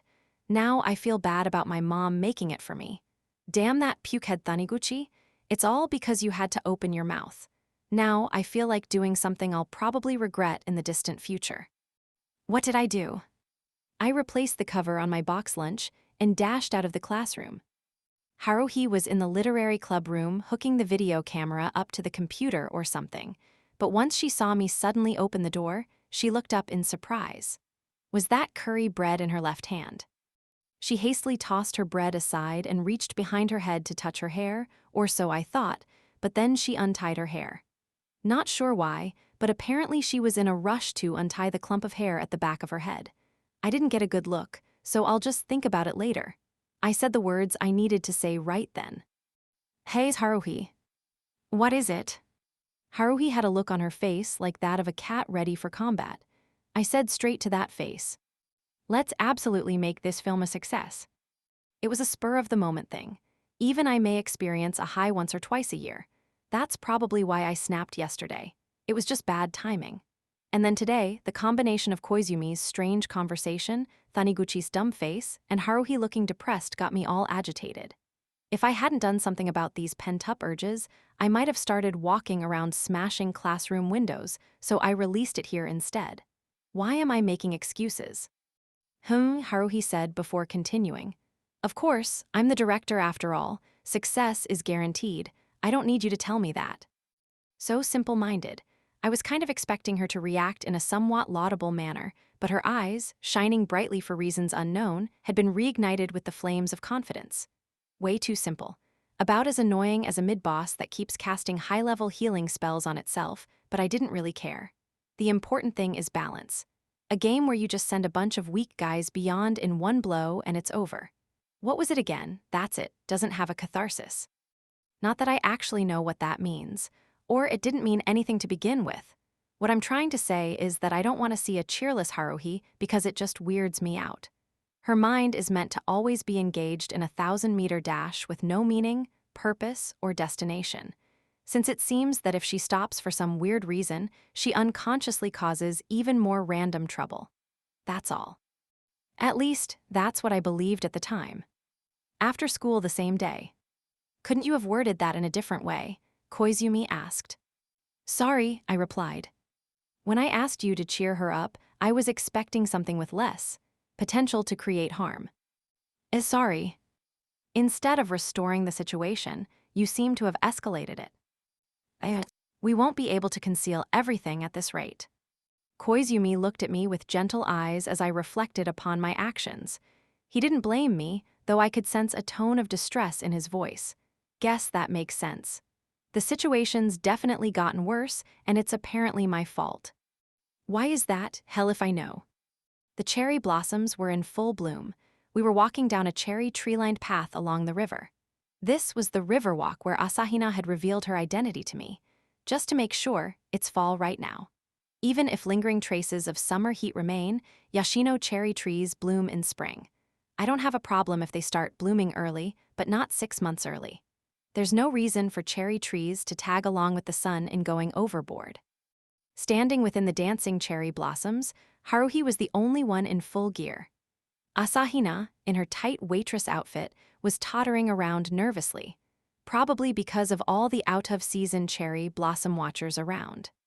How convenient, I was just thinking about how I'd like a shot with cherry blossoms. This abnormal weather has perfect timing, Haruhi exclaimed, sending spit flying, as she forced Asahina to strike random poses. Guess it's no good. When humans act on a moment's impulse, it'll always come back to haunt them. It feels like I've been repeatedly learning this lesson over the past 6 months. A very negative lesson where I went, shouldn't have done that, instead of if only I had done that. Someone lend me a gun, and I don't mean a model gun. It appears that the buds on the cherry trees began sprouting around noon, and by evening they were in full bloom. The local news station even sent down a crew to report on this unusual autumn occurrence. I wish they'd just assume that this happens every once in a while. The strange global climate in the past few years would be the underlying cause. Just leave it at that, okay? That's what Suzumiya appears to believe, Koizumi, who had been walking next to Asahina down by the riverbank just a moment ago, remarked. The shot of Koizumi, who merely looked good, and Asahina, who was purely good, next to each other was incredibly well-suited for pissing off every single male on the planet. It left me with an unpleasant feeling. Nagato had nothing to say about the cherry blossoms and no expression on her face either. She simply stared at the blossoms with their whacked-out internal clock. The sight of pink petals on her black mantle created a slight contrast effect. Wonder if she knows about the white doves. "That's it, let's catch a cat," Haruhi said out of the blue. "Witches have familiars, and cats are the best fit. Is there a black cat around anywhere? One with glossy fur." Hold on, wasn't Nagato's initial setting an evil alien? Just find a cat. That's the image I have in my mind right now. Where's a good place to find a cat? Probably a pet store. Oddly enough, Haruhi responded to my slapdash remark with a compromise. A stray cat works. It'd be a pain to try to borrow one that's for sale or has an owner. Shouldn't we be able to find a whole bunch lying around on some vacant piece of land? Yuki, do you know? I know. Nagato nodded her head ever so slightly before she started walking off like a religious leader guiding us to the promised land. I guess there isn't anything Nagato doesn't know. If I ask her where the coin purse I dropped 5 years ago went, she might give me an answer. My entire life savings at the time, 500 yen, was inside, I believe. After 15 minutes of walking, we arrived behind the fancy apartment building where Nagato lived by herself. There was a well-maintained lawn shaded by trees that blocked the view from outside. A number of cats were gathered there. They appeared to be strays, but none of them appeared to be afraid of people, seeing as how none of them ran away when we approached. They even started following us around. Maybe they were expecting to be fed. Haruhi picked one of the cats up. "There aren't any black cats here. We'll just go with this one then." It was a calico, and a male one to boot. But Haruhi apparently had no idea how rare that was and showed no surprise at the result from her random sampling. "Okay, Yuki, this is your partner, get along now." Nagato silently accepted the calico cat Haruhi was holding up. She showed as much emotion as if she were accepting a tissue. The cat didn't show any emotion either. We promptly began filming on the spot again. We were still behind the apartment building. I didn't think she really cared about location anymore. My video camera was filled with a bunch of erratic, spur-of-the-moment cuts. It better not be my job to edit this all into a single story. "Yuki, attack Mikuro." Nagato nodded in response to Haruhi's orders in an awkward stance. A black-garbed mage with a cat riding on her left shoulder. The cat obviously looked too heavy to ride there. It helped that the calico was obediently clinging to Nagato, but Nagato had to tilt not just her neck, but her whole body to keep her balance and prevent the cat from falling off. And while maintaining that unnatural posture, she waved her wand at Asahina. "Take this." I'm guessing that magical rays will be shooting out of Nagato's wand for this scene. Asahina's agonized acting. "Okay, cut," Haruhi yelled in a satisfied tone as I stopped recording. Koizumi lowered the reflector board. "We'll make it so that the cat talks. He's supposed to be a mage's familiar. He can deliver a sarcastic insult or something." "Unbelievable. Your name is Shamisen. Come on, Shamisen, say something." Like he's going to start talking. Or yeah, please don't start talking. Perhaps my prayer was heard, because the calico cat with the ominous name Shamisen did not suddenly start speak Japanese. Instead, it started grooming its tail, completely ignoring Haruhi's order. The natural reaction, but it still left me feeling relieved. "Looking good." Haruhi smiled with satisfaction as she checked the film we'd shot today. Hard to believe she was looking depressed just this morning. Being able to move on quickly is a good thing. That alone, I can admire her for. "Kyun, you're responsible for taking care of that cat." She delivered the absurd command to me as she folded up her director's chair. "Give him a warm reception when you get home. We'll need him for future filming, so do a proper job of taming him. Teach him a trick or two by tomorrow. Yeah, like jumping through a ring of fire or something." I'd have to say that being able to sit still on Nagato's shoulder puts him in the high-performing category of cats. That's all for today. We'll be headed into the final stage tomorrow. The filming is smoothly approaching the climax and everybody's in perfect shape. Make sure you get plenty of rest for tomorrow. After Haruhi dismissed us with a wave of the megaphone, she left by herself, humming the ending theme from Blade Runner. Phew! Asahina and I sighed in unison. As for the other two, Koizumi had the reflector bored under his arm as he prepared to go home, and Nagato was looking at shamisen the way you look at a ballpoint pen with no ink. I crouched down and petted the calico on his head. Good work, I'll treat you to a can of cat food later, or would you prefer dried sardines? Either's fine with me. Spoken in a clear baritone voice. It didn't belong to anyone there. I looked at the gaping faces of Koizumi and Asahina before turning to Nagato's blank face. All three were staring at the same spot, my feet. A calico cat sat there looking up at me with round, black eyes. Hey now, I said. Was that Nagato just now? I wasn't talking to you, I was asking the cat. That was my belief, which is why I responded. Did I say something wrong? The cat spoke. What a quandary. That was Koizumi talking. I'm shocked, a talking cat. That was Asahina. Nagato remained silent as she stood holding shamisen. As for shamisen himself, I cannot fathom why you people are so surprised. He was talking as he clung to Nagato's shoulder. Must be something along the lines of a cat demon type creature. Don't they say that this is what happens after they've lived so many years? I do not know the answer. I place no value in having a sense of time. I have no interest in differentiating between the present and past. A cat talking is already weird enough, but he's sounding like an academic. Pretty cheeky for something with paws. Where's the nearest shamisen shop? Is it in the yellow pages? Indeed, from your perspective, it may appear that I am emitting sounds that resemble human speech. However, parrots and parakeets are capable of doing the same. How can you be sure that the sounds I emit are meant to express the meaning of the words you hear? What's he talking about? It's because you're answering my questions.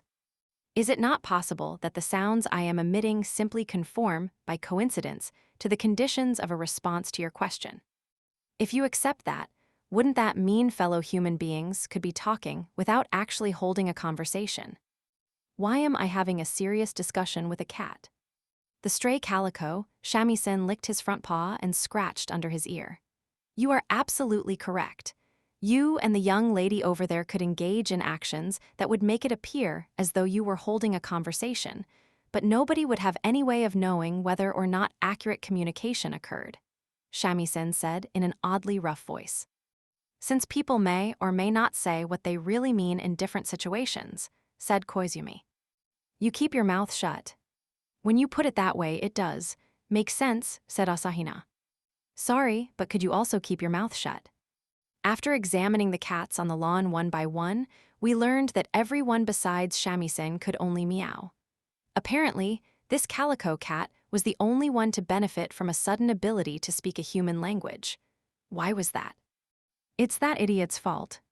The current situation does not look very encouraging, Koizumi offered as he elegantly carried his mug to his lips.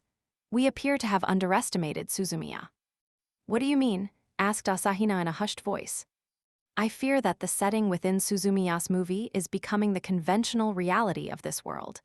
Events transpiring within her movie are becoming reality. At this rate, they will become a normal sight in our world.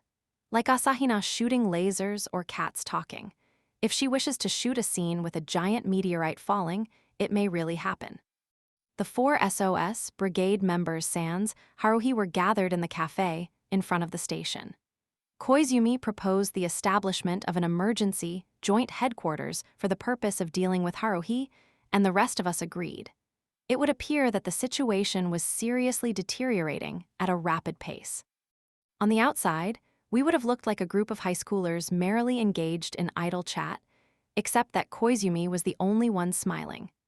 But our meeting was about as suspicious as the evil ringleaders in a tokusatsu getting together to discuss how to seal away the good guy's special attacks. I should mention that shamisen was waiting outside by some shrubbery after being instructed not to talk or respond to anybody. The cat simply said, "Very well," without any sign of displeasure, as he obediently hid under the shade of an evergreen tree by the road and watched us go. What will happen? Asahina looked remarkably solemn. The poor thing looked especially worn out. She was the one who'd suffered the most as a result of Haruhi's movie.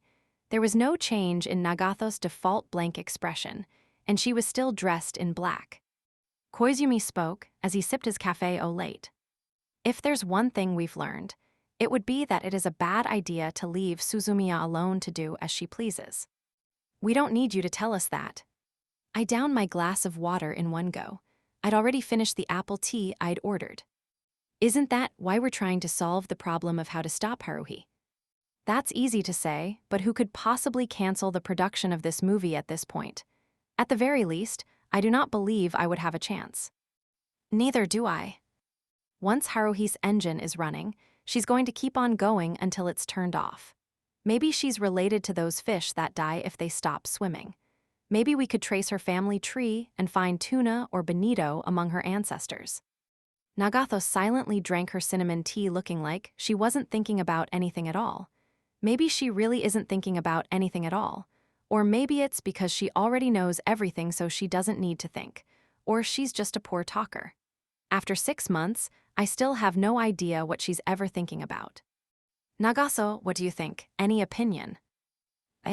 Nagato soundlessly returned her cup to the saucer and smoothly turned to look at me. Unlike the previous incident, Haruhi Suzumiya has not disappeared from this world. Her voice sounded like it was freeze-dried. The data overmind has determined that is sufficient. Koizumi gracefully placed a hand on his forehead. But this is a problem for us. There is no problem for us. Rather, we welcome the outbreak of change in our subject of observation. Really? Koizumi quickly gave up on Nagato and turned back to me. Then we need to decide what genre Suzumiya's movie will fall under. Well, it looks like he's going to stop making sense again. The makeup of a story can be roughly assigned to one of 3 classifications. One that takes place within the framework of the story, one that destroys the framework and creates a new framework, or one that destroys the framework and restores it again. And he's making a speech or something. Huh, what's this guy talking about? That would be the general reaction from the audience. Asahina, you shouldn't be listening to him so earnestly. Incidentally, we exist within the framework, so we can only learn about this world through logically thought-out conjecture or observational perception. You keep mentioning framework. What do you even mean by that? For example, let us consider the reality we exist in. I am speaking of the world we live in. On the other hand, the movie Suzumiya is producing would be considered fiction. No kidding. The perceived problem is that events within fiction are having an effect on reality. Miracle Mikuruai, doves, cherry blossoms, cat. We must guard against the infringement of fiction into reality. Koizumi always looked so cheerful when he talked about stuff like this. His sunny face was practically beaming. I resisted by having a gloomy expression on my face. Suzumiya's strange powers are being actualized by using the production of this film as a filter. To guard against that, we must make Suzumiya understand that fiction is just fiction. Since at the moment, she has managed to unconsciously blur the distinction. She must really be on a roll. We need to use a logical process to prove that fictional events are not real. We must shape this movie into a rational, calm affair. How are we supposed to justify a cat talking? We won't be justifying anything. That would merely lead to the construction of a world where cats talk. In our reality, cats do not talk. We must emphasize that there is something wrong with a talking cat, because a world where cats can talk cannot possibly be a part of our world. But it's okay for aliens, time travelers, and aspers. Yes, of course, because they already do exist.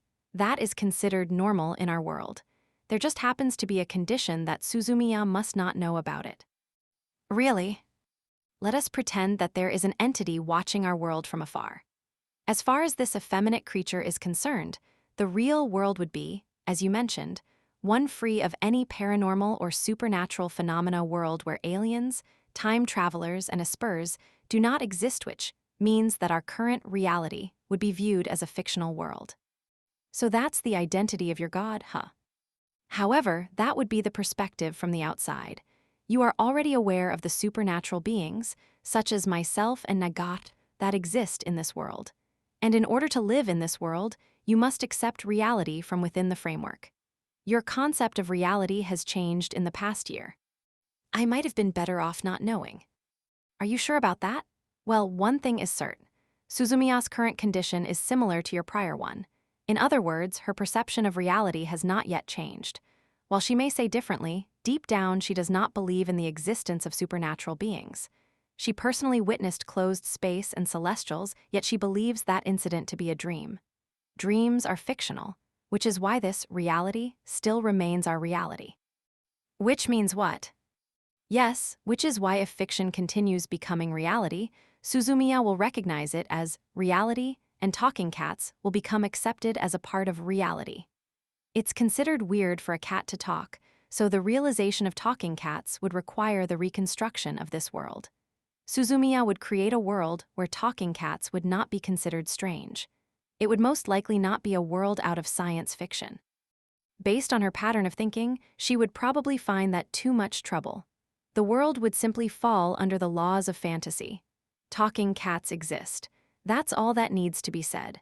No need for any excuses as to why cats can talk, because cats will have become talking animals to begin with. Koizumi set down his mug and rubbed the ceramic edge with his finger. That would be a problem. The principles our world was built on would be turned upside down. I happen to respect what the human race has accomplished through observation and experimentation. On top of that, nobody has ever observed a cat spontaneously talking without any outside influence, which means that nobody would expect it to happen. It would be regarded as a bizarre anomaly in this world. What about you guys? Couldn't you say the same thing about us Spurs? Yes, that is why we would be considered deviations that disturb the established laws of the world. We exist because of Suzumiya. Which means that the same can be said for this talking cat. An existence derived by Suzumiya for the purpose of appearing in the movie. It would appear that a link is attempting to form between the contents of Suzumiya's movie and the real world. At least, that's what we've learned. So now we know anything we can do about it. First of all, we must decide on a genre for the movie. I seriously want to tell him to cut the crap already.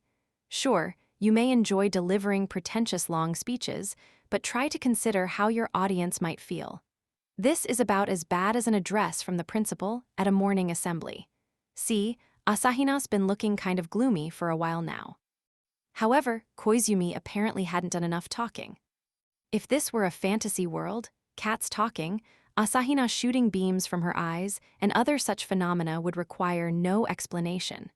Because in such a world, that would be how it always has been. I looked outside the window and made sure shamisen was still there. However, if there were a reason for talking cats and Mikuru beams to exist, that in itself would make this a different world. Cats were talking, and Asahina was shooting beams in reality, but we weren't aware of it.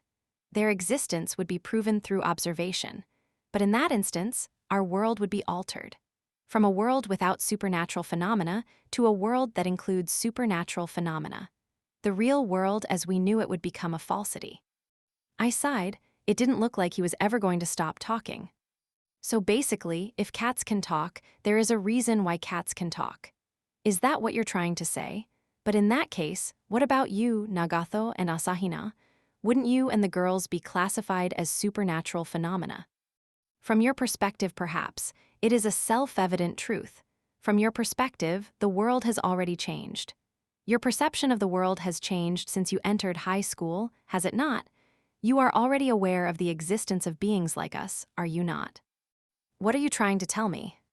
Let us return to topic of the film. At this point, what Suzumiya is attempting to make would probably be classified as fantasy. Within the movie, the cat talks and Asahina and Nagato use magical powers without any explanation. That's just how it works. That's enough. So we just have to give the cat demon, time-traveling waitress, and evil mage a reason to exist. But it isn't so simple. In fact, things would worsen if we did give them a reason to exist. If an observer were to recognize the change within the world of the story between the start and end, it would be the same as accepting their existence. The world would change so that talking cats would be allowed to exist. I can't say that I would welcome the addition of further complications to this world. Neither would I, only Nagato's people wouldn't mind. I mentioned earlier that we needed to decide on a genre. I would like to offer the name of a genre at this point. This genre has the potential to disassemble all of the puzzles and supernatural phenomena with rational explanation and return this distorted world to its original state. The only genre where the world is restored at the end to its starting condition and all enigmatic phenomena are eliminated through rational means. What's that? Mystery, especially classic mystery.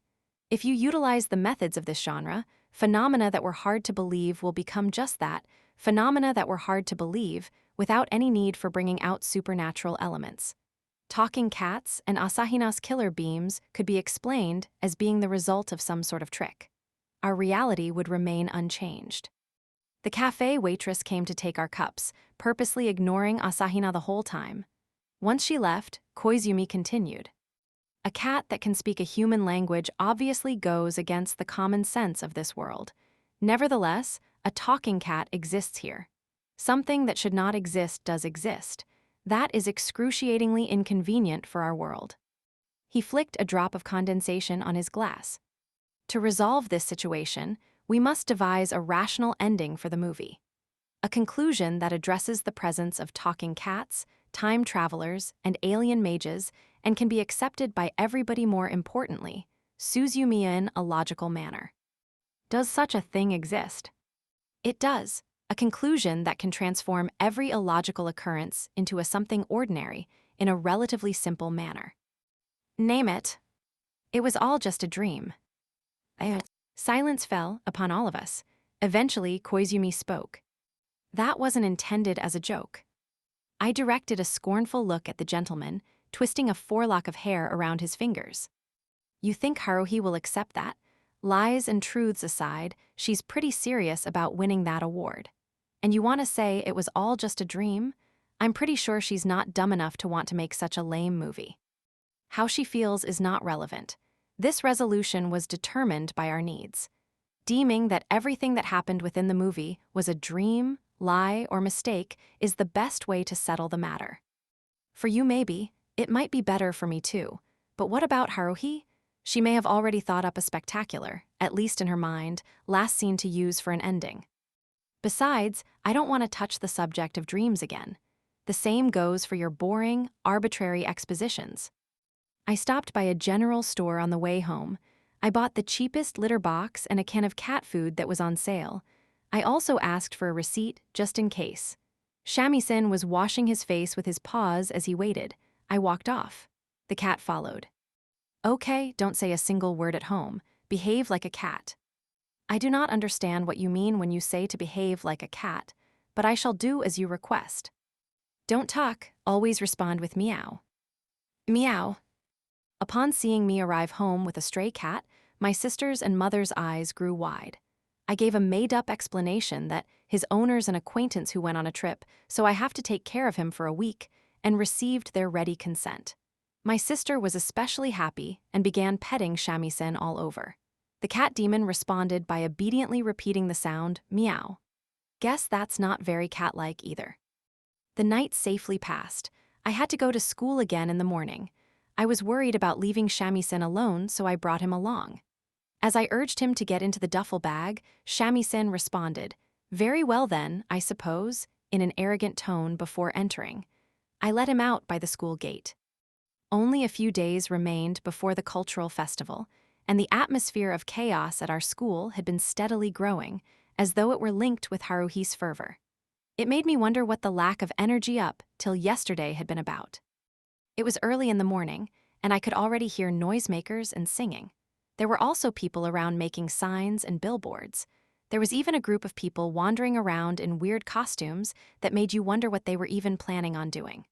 As things stood, a slider or two could join in without feeling out of place. The only people without any motivation were the members of 1-5 probably. Maybe Haruhi sucked all the motivation out of the class.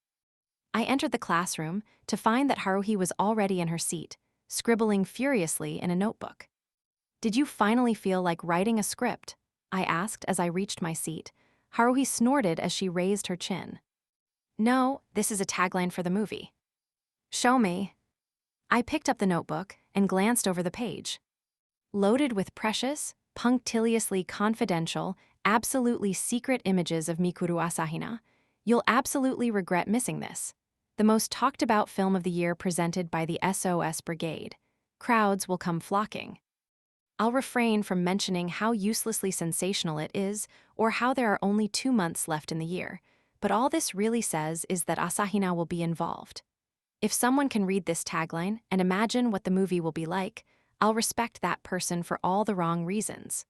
Well, I'm the one filming everything, and I don't even know what the movie is about yet, so I can't really complain. Maybe Haruhi doesn't know either. Whatever the case, I'm impressed she was able to spell punctiliously without looking at a dictionary. I'll print off a bunch of flyers and pass them out on the day of the festival. Yep, they'll work out great. Okabe won't complain about being dressed up as a bunny if it's the cultural festival, right? No, I think he'll complain. This is a strict prefectural high school. Stop doing things that give our teacher stomach pains. Besides, Asahina will be busy with her class's refreshment stand. Koizumi and Nagato probably have stuff to do with their own classes. The only people who don't have anything to do that day are you and me. Haruhi looked at me with suspicious eyes. So you want to dress up in a bunny outfit? How did you come to that conclusion? You can handle it by yourself. I'll stand behind you holding up a billboard. By the way, did you know? There aren't that many days left till the cultural festival. The festival's this Saturday and Sunday. I know that. Really? You seemed pretty relaxed, so I thought you might have gotten the date wrong. I'm not relaxed at all. At this very moment, I'm trying to come up with catch lines. There's something that needs to be done before you start thinking about advertising. When will the movie be finished? Soon. We just need to shoot a few missing scenes, edit everything together, dub in voices and music, add visual effects, and it'll be done. That's a surprise. From my perspective as the cameraman, I'd have to say that there would be more scenes missing than not. Exactly what kind of movie does the director intend this to be? Plus the work that has to be done after the filming sounds like it'll take far more time than we've spent so far. Though it could just be my misconception. It was during the break between third and fourth period. Kyon. A ridiculously loud voice rang across the classroom, making everyone still there jump. I reflexively looked to see Tsuruya peeking through the door. I could barely see Asahina's soft hair next to her. Come over here for a sec. I dashed over as if drawn in by Tsuruya's smile. Haruhi was still following her practice of disappearing the second break began, so she wasn't in the classroom. She was probably wandering around school somewhere. How convenient. As I went out into the hallway, Tsuruya tugged on my sleeve. Mikuru has something to tell you, she shouted in a voice you probably could have heard on the opposite side of the building as she gave Asahina a smack in the back. Come on, Mikuru. Give that to Kyon. With trembling hands, Asahina handed me a fluttery sheet of paper. This is, a DD discount voucher. It's for our class's yakisoba cafe, added Tsuruya to explain further. I gratefully accepted it. It was basically like a coupon.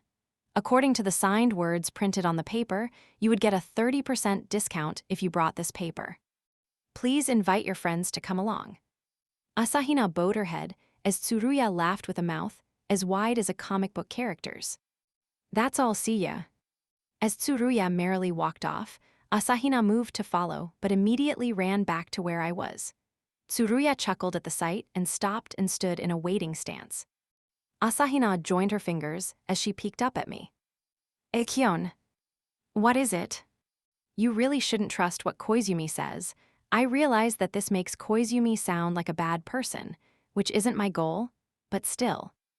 You mean the stuff he says about Haruhi being God? I don't believe any of that. I, have a different idea about that. Basically, it's different from Koizumi's interpretation. Asahina breathed deeply before looking at me with upturned eyes. There's no doubt that Suzumiya has the power to alter the present. However, I don't believe she's changing the structure of the world. The world was like this to begin with. It wasn't created by Suzumiya. Well, a view that totally rejects Koizumi's. I believe that Nagato also has a different view. Asahina entwined her fingers before her uniform. It might be rude to say this. Tsuruya was grinning as she watched us from a distance. The look on her face was like that of a mother swallow urging her chick to leave the nest. I think she misunderstood what was going on. Asahina spoke her words in an unsophisticated tone. What Koizumi is saying is different from what we believe. It would be improper to tell you to, well, not trust him, but She waved her hands frantically. I'm sorry, I'm bad at explaining things, and there are restrictions on what I can say. She went through a cycle of hanging her head and looking back up at me. Koizumi has his own circumstances and theories. The same goes for us, and probably for Nagato as well.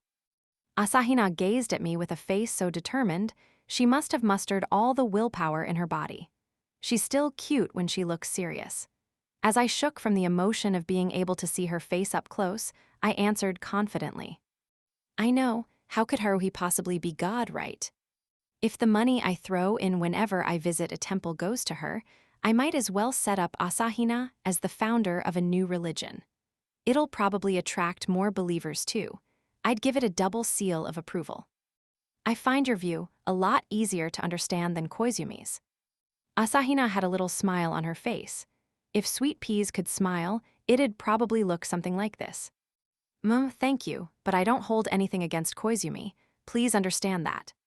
After delivering that odd statement with upturned eyes, she dashed off as though she were running away. With a wave of her small hand, she chased after Tsuruya like a spot-billed duckling following its mother. It would probably be a good idea to get some work done. And with that thought, I headed to the club room to fiddle with the computer, wondering why such an admirable thought had popped into my mind, to find somebody already inside, wearing a pointy hat and black mantle while reading a book.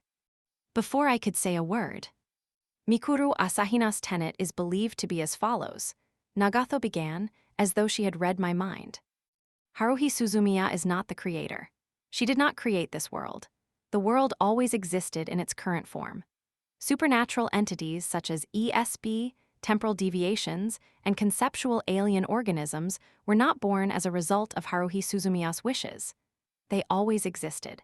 Haruhi Suzumiya's role is to discover such entities without being aware of their identity, and she has wielded that power for the past 3 years. However, her discoveries do not lead to self-recognition. She is able to detect abnormalities in the world, but she is by no means able to recognize them. That is because elements exist to prevent such recognition. Her lips, never smiling, spoke the words plainly. Nagato stared into my eyes and said the following before shutting her mouth. That would be us. So Asahina, for a reason different from Koizumi's, would also be inconvenienced by Haruhi finding mysterious phenomena, I asked. Yes. Nagato returned her eyes to the open book. She didn't seem very interested in our conversation. She has come to this spacetime to protect the future spacetime she belongs to. I have a feeling she just said something really important in passing. Haruhi Suzumiya is considered a variable to Mikuru Asahina's spacetime, and in order to maintain the stability of the future, it is necessary to input the correct values. Mikuru Asahina's role is to regulate those values. Nagato flipped the page without making a sound. She continued without even a blink of those hard, black eyes. Itsuki Koizumi and Mikuru Asahina have differing roles in mind for Haruhi Suzumiya. They can never accept the opposite side's interpretation. As far as they are concerned, a divergent theory would shake the very foundations of their existence. Wait, Koizumi said that his ESB showed up 3 years ago. Nagato immediately responded to my query. There is no guarantee that Itsuki Koizumi is telling the truth. I recalled that handsome, smiling face in my mind. No guarantee indeed. Koizumi's theory just happens to conveniently explain everything that's happened to me. Who can say if he's right? The fact of the matter is, Asahina told me not to believe him. But the same goes for Asahina's theory. Nobody can guarantee that Asahina's answer is correct. I looked at Nagato. Everything Koizumi has said may have been a downright lie. Asahina may not have realized that her view was a lie.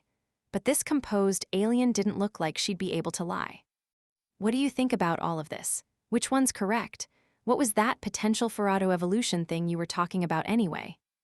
The black-garbed bookworm was completely devoid of emotion. Any truth, I may tell you will be unable to grant you solid proof. What's that? However, that was when I saw a truly rare sight. Nagato had a hesitant expression on her face. As I stood astonished, she responded, "There is no guarantee that I am telling the truth." And with that, she set down her book and left the club room, leaving the following words. "Not for you, at least." The bell began to ring. I don't get it. Normally, you wouldn't write. Koizumi and Nagato don't talk in a way that can be easily understood by other people. It makes me wonder if they're doing it on purpose. They should at least put a little effort into trying to summarize what they're saying to something simpler, or they'll be speaking to deaf ears. Nobody will bother to listen. I walked along with my arms crossed as a group of people dressed in stateless medieval outfits ran past me and turned the corner. Nagato, in her black outfit, could probably join in without looking out of place. Maybe some class or club doesn't want to yield to Haruhi and is filming their own fantasy movie. Lucky them. They're probably having a fun time filming their movie without having to deal with any of the problems plaguing me. And they probably have a director who actually has common sense when it comes to issuing commands. I sighed and returned to the 1-5 classroom. Haruhi was the only one who believed filming was going well. As the expressions of gloom on the faces of Asahina, Koizumi, and myself gradually escalated. A number of things appeared to be happening as the filming progressed. The next thing we knew, the model gun fired water bullets instead of BBs. Asahina shot dangerous crap from her eyes every time Haruhi brought a different colored contact. The gold one shot out rifle darts, and the green one shot out micro black holes, which would lead to her being bitten by Nagato. The cherry blossoms that had bloomed fell to the ground the next day. The white doves at the shrine turned into passenger pigeons, which were supposed to be extinct. A few days later, Koizumi told me this in secret, and the Earth's precession was a little off, according to Nagato. Everyday life was falling apart around us. I dragged my exhausted body home to be met by the whiskered animal opening his mouth. So I simply need to keep my mouth shut around that hyper girl. The calico was sprawled on my bed in a posture resembling the Sphinx. So you do understand. I gently grabbed Shamisen long tail. The cat slid the tail out of my grasp with a swish. You all were behaving in a manner that suggested as much.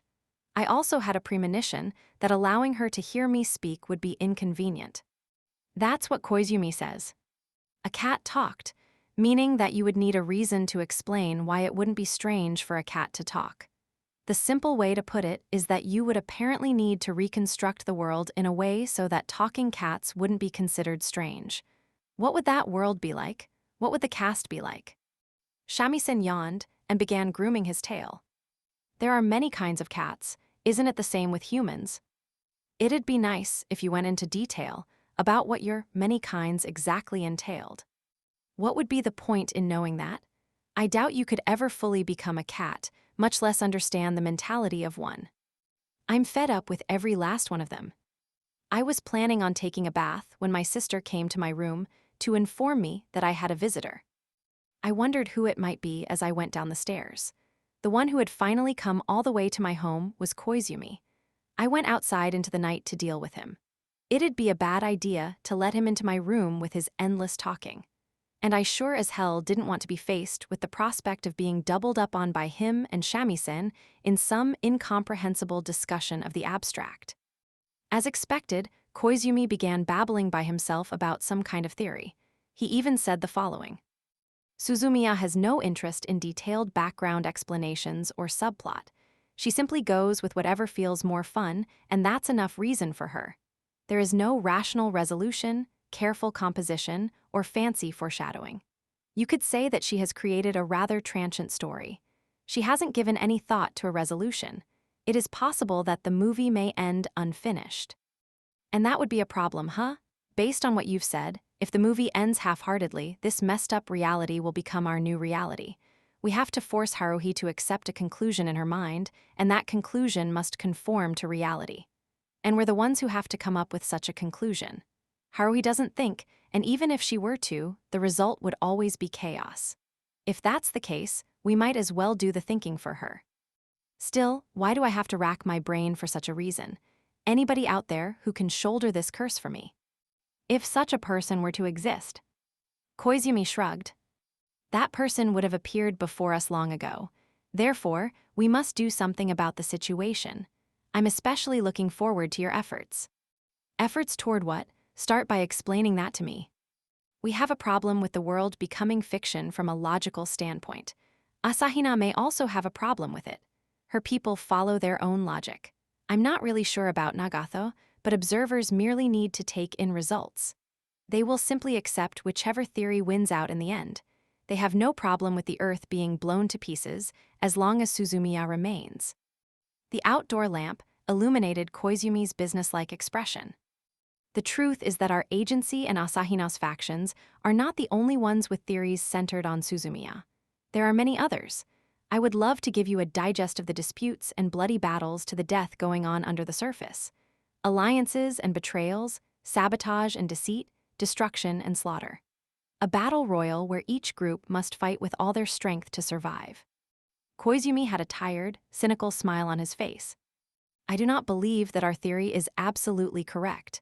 However, I must accept it or I will be unable to continue in my current situation. I just happen to be initially placed on that side. I do not have the option of changing sides. A white pawn cannot switch to the black side. Use Othello or shogi. It has nothing to do with you, nor Suzumiya for that matter. It is better that way. I especially hope that Suzumiya never learns about it. I do not wish to cause her grief. By my standards, Suzumiya has a lovable character. Of course, you do as well. Why are you telling me this? Merely a slip of the tongue?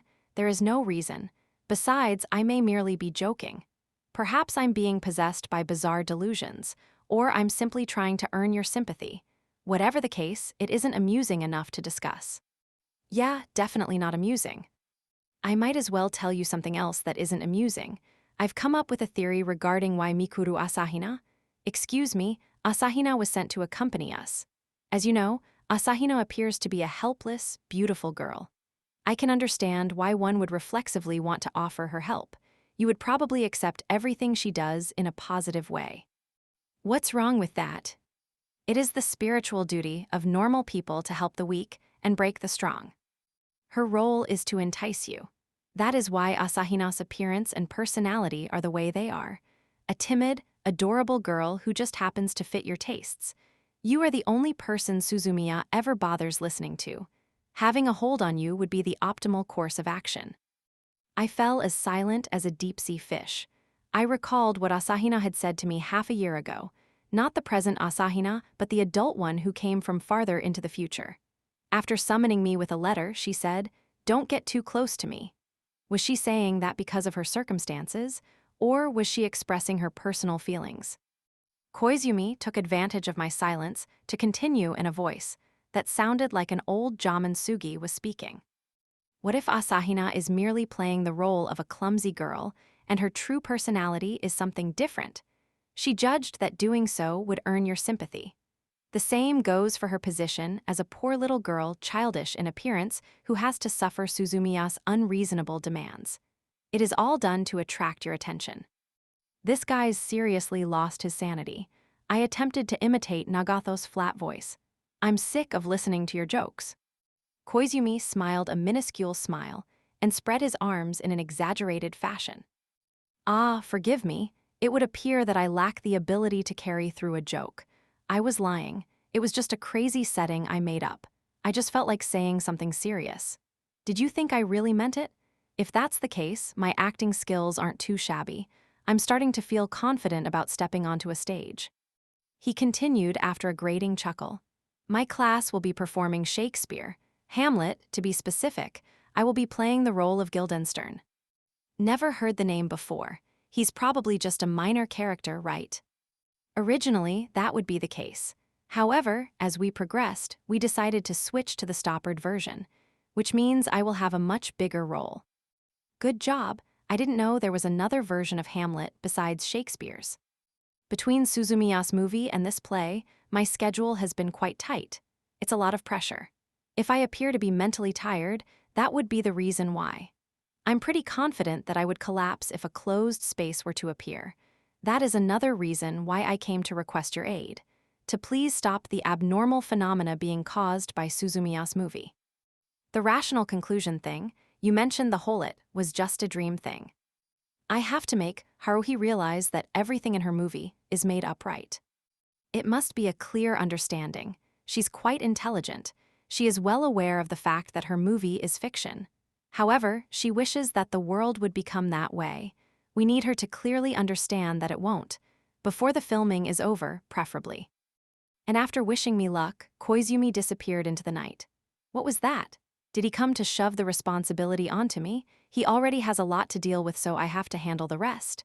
If that's the case, he's come to the wrong person. We're not talking about the Joker and old maid here. You can't just push it around. And Haruhi Suzumiya isn't the 53rd card here. Not the trump card or ace in the hole either. And she's definitely not the maid. But still, I muttered. I can't just ignore all of this. Nagato aside, Asahina and Koizumi look like they're almost out of hit points. The same may be true about the entire world for that matter, but I wouldn't know.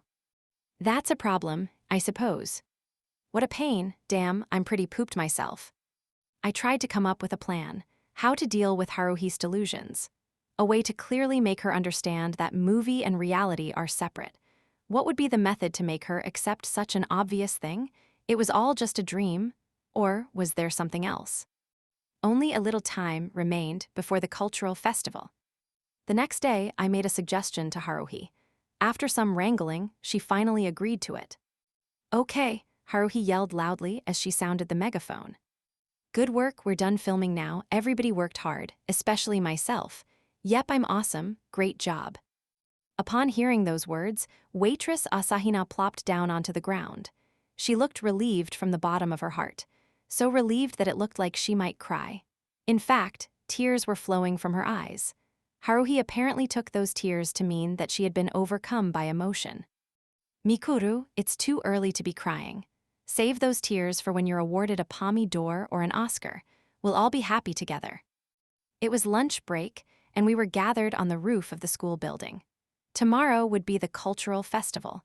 We had been so short on time that we didn't even have time to calmly eat lunch. The final battle between Mikuru and Yuki ended with the sudden awakening of some unknown power within Itsuki Koizumi, and the usage of that convenient power to send Yuki flying into the deep reaches of space. This is perfect. We've made an incredible movie. If we take this to Hollywood, we'll have an avalanche of buyers.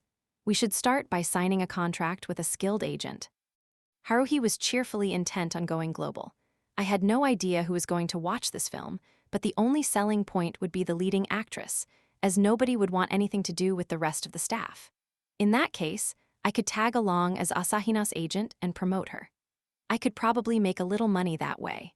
And while we were at it, maybe Haruhi could try to become a gravure idol or something. I was willing to send in her photographs and background without telling her. So it's finally over, huh? Koizumi smiled at me with a sunny face. It's pretty aggravating, but he looked best when he had that free-of-charge smile on his face. I don't want to see a melancholic Koizumi. It would probably give me the creeps. But now that we're finished, it feels like it was all over in an instant. They say that time flies when you're having fun, but I wonder who is having fun in this case. Beats me. Can I trust you to handle the rest? I can't think about anything besides our class play at the moment, since you aren't allowed to retake lines the way you can in movies. Koizumi still had on his usual grin. He placed his hand on my shoulder and whispered in a soft voice, one more thing, an expression of gratitude, from both my organization and myself. And with that said, he left the roof. Nagato silently walked off after him with her usual blank expression. Asahina was with Haruhi, who had one hand around Asahina's shoulders and the other pointing toward the ocean as they looked off into the distance. We're aiming for a Hollywood blockbuster, she shouted. Feel free to point, but if you cross the ocean in that direction, you'll end up in Australia. Good grief, I muttered as I set the video camera down and sat. It may be over for Koizumi, Nagato, and Asahina, but this is only the beginning of the end for me. There's still something I have to do. Somebody had to take the mass quantity of digital video I had filmed and somehow transform the accumulation of junk digital information into the semblance of a movie. And I'm pretty sure that I don't need to tell you to whom that task would fall. It was Friday evening. Haruhi and I were the only people in the club room. The other three were working with their respective classes. It was great that we'd finished shooting and all, but since the filming had taken so long, we barely had any time left to do the remaining tasks. As I replayed the footage I had loaded onto the computer, I came to the conclusion that we would have to turn this into a Mikuru Asahina promotional video clip. Very simple. To be honest, I didn't even have the slightest pixel of an idea as to what kind of movie Haruhi was making to the very end. Are the waitress, death girl, and grinning boy on the monitor okay in the head?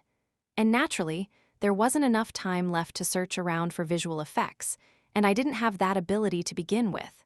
We just have to screen the film without any processing or editing. Haruhi grumbled, "We can't display an unfinished work. Do something about it." Is she talking to me? That's easy for you to say. The cultural festival's tomorrow, and I'm already exhausted. Editing this thing to fit the story you made up was the best I could manage. I probably won't want to watch any movies for a while. However, Haruhi excelled at crushing other people's opinions in an instant. Won't there be enough time with an all-nighter? And who's going to do that? Except I didn't say that, since I was the only one there and Haruhi's ebony eyes were looking straight at me. You just have to stay overnight and finish the job. And then Haruhi said something that left me utterly speechless. I'll help too. In hindsight, Haruhi wasn't any help at all. She stood behind me for a while interfering, but it didn't even take an hour before she was sprawled on the table asleep. Damn, I should have filmed her sleeping. Then I could have put a still shot of that face after the ending credits rolled. And I should mention that I also fell asleep soon after. By the time I opened my eyes, it was already morning, and the keyboard was imprinted into half of my face. Which means that there had been no point in staying overnight. The movie remained unfinished. I managed to cut and piece the thing into something under 30 minutes, but the result was pretty pathetic. Just a wreck filmed on a whim by a bunch of amateurs who didn't have the slightest clue about movies. I should have just defied Haruhi and only used the bunny Asahina shopping district commercials. When you consider that the objective of my editing was to match a story that didn't exist, which would be like spurring on a failure, the result would have to be something awful. In the end, there had been no dubbing or visual effects added. Just a garbage movie so bad it was laughable. I couldn't even show this to Taniguchi. As I considered tossing the computer out the window, I squinted at the morning sunlight streaming in. I'd slept in an unnatural position, so my back was aching. By the time Haruhi, who had woken up first, had shaken me awake, it was 6:30 in the morning. Now that I think about it, this is the first time I've ever stayed overnight at school. Hey, how'd it go? Haruhi looked at the monitor over my shoulder. I had no choice but to move the mouse. The film began playing. As I listened to Haruhi's soft cheering, I was astonished. A CG movie I had never made was magnificently displaying a moving title. At that point, the Adventures of Mikuru Asahina episode began playing with a crappy story, dialogue you could barely hear, and shaky video. You could even hear the director yelling off the screen at times. However, the visual effects could be considered acceptable for a high school amateur film. Lasers were shooting from Asahina's eye, and strange rays were shooting from Nagatho's wand. Hey. Haruhi was expressing her admiration. Not bad, huh? It feels a little lacking, but you did a good job. It wasn't me. Unless another personality surfaced and did this while I was sleeping, there is no way I could ever accomplish this. Somebody else did it. Most likely candidate Nagatho. Possible contender Koizumi. Out of the question Asahina. Dark horse, somebody who hasn't made an appearance yet. Something like that. We spent the next period of time silently appreciating our autonomously produced movie. I might have felt something different if I were watching this on a big screen instead of this small monitor. The video on the display shifted to the last scene. Koizumi and Asahina were holding hands as they walked under cherry blossom trees in full bloom. The camera then panned up to show a blue sky. Cheap-sounding music began playing soon after as the staff roll began scrolling vertically. And at the very end, Haruhi began narrating. The idea I had devised was to force Haruhi to deliver this narration. I convinced her that the director herself should deliver these closing words as a bit of an inside joke. They were the magic words that canceled everything that had occurred. This story is a work of fiction. There is no relation to any real people, organizations, events, or other names and phenomena. It's all made up. If anything seems familiar, it's just a coincidence. Oh, the commercials are an exception. Here's a shout-out to Omori Electronics and Yamatsuchi Model Shop. Give them lots of business. What? Say it again? This story is a work of fiction. There is no relation to any real people, organizations. Hey, Kyon, why do I have to say this? Shouldn't it be obvious? Epilogue. The cultural festival had begun, and I no longer had anything to do. From a practical standpoint, I would have to say that people have the most fun during the preparation stage of an event. Once the event actually begins, everybody is hurrying around and time just zips by. The next thing you know, it's time to clean up. That's why I'll be lounging around until then. For the next 2 days at least, I can do whatever I want without anyone complaining. By now, Haruhi, the only one who might complain, was probably standing by the school gate in her bunny girl outfit, passing out flyers. At least until homeroom teacher Okabe and the executive committee show up to stop her. Well, I wonder how many she'll manage to pass out. I left the club room and headed into the school grounds, bustling with activity. The alterations to reality we had feared had been quelled. That's what Koizumi claimed, and Nagato had confirmed it, so it must be true. I realized it when Shamisen stopped talking. He's as silent as Nagato now. It'd be kind of mean to kick him out at this point, so I'm planning on keeping him. My sister also seemed pretty happy about having a moving stuffed animal. I'll tell my family that the former owner ended up moving to his travel destination. The calico meows every now and then, which always makes me wonder if he's actually trying to say something else. Well, I suppose it doesn't matter. Speaking of stuff that's no longer around, I hadn't been able to find a program in the cultural festival that would have featured that group of people I'd seen walking around in bizarre outfits. I even checked the pamphlet issued by the executive committee and had a peek at all the classrooms that seemed remotely relevant, such as the drama club, but they weren't anywhere to be found. I wonder who those people were. Huh, I muttered for no reason before marching through the school building. What if there were sliders wandering around our school, and the people in their world happened to wear fantasy-like clothing? Yeah, like what Nagato's been wearing. Wouldn't that mean that Nagato had purposely walked around in that outfit from the beginning to trick Haruhi? As if to give Haruhi the impression that such costumes were merely part of a cultural festival. Nagato never says anything, so I can't be sure, but it's possible that she's engaged in some battle somewhere outside of my knowledge. She was awfully quiet this time. If she had to save the Earth from destruction or something, she would probably just silently do it. She might tell me if I asked, but it probably won't be anything she can communicate through words, and I doubt I have the brains to understand her if she did. That's why I decided to keep my mouth shut, especially when Haruhi's around. On a slightly related note, the SOS Brigade-produced movie was screened in the AV room. Our film was screened with the Film Research Societies as a double feature. Haruhi basically forced the Film Society into doing it this way. It was the only classroom with a projector. The Film Society disapproved until the very last second, but there isn't a human on this planet who can go against a decision by Haruhi. So in the end, Haruhi had her way and the cruddy commercial-loaded movie was screened.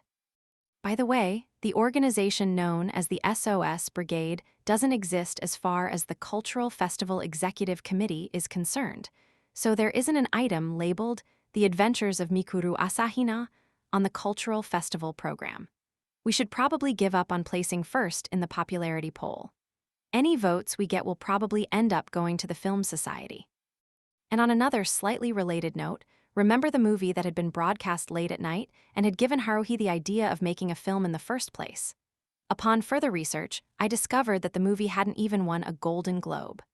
The movie was something called Dake, which had been screened at the Cannes Film Festival a fairly long time ago. Did she make some kind of mistake? Just to make sure, I rented it. I fell asleep after 30 minutes. Therefore, I was unable to determine if it was interesting or not. I'm planning on giving it another try before I return it. I decided I might as well watch Class 19's play. Koizumi had a smile on his face the entire time he was acting his odd role, which met a rather stupid death at the end. About as stupid as Haruhi's film actually, but the audience seemed to enjoy it. Maybe I was just biased because the leading part had been played by Koizumi. And the fact that Koizumi looked like he was just being himself instead of acting definitely hurt. When Koizumi came out in response to the applause after the curtain call, he looked at me and shut one eye. I left the classroom before his creepy wink could reach me. I figured I might as well check out Nagatho's class, but by the time I reached the classroom holding the fortune-telling convention, there was already a long line. I peeked in to see a number of girls dressed in black costumes. Nagatho's inorganically pale face was among them.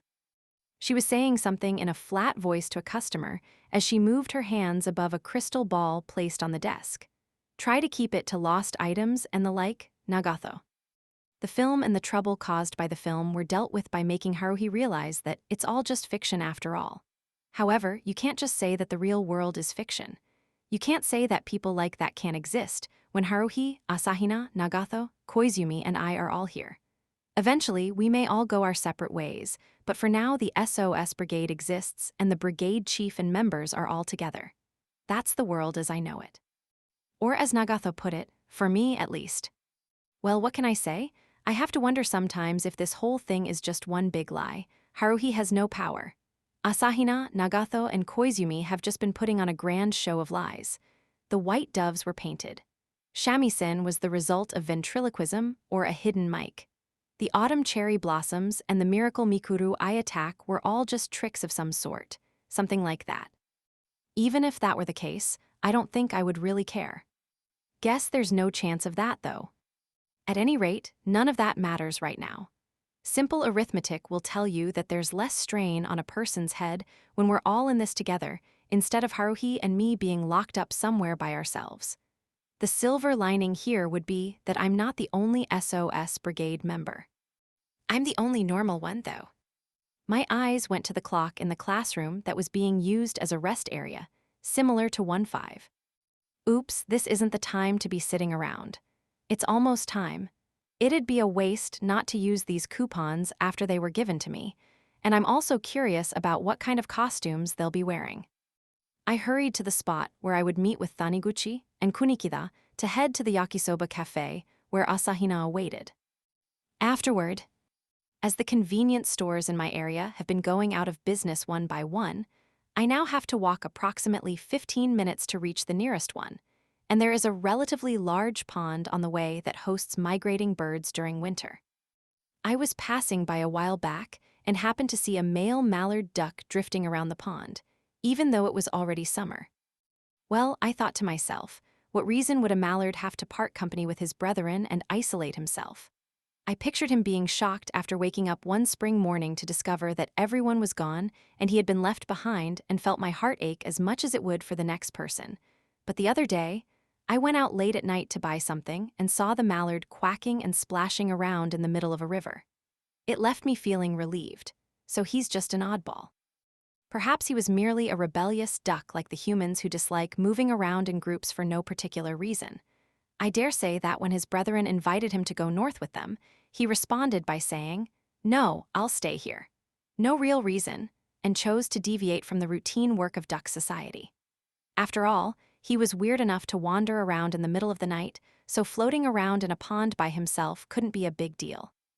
In fact, I surmised that he happened to prefer to be alone. And so I convinced myself. But after a slight bit of research, I discovered that many migratory birds choose not to go north when spring comes. Basically, humans stop by the lake to feed them so they can live a comfortable life without having to worry about finding their own food. That would mean that he wasn't an oddball, but rather a lazy bum, which shattered my arbitrary dream and left me dejected, which is why I wrote about it in this afterword. Of course, none of this matters to the mallard, as far as he is concerned.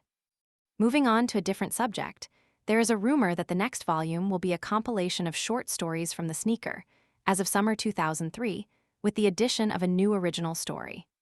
At the moment, I believe that the title will be The Boredom of Haruhi Suzumiya, but it is still subject to change. Of course, Spending only 3 seconds to come up with the title The Melancholy of Haruhi Suzumiya has left me with a series title that doesn't seem quite right. I didn't expect this to become a series. I apologize. On another note, I would like to thank the people who spent a great deal of time playing mahjong with me the other day. I would appreciate it if you could hold yourself back or show mercy. No, never mind. Finally, I would like to express my gratitude to my editor, Mr. S., and the illustrator, Ms. Noisy Ito, along with everyone involved in the publication of this book, as well as all of the readers. I hope to see you again. Nagaru Tanigawa.